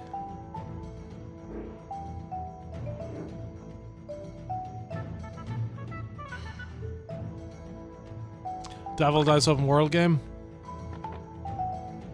What's this? I'm trying to think. Did I download Devil Dice? Did Rich suggest that to me?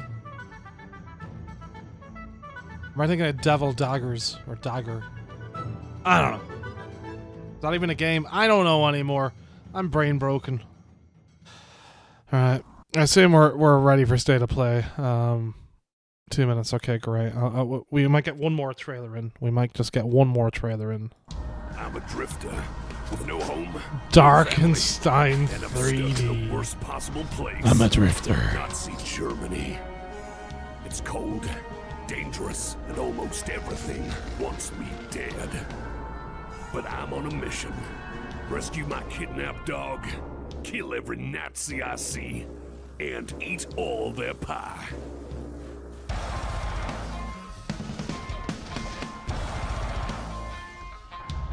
I mean, it's killing Nazis, so that ranks it up above a few things. Welcome to a new kind of Olympics. What the fuck is this trailer?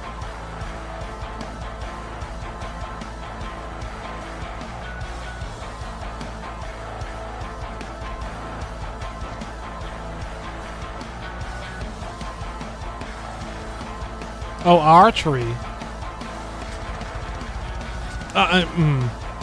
Is that really archery? Rat archery? That's just throwing a rat. Is that really archery? Laws, I need your definition of archery if you come back in time.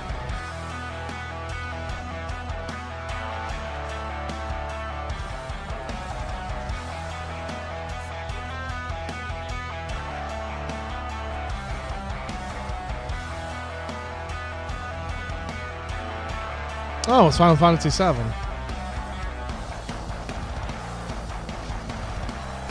I feel like I need a brain cleanse after this.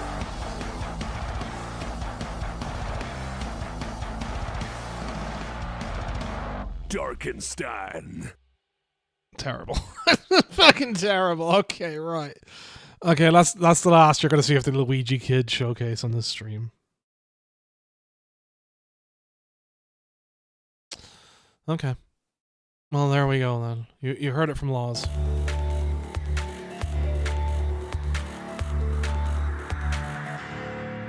You made it back just in time. Now watch me struggle to get my audio correctly. Correctly. Watch me struggle to get my English correctly done. Correctamundo.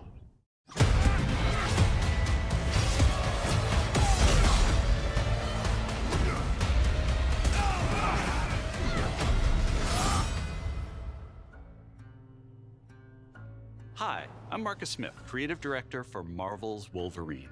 Oh, that's a good point, PS. Yeah, they should have done that. A new look at the game. Oh, they're opening with Wolverine. Okay. Does that mean they're going to close with God of War Faye? Shipped off to parts unknown by cybernetically enhanced mercenaries known as the Reavers. However, Logan quickly discovers he isn't the only mutant attempting to save them. Let's take a look.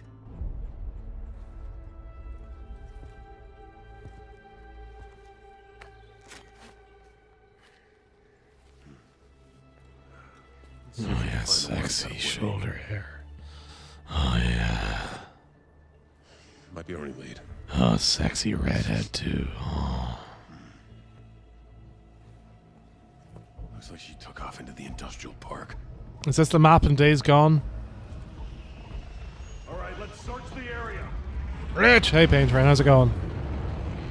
Give me a status update. Perimeter stable. Holding position. Oh my god!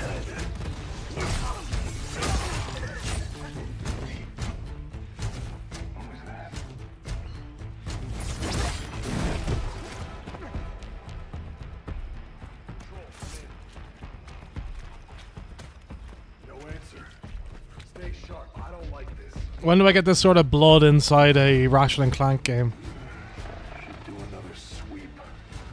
I mean, they did say they wanted a lot of gore and blood in this, so...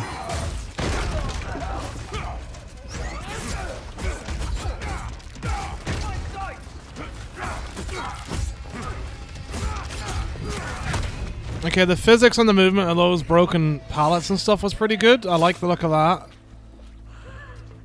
I like the color palette. I like the general lighting. I think technically this looks really good. This is on a PS5 Pro as well, so at least we're getting a good-looking 60 FPS game out of this.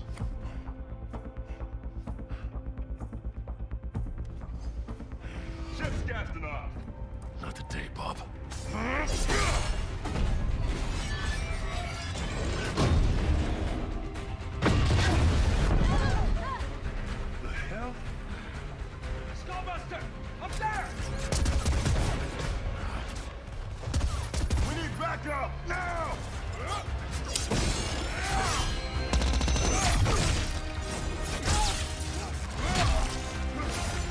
Oh yeah, that's the claws through the eye animation they showed off a lot in like the deep preview before. Oh my god, it's Becky Lynch.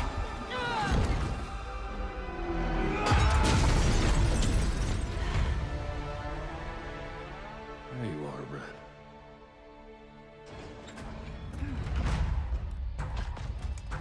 Jean? Is that you? Don't worry. You're not going anywhere. Everyone shoot!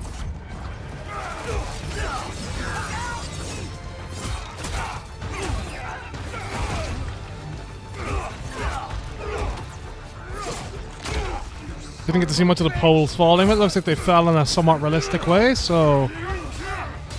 Gonna have fun. It's gonna be satisfying beating people up through the good physics.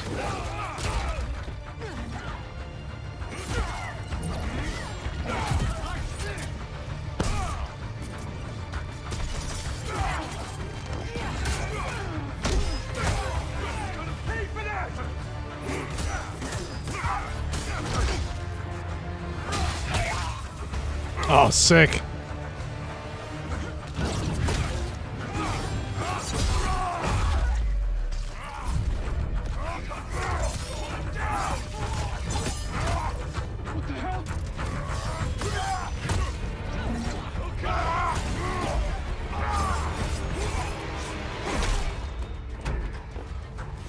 Hey, I think this is finally a Stony State of Play that's earned the 18+ rating.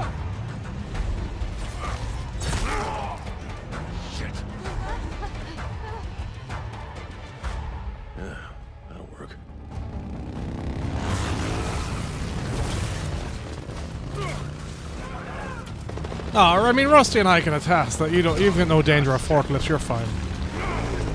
Oh, hey, it's Uncharted Wolverine. Logan Drake is... Where are those mutants?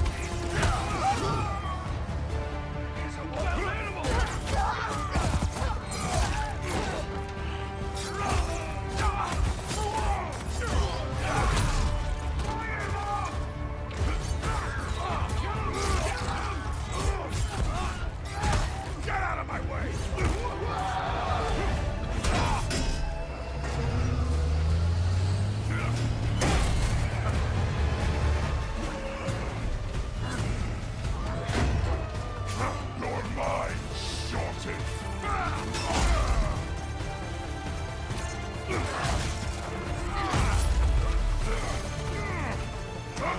Okay, so yellow's a grapple, red's the obvious, like, avoid.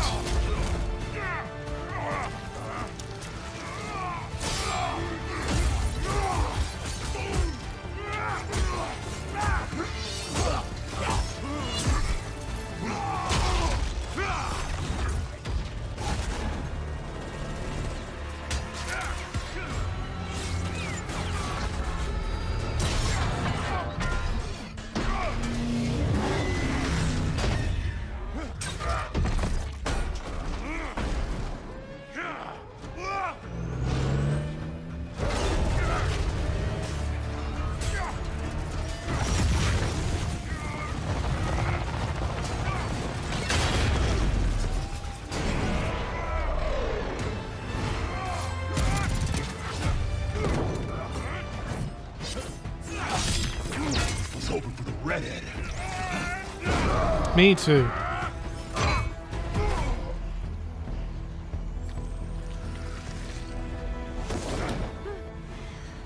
Let's get you guys out of here. Are you a superhero? Look it. I'm Wolverine.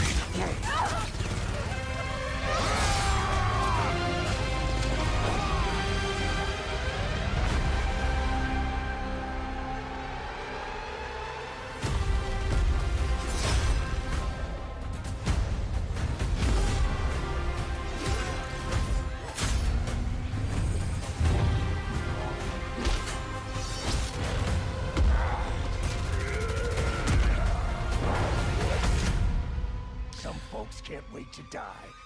Well, if there was ever a game where I'd let my dumb bloodlust come in, Wolverine would probably suit as a character for that, so sure.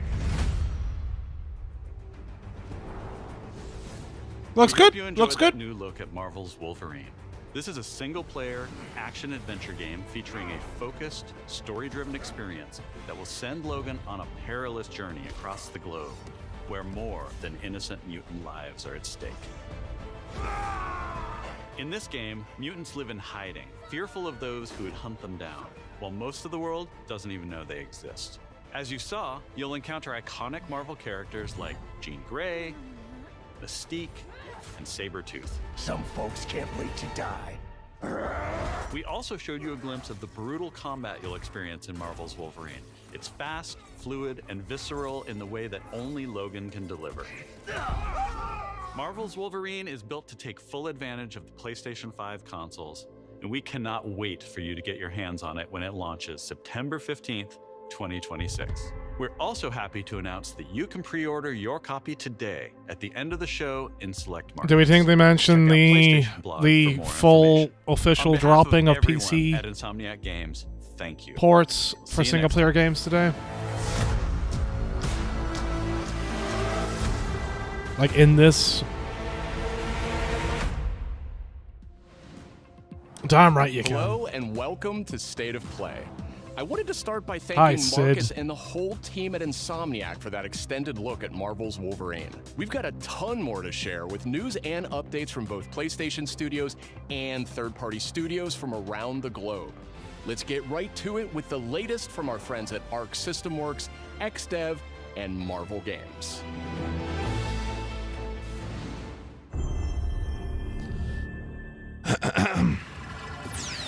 I forgot to create my Notion page. Prepare to face the supreme master of the pugilistic art, the Duke of Get Your Dukes Up, Mr. Champion! Actions are worth more than any word. And the greatest action is to fight. You have defeated so many. You've defeated whole worlds. But you've never fought Doom. Let me show you why you should kneel. Think you're a genius, Doom? Your works are mere trinkets. My genius is endless! And now my turn. You made promises, Doom, and those promises shall be kept. This violence will solve nothing, Eric. My dearest Aurora, mutant kind shall rise, and I will be the one to lead the way! Showtime! You look I haven't been keeping up with Marvel Tokon outside of the occasional stream from some of the bigger fighting game community guys, and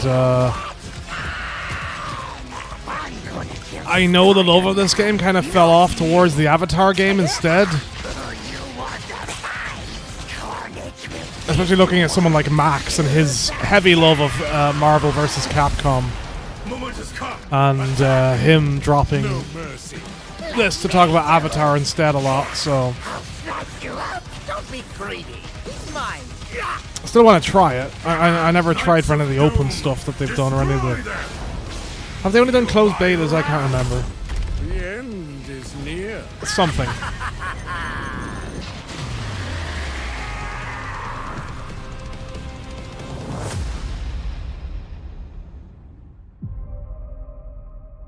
Let me turn that down a bit again. Okay. Ba-ba-ba-da-bam. I see much from my perch atop the tree of tranquility. Yet, there are some outcomes that are uncertain, even to me. Oh, it's Rayman, okay. Dragons! So are they announcing both Rayman games tonight?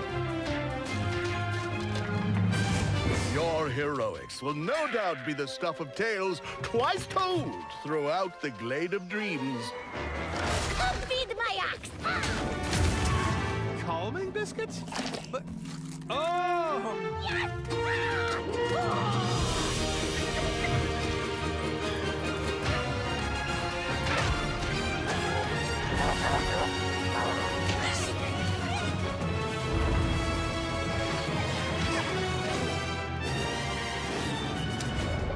How to Train Your Rayman's pretty good.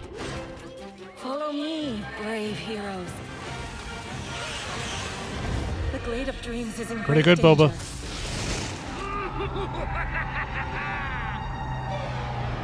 Yeah, I've been seeing the leaks of 2PS. It's time I made my mark. It's 4 against 1. You don't stand a chance. Maybe he stands a little bit of a chance. Globots to the rescue! I am as fast as a falcon! Kick size! For the Glade, then.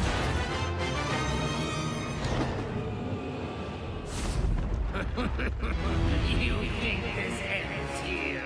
Cool! I'm here!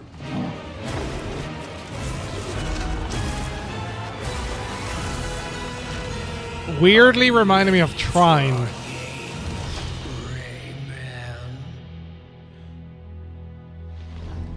I feel like we've been getting daily leaks. Okay, October 1st. I feel like we've been getting daily leaks for both Rayman games for a while.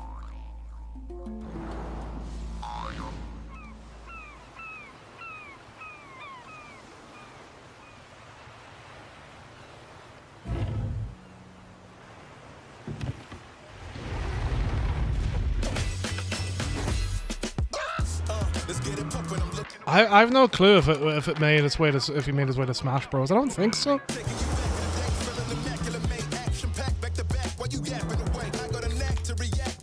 Don't Ubisoft have their own like fighty thing anyway?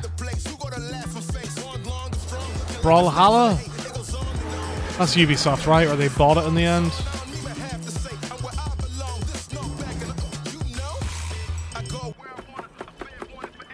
I say. You can't stop me and get slumpy to bear on them. They try to put me, but man, look at the tears on them. Mishpat. Yeah, so incredible. When you're this good, go let them know. Yeah, so incredible. When you're this good, go let them know. So is this... Did it say the developer or the publisher? Is this that Bandai game that I was just talking about that leaked?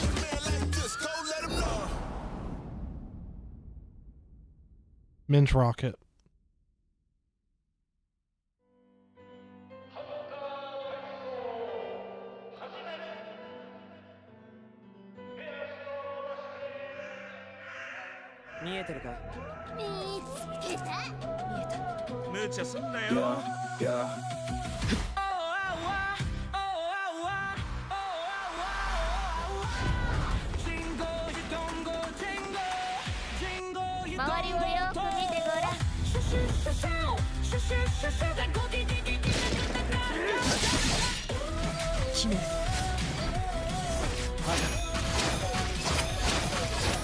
Yokai Hunter, huh?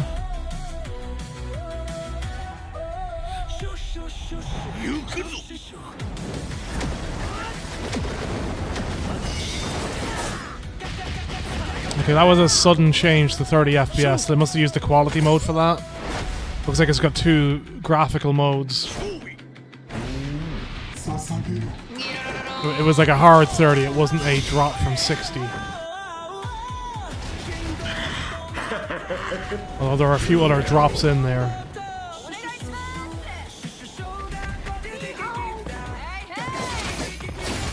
Up to 3-player co-op.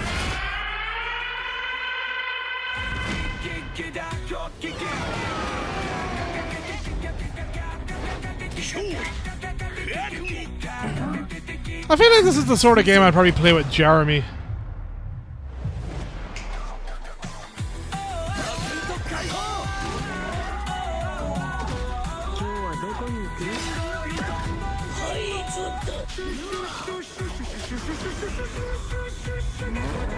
So Sunset Overdrive meets Ghostwire Tokyo, kinda. Kamari. Okay. Hi everyone! お久しぶりです。安心の中村郁美です。Oh. Did you miss me? Yes, always, Akumi. Yeah, it's been a while. 言っても多分私のことを知らないし忘れてる人もいるかもしれないんですけど、そうだな。見てね、お姉さんです。Yeah, I guess this explains a lot of what I just said about the game, huh? ゲーム煙です。舞台は煙シティ。この世とあの世が混ざってるカオスな街をアジアをベースにいろんなカルチャーが入り混じってます。煙あるところに妖怪ありという言葉がありまして、それを妖怪 So it's not just surface level influences of Ghostwire Tokyo, at least. フォックスウィンドウ、狐の窓です。この窓を介してパラノーマル現象や妖怪を見つけ出して、で可視化してそこに妖怪をハントする。So is this essentially just what if we made Ghostwire Tokyo both with style? 私たちのゲームでは妖怪と契約をしなければなりません。頂上をまとい未知を狩るあなた自身に憑依してもらいます。そして憑依した妖怪のパワーを使って憑依アパレルというかっこいいアパレルをまとってスーパーパワーでもっと強い妖怪に挑んでこの世界の謎に近づいていく。ハンターは種類が3つありまして、1つは刀ハンターになります。もう一つは弓ハンター、次はシャーマン。そこで皆さんお気づきの通りマルチプレイあります。仲間と一緒に暴れて死にかけて妖怪ハンターとして一緒にこの煙シティで煙って遊んでいただければ嬉しいです。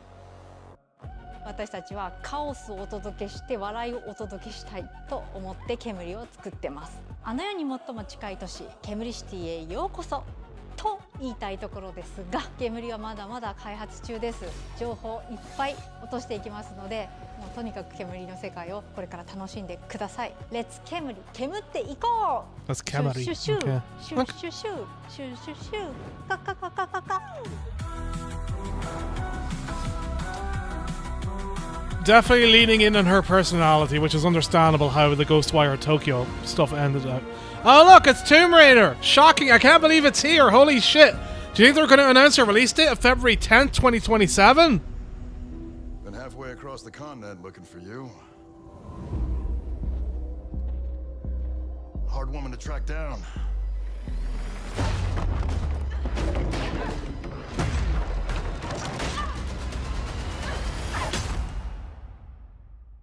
Well, you found me. Are we? How many more close-ups of her butt are we going to get in this trailer? When it comes to As we bring back the sex appeal, seemingly. You're the one to hire. Even if modern trilogy Lara's hot. Making the world a better place. This is a puzzle, buried in centuries of silence.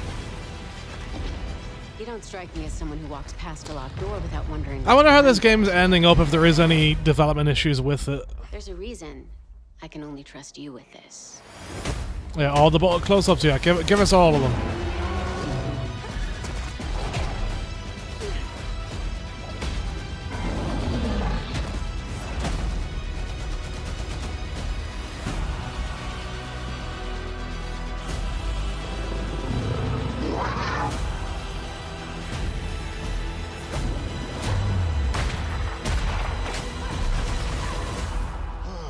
Gotta say, I captured your good side.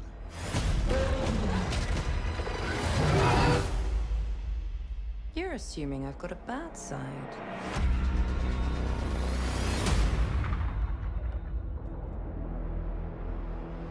Oh, so the original leak of February 12th is the real one.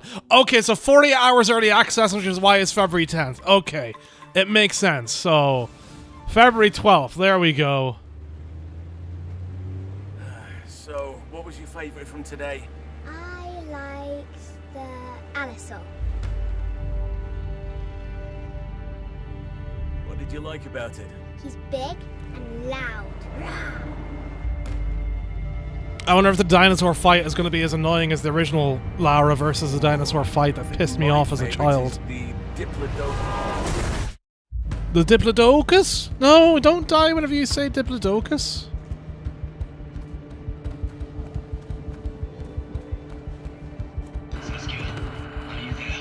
So the real question is, can I make it through every Tomb Raider game by February?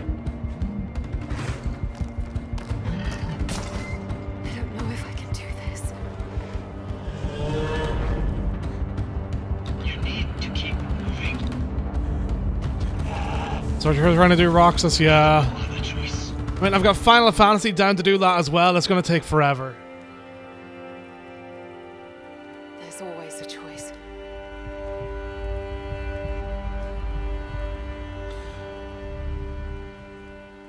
I'm marking down the Lost Wild.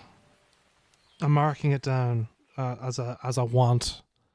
All wants so far. They know what I want. Did Lara go to Jurassic Park? There was like, is it the first game, the very first game that has the dinosaur hidden below the depths? Oh my god, it's White Gray! White Gray's shouting me out. How could he do that? How dare he do that? Someone tell White Gray he can't shout me out.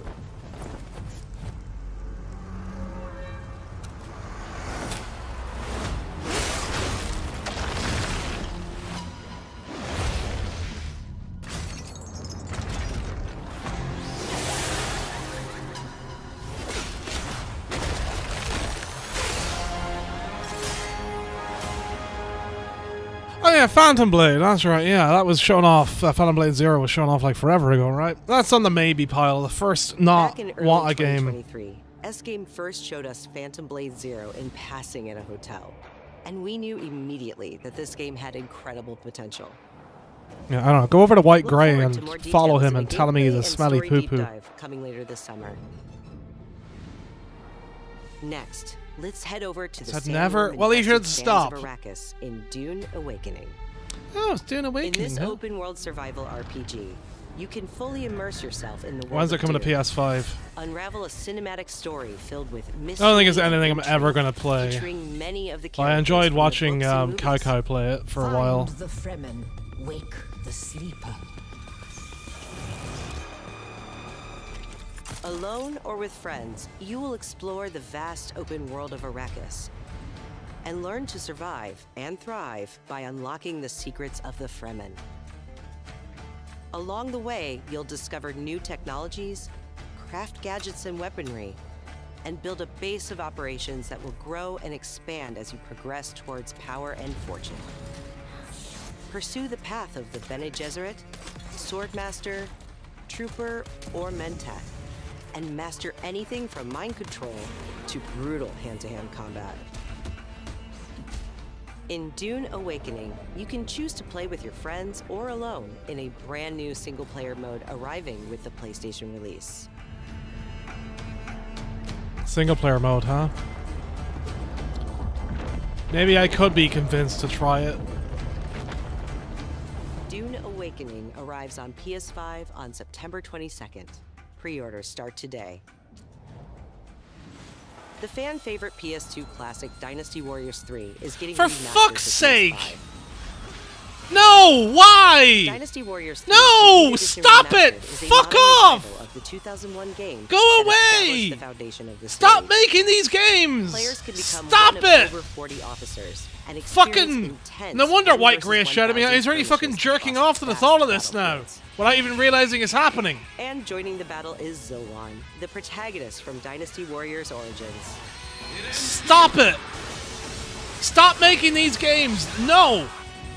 When I become benevolent dictator, I'm gonna ban these games, because even the people that like them don't know what's wrong with them, and I'm helping them by banning them. Fuck Dynasty that Warriors shit. 3 Get the Complete fuck out. Edition Remastered launches later Well, at least that's one game into the no pile for me from this fucking thing. Dynasty Warriors is the only game I'll allow From myself the to be award-winning unnaturally angry studio about. behind Fuck the that Ori shit. series comes a bold new vision for action RPGs. No No Rest for the Muso! Wicked is a brutal Souls-like built around skill, consequence, and precision combat. I think I got the Step fucking into a email living, about No Rest for the hand-painted Wicked world you earlier can on explore today. alone, or share with friends in your own persistent realm. A world that evolves even when you're offline. Like while I was streaming, I'm pretty The sure I saw it highly pop up as an anticipated email. full 1.0 release expands everything. A massive world, a deep class and progression system, and hundreds of hours of content, including endgame, all with full crossplay and cross-save. No Rest for the Wicked launches on PS5 this October, and is available to wishlist now. Up next, let's check in with Capcom for an update on Onimusha: Way of the Sword. Doesn't matter. A beast isn't far from an Oni, you know. You do well. Street Fighter. Street Fighter. They're going to show Street Fighter on Friday, aren't they?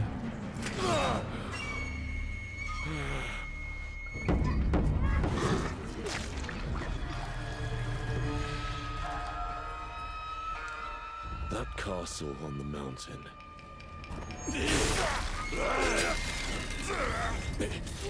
Musashi, I sense Genma. Prepare yourself. No ordinary Genma can move like that. I doubt this area was designed to welcome visitors. The castle's owner must No, it'll be like year 4 of DLC characters, and then hopefully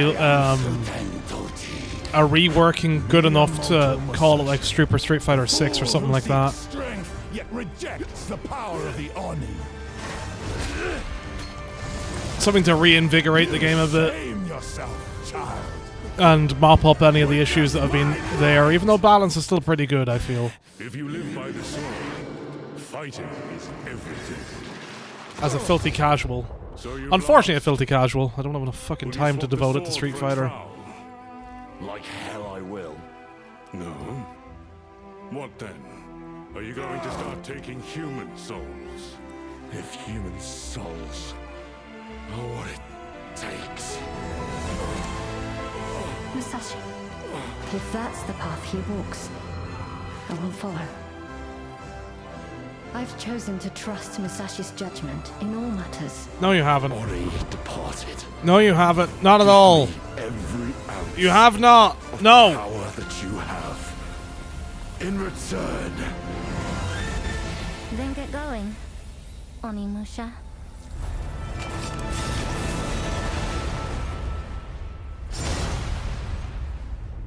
I've never been taken in by the Onimusha series, so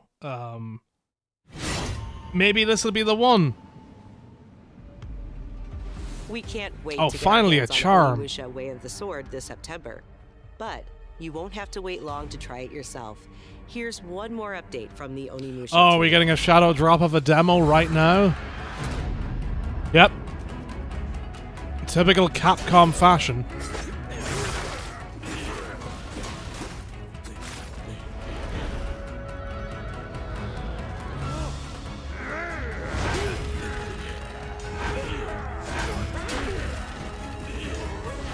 A lot of games rushing out for September. Yeah, who knows what could possibly be happening, and why most games seem to be centered around either September or February. It's a mystery. First is still cool, especially the music.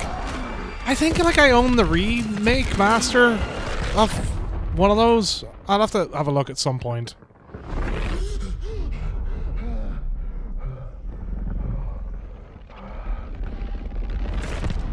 Is this Silent Hill Townfall?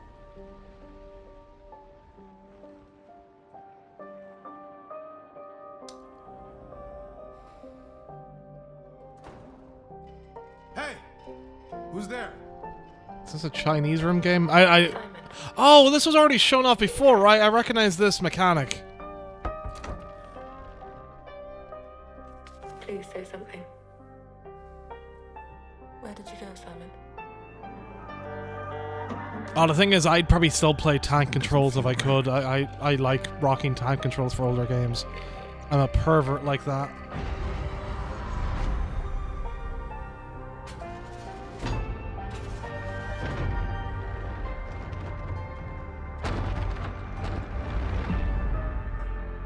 Zoe? I'm sorry, Zoe? What are you doing here?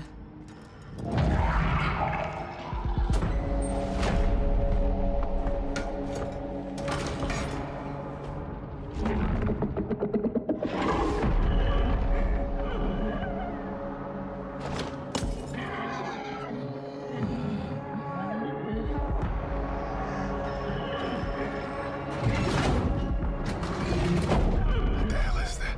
There's more of them.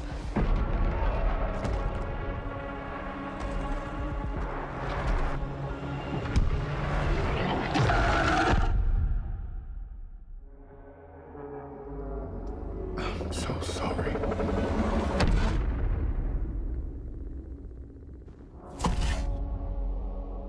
Oh, it is Silent Hill Townfall. Okay, right. I wasn't sure at first, but okay, sure.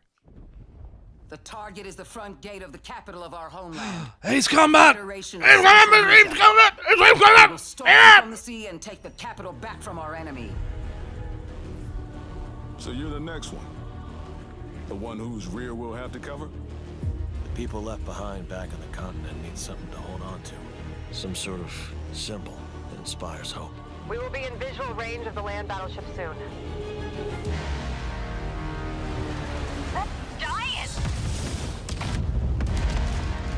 Enemy artillery is intensifying. Damn it! Where's Wings when you actually need him? All units return to base. Where are you going, Copter? Cover Tasha, Rex. There's never been a better time to emulate and play every Ace That's Combat where game. The Wings of Thief comes in. The legendary savior. Dee wants the legendary savior to get as much publicity as possible. The more exposure, the better. Cannon firing. We're gonna be wiped out. All aircraft, pull out. Sorry, Rex. You stay put, Joker One. Above you flies the Wings of Thieves. No harm will come to you. Hands to the sky, everyone. Hope is within reach. The Terminus fingers. What, the imposter? Sharing information isn't always about telling people the truth. Hope's all we can offer, right, Joker One? It's an ambush. Shadows. Just as planned. We dangled the bait and Wings took it. We'll find out soon enough. Would you please? Green flight, defensive maneuver. We've got a leak. Is it time to run, Ray? Hang on. Joker One, down's an enemy. You never ran away, did you? Here we go, Rex. Come on, Ray. Let's go, Rex. These skies belong to you, Rex. Go take what's yours.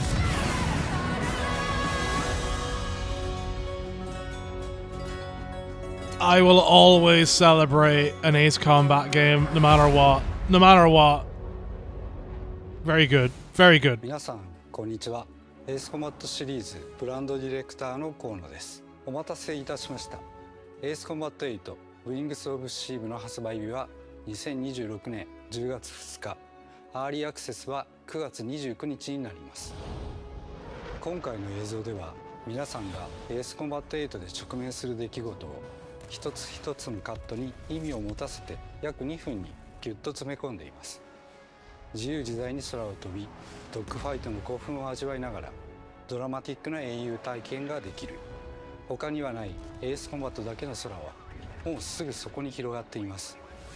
加えてもう一つお伝えしたいことがあります。こちらの映像をご覧ください。 Alright. The record so far is 9 that I want, 3 that is fine, and 1 that I don't want. 今回エースコンバット8 Didn't the last release of it wasn't Ace Combat 7? Didn't it come out like a different older game on both Xbox and the PlayStation?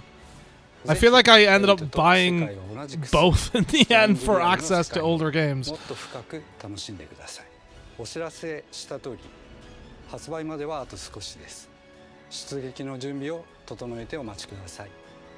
ありがとうございました。 Ace Combat games are great. Very fun. I still need to try that VR Project Wingman thing. Saber. What's Saber doing?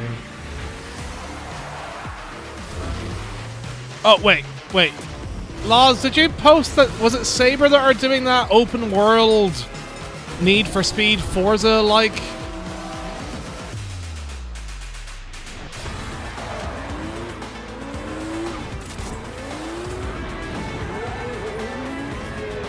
That wasn't Saber.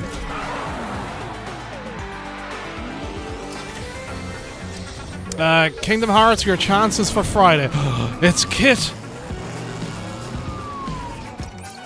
Yeah, I was figuring, I thought this was like, finally it's a TV reference I get, so I thought they were kind of doing TV stuff. Is this like another Stuntman, Wheelman fucking game?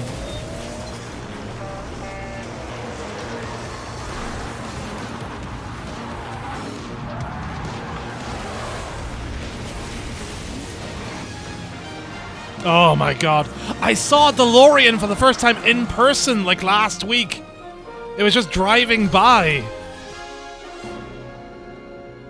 I was like, are we actually getting another fucking Stuntman game? I think we got it. Yep, roll playback. Oh my god, we're getting another Stuntman game.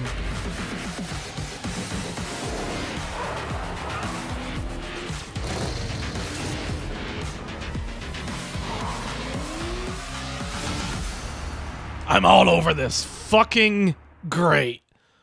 It's gonna be terrible, I can tell. It might be good. I don't know. I'm preparing for it to be bad. There's a wounded man. Nasty injuries. It's like a beast tore him apart. A beast? Out here? Are you drunk or something? Tow him up and show him out. But he's still weak, so be careful. I almost wish it had less nostalgia in it, but sure.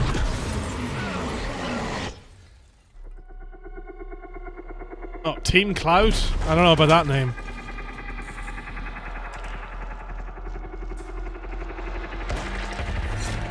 Oh, yummy. Oh, that's tasty. Hi.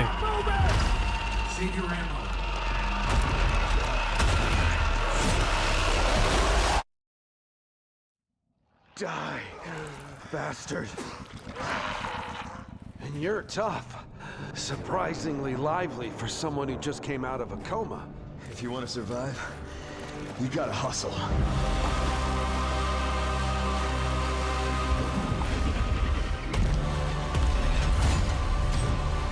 Fell from the moon.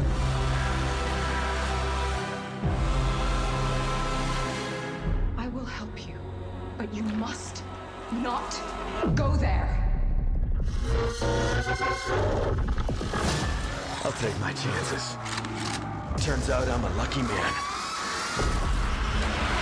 Oh, hi! You'll find nothing there. But death. Oh, they blurred out the penis, thankfully. Yeah, punch that baby! Yeah! Punch that baby in the head! Yeah! Keep quiet in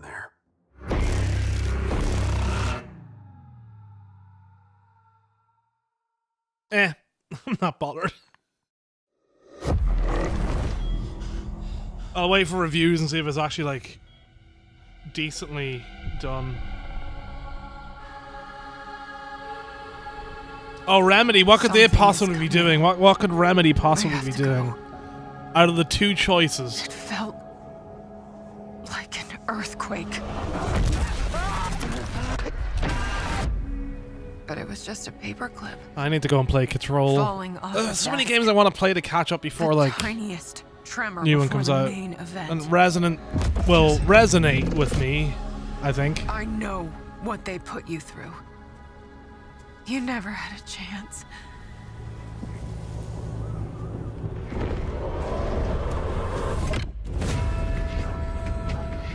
Two days before the lockdown fell, an uncategorized resonance appeared in Manhattan.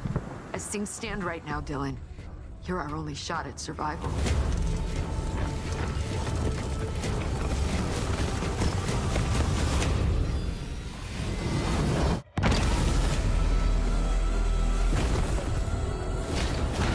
You are not FBC. You're not even fucking human. The FBC locked me in that cell for years and forgot about me. The hiss, it was a way out. People can change. The past doesn't matter.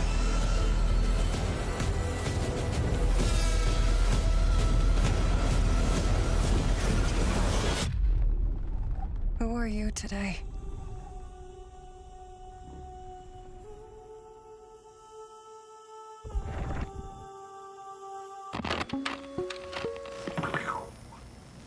We're gonna have a lot of fun together.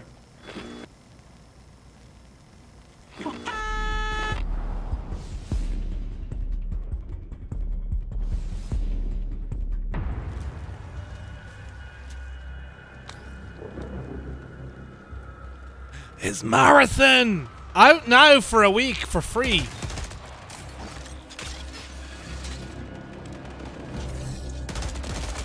Come play Marathon.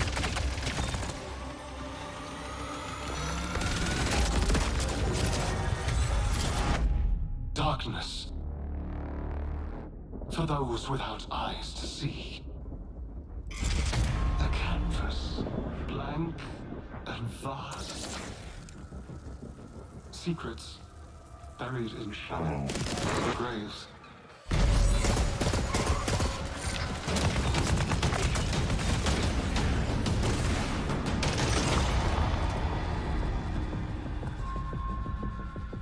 I cried out in my sleep. A warning. A hunter's warning.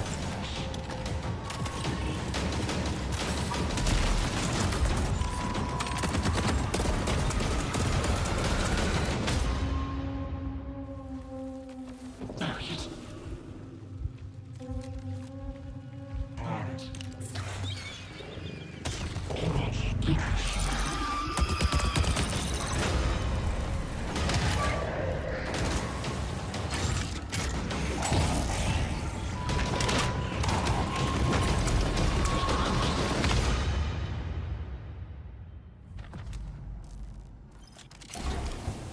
Do you crave endless life?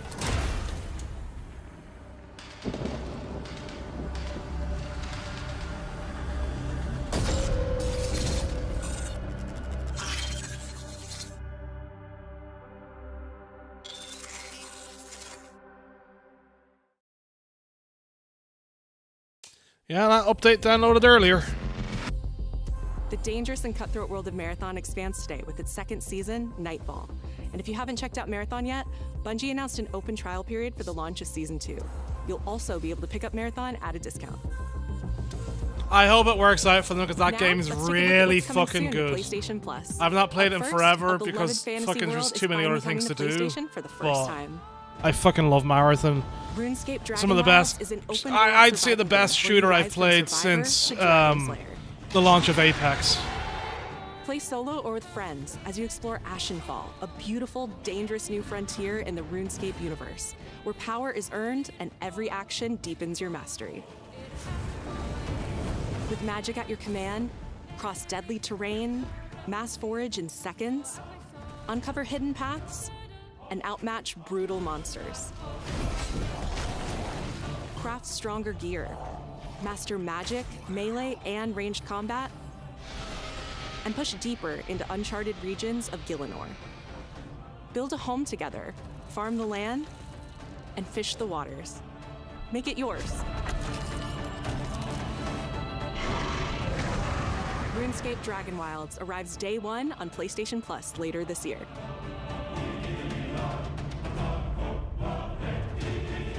Next up, here's a preview of games coming to the Classics catalog over the next few months. In June, battle colorful enemies with musical instruments in Guitaru Man, one of the most stylish rhythm games from the PS2 era. Is that even gonna run great?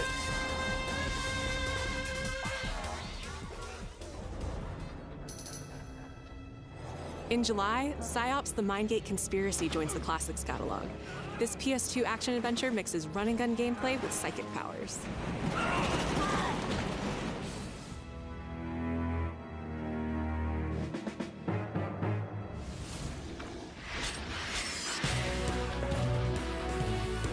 And finally, Onimusha Dawn of Dreams, a Capcom classic from 2006, launches later this year in August.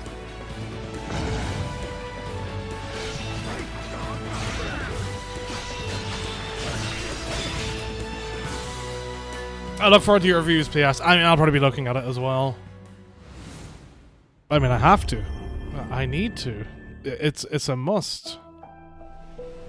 Akashima Island, haunted by dark stories. Our goal, confront the evil, corrupting paradise. Hi, Spider. This is Dead True International.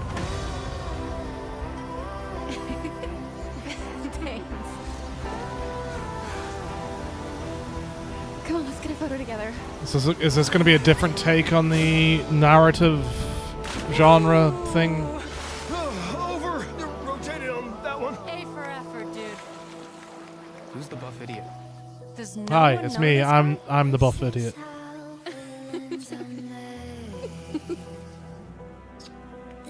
Oh, you two haven't met yet, right?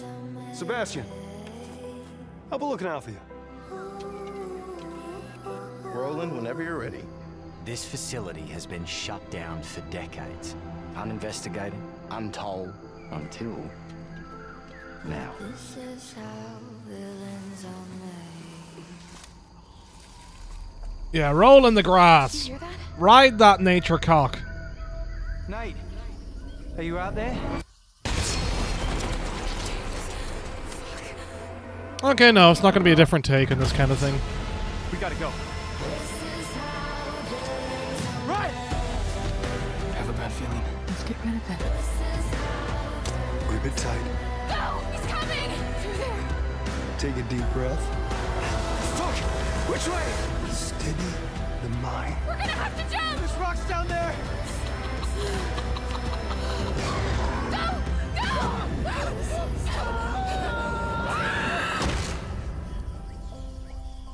Can you do what needs to be done?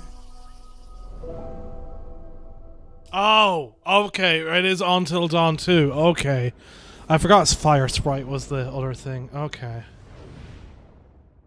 Everyone can live, everyone can die. Okay. Okay, sure. Hi, I'm Stu Tilley, Creative Director at Firesprite Games, and I hope you enjoyed the first look at our brand new installment of Until Dawn. In Until Dawn 2, a successful crew of ghost hunters who fake all their best content come face to face with real horrors for the very first time. Whenever you're ready. Having just signed a deal with a major TV network, they visit an abandoned tropical island. But beneath that beautiful surface hides dreadful, heartbreaking secrets, centuries old and hungry for vengeance. We're looking forward to sharing more details about this very soon, ahead of release in 2027. Thank you.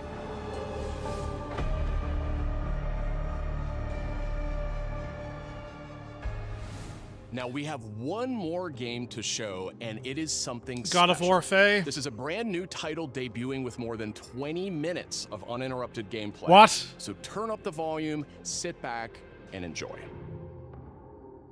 Alright, final game then. Is this just going to be God of War Faye? It is PlayStation Studios. Like, I feel like there's not much else that PlayStation have coming out.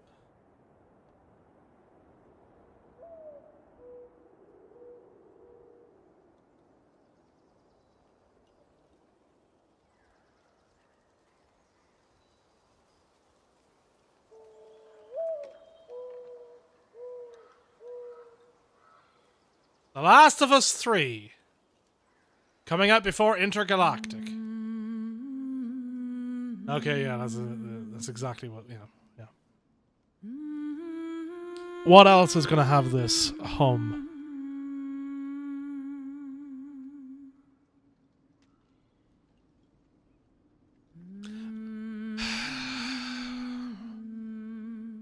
I should play through Ragnarok, even if it looks like it would drive me insane.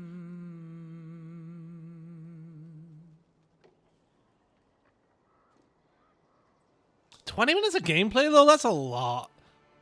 Is this actually coming out Your way home. like in February or May or something? Or You are free.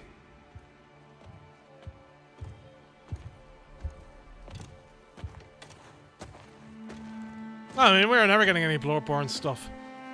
Ever.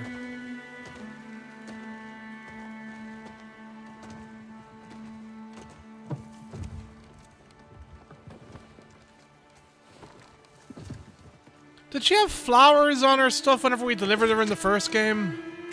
I should boot it up now and see.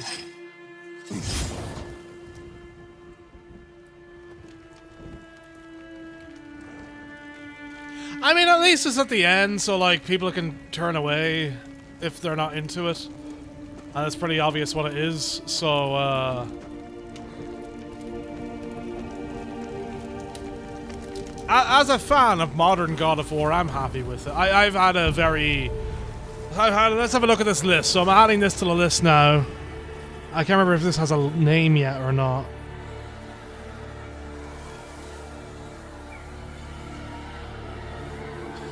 So I'm going to be on 13 games I'm into, 4 games that are fine, and then 1 game I don't care about. That's a pretty good run for a Sony show. It's up there with AG Direct France. Oh, night, Laws. Sleep well.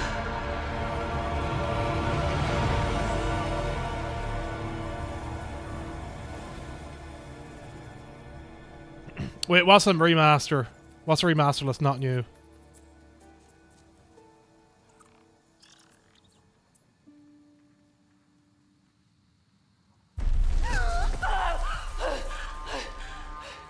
Kratos!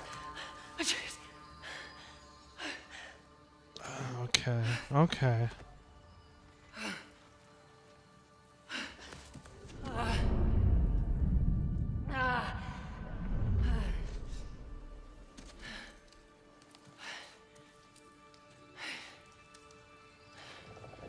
Where am I?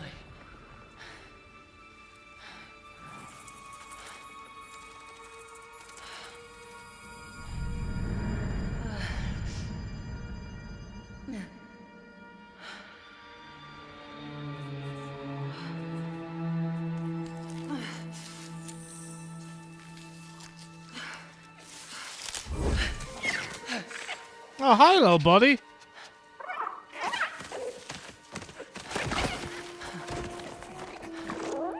You know where I am?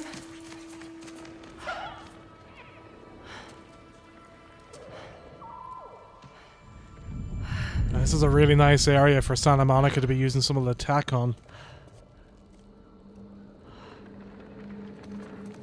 Okay. Burned clothes. The pyre. It happened. They're starting on the path. It's just... I didn't get to say goodbye. So, like, you know, 2018 God of War was fucking fantastic. That was probably my game of the year that year, maybe? I need to go back and look at the list and see. This definitely isn't the light of Alfheim. I've just never been able to sit down and be like, I want to devote 60 hours to Ragnarok. It's tough for me to, like, stay around a console that long. And then all the stuff that was around of how Atreus works in that game and all that. I figured it would drive me insane, so I've put it off. But if this Faye game ends up being fucking cool as shit, like, it might be enough to draw me back in.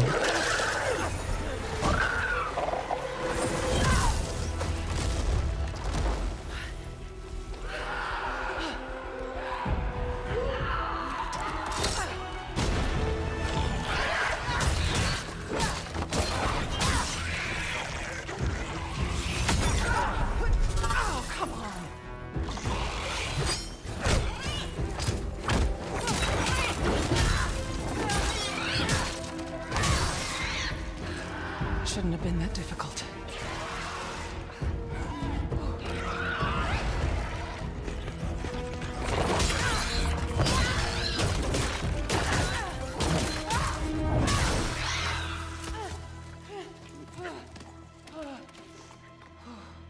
Yeah. Armor. Good idea.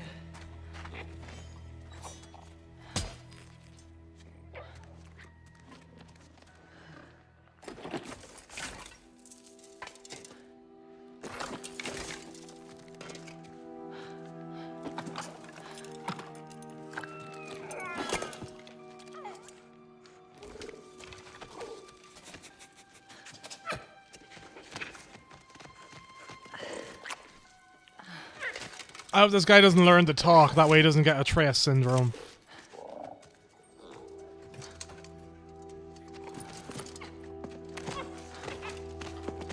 Now, how about a way out?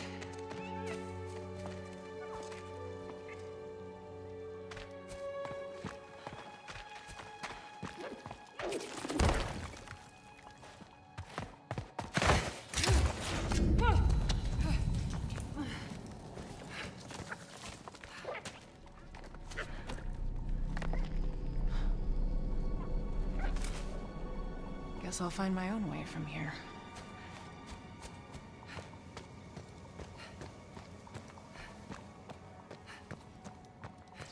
Oh, okay, a bit of global illumination flicker. No, it can't be. It's not possible. I think. Could have been video corruption, but it looked like some global illumination flicker. I only noticed it from the side of my eyesight, so didn't get full eyes on it. If there's another mask, their path isn't safe. I have to find a way back.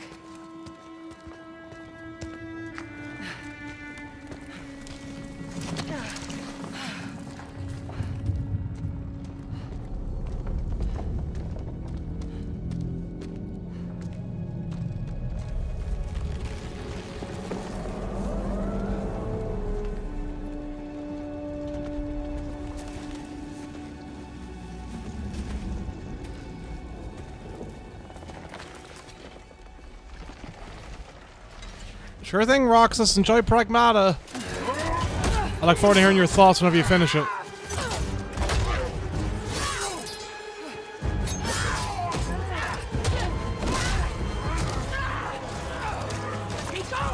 Did she come from the Eagle Outslot?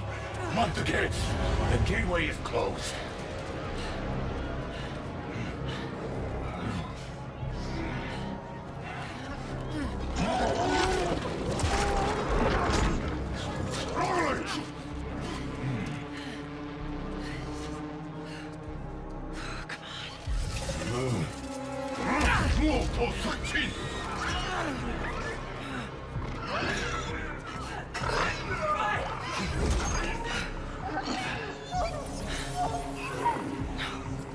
That creature.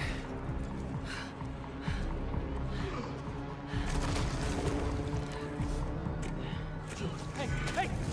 Kid! Let him go!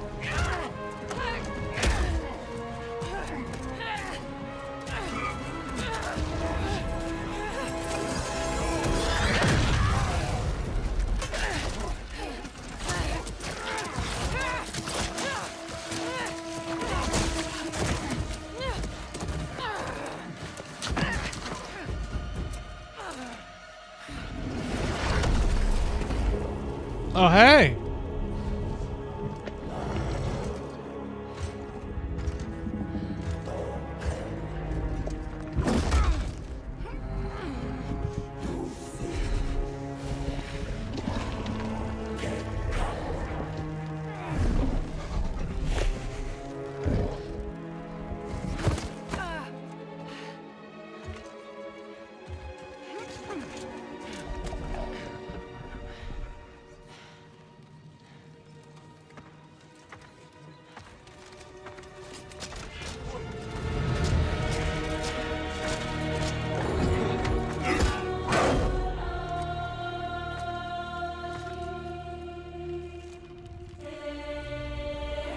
She loves her big bold pecs.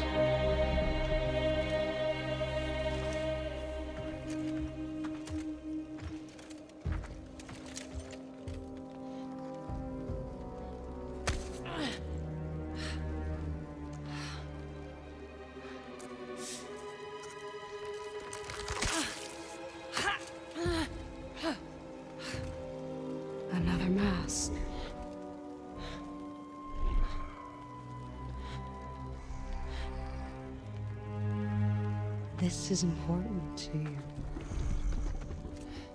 I wonder, do you think this could set you free?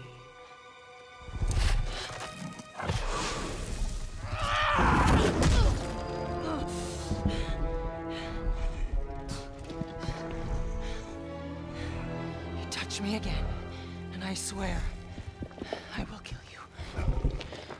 Would you like to see how hard it is to die here, Godly? I can show you.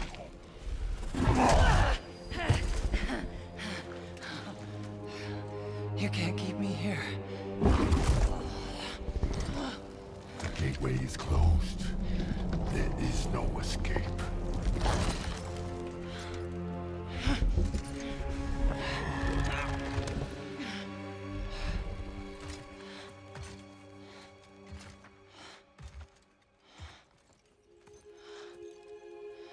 Resisting the truth will only make this more painful.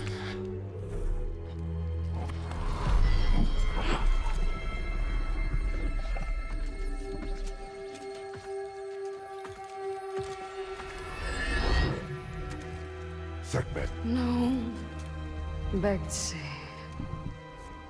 I will handle that problem. You deal with our new pet.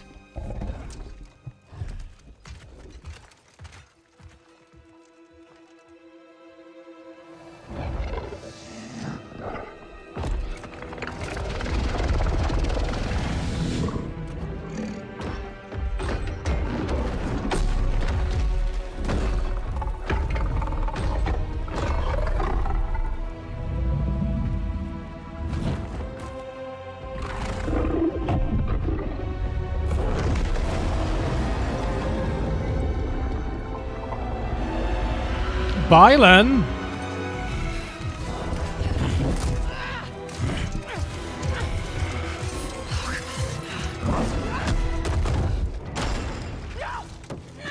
Man, the eye tech in this is fucking great. Some really good facial capture too. It won't come across well in the Twitch stream, but coming directly from the 4K stream on YouTube, there is like an interesting dithering with the hair. Okay. I don't know how well that's going back to YouTube from my own 4K stream there, but Be careful. Fresh air. Oh, you're different. You're a cube. Talking. You know what? It doesn't matter. How do we get out of here? Yeah, we've tried. There's no way out. And you're a talking sword. I'm not the sword. I'm the ribbons, obviously. And my name is Rue. The cube is Frank. I'm Faye. There has to be a way out of here. A way out? But you're not even all here. Of course I'm not here. I'm dead. You have to be dead to come through the gateway. It's like you're holding something back. This isn't working.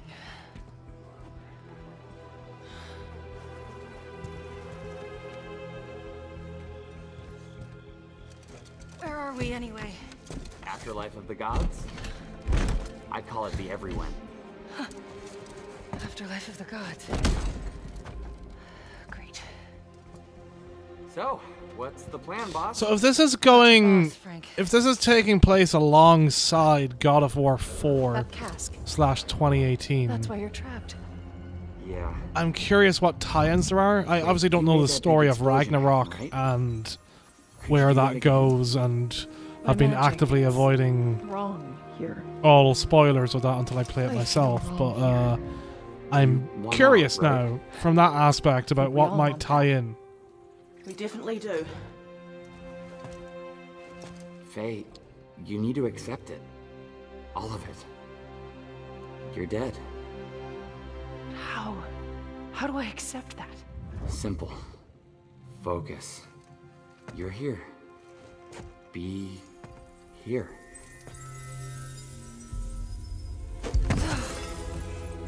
But what if I need to be somewhere else? Then focus on what you do need.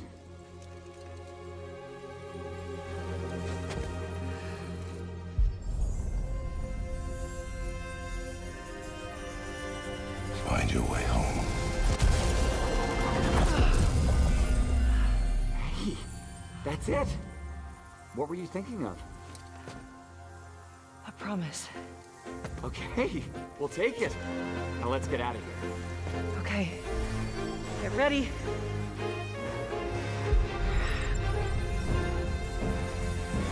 Wait! Not a good idea! Bad idea!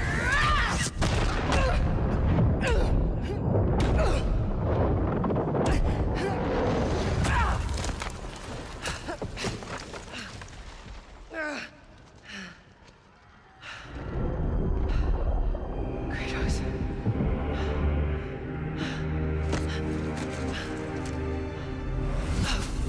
Kratos.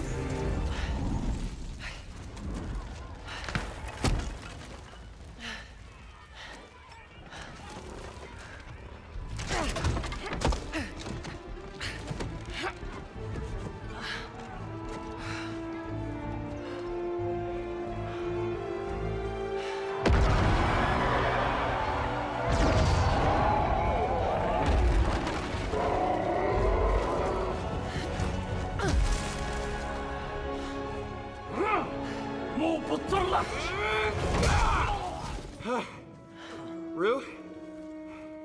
I think you should give her the sword. How do I know I can trust her? I'll give it back. I promise. Okay. Take it.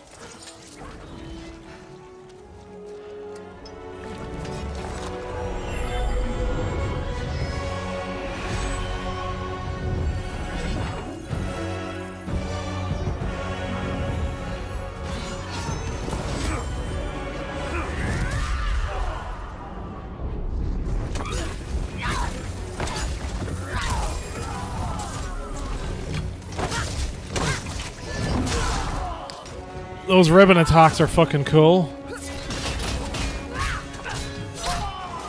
Wait! You need to get out of here! Not until I get you out. I don't need help! Here we go, coming up behind!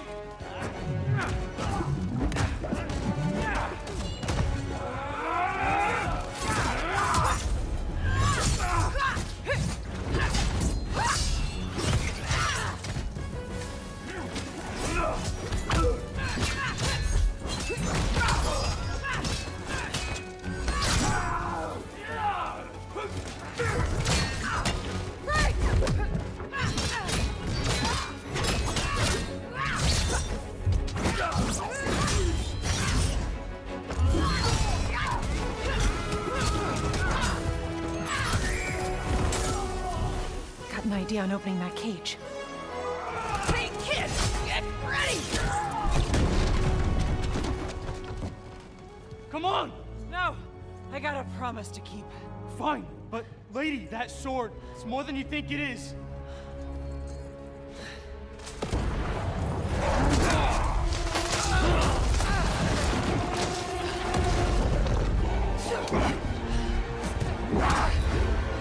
Are you all ready? I will kill you. Don't make promises you can't keep, Gotham.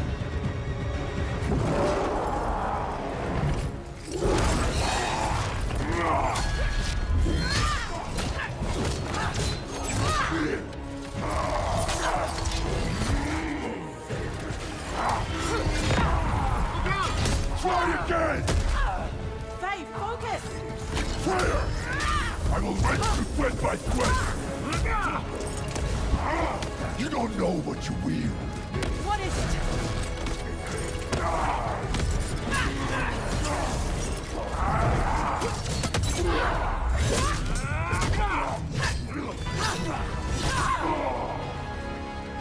You're scared of this sword. Why? Hopefully they don't make the cube annoying as a companion, but I like the rolling in and hitting.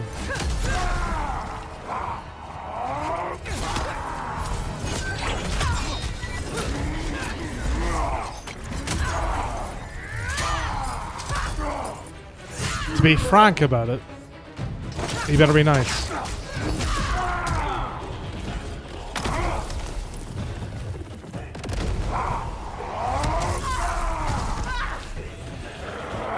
Just give up! I don't give up!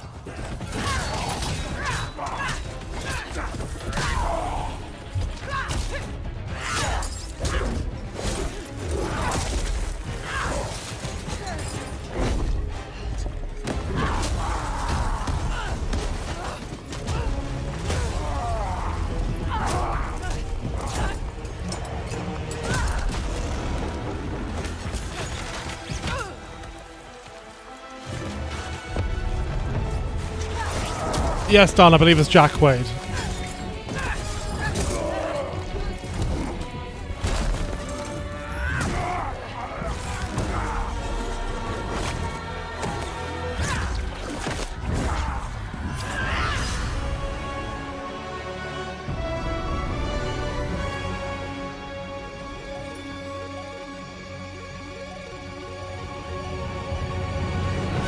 Laffy, okay, okay.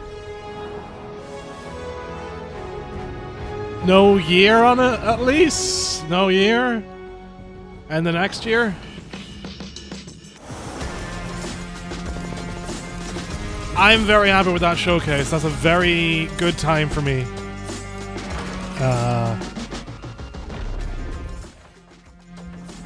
I need to go through Ragnarok, maybe. Maybe I'll get those feels that I got for the first one. Like, okay, God of War 2018 is some of the best combat I think I've felt, especially in like a AAA cinematic game. I know internet cynicism likes to lead towards Sony, so cinematic, and here's dad and boy, and dad feels, and single father doing things and video game stuff, but like fucking God of War 2018 is a great fucking game.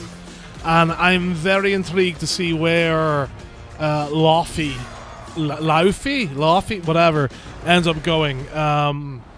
That looks, yeah, interesting to say the least. So, in development, yeah, I guess early enough that they probably want to get a lot of the late game stuff done. So whatever, slice, fucking vertical slice off probably the intro. Yeah, I'm intrigued by that. Good showcase. Only thing I didn't like was Dynasty Warriors 3, and everything else looks pretty good. This week has been pretty good so far. Summer Game Fest has a lot to live up to on Friday, and we've got a lot of other things happening, right?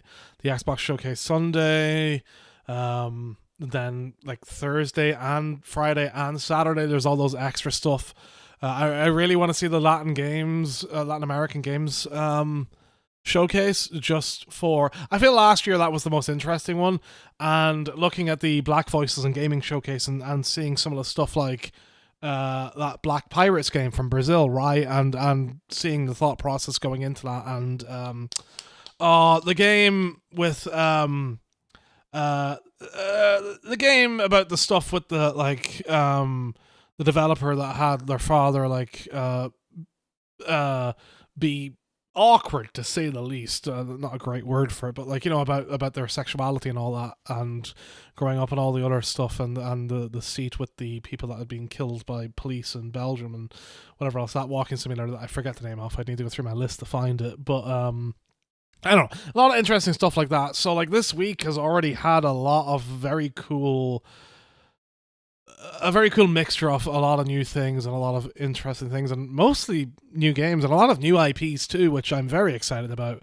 I'm very happy about. And then, like, you know, getting a decent, hopefully decent spin-off sequel thingy, parallel story in God of War to God of War 2018, and how that game ended out. I love that game so much. It was very fun actually watching Hamster Gaming, watching Raph play through God of War again a couple of years after I'd already done it, and seeing him like take on the Valkyries and stuff. That game is such good combat. It's really fun.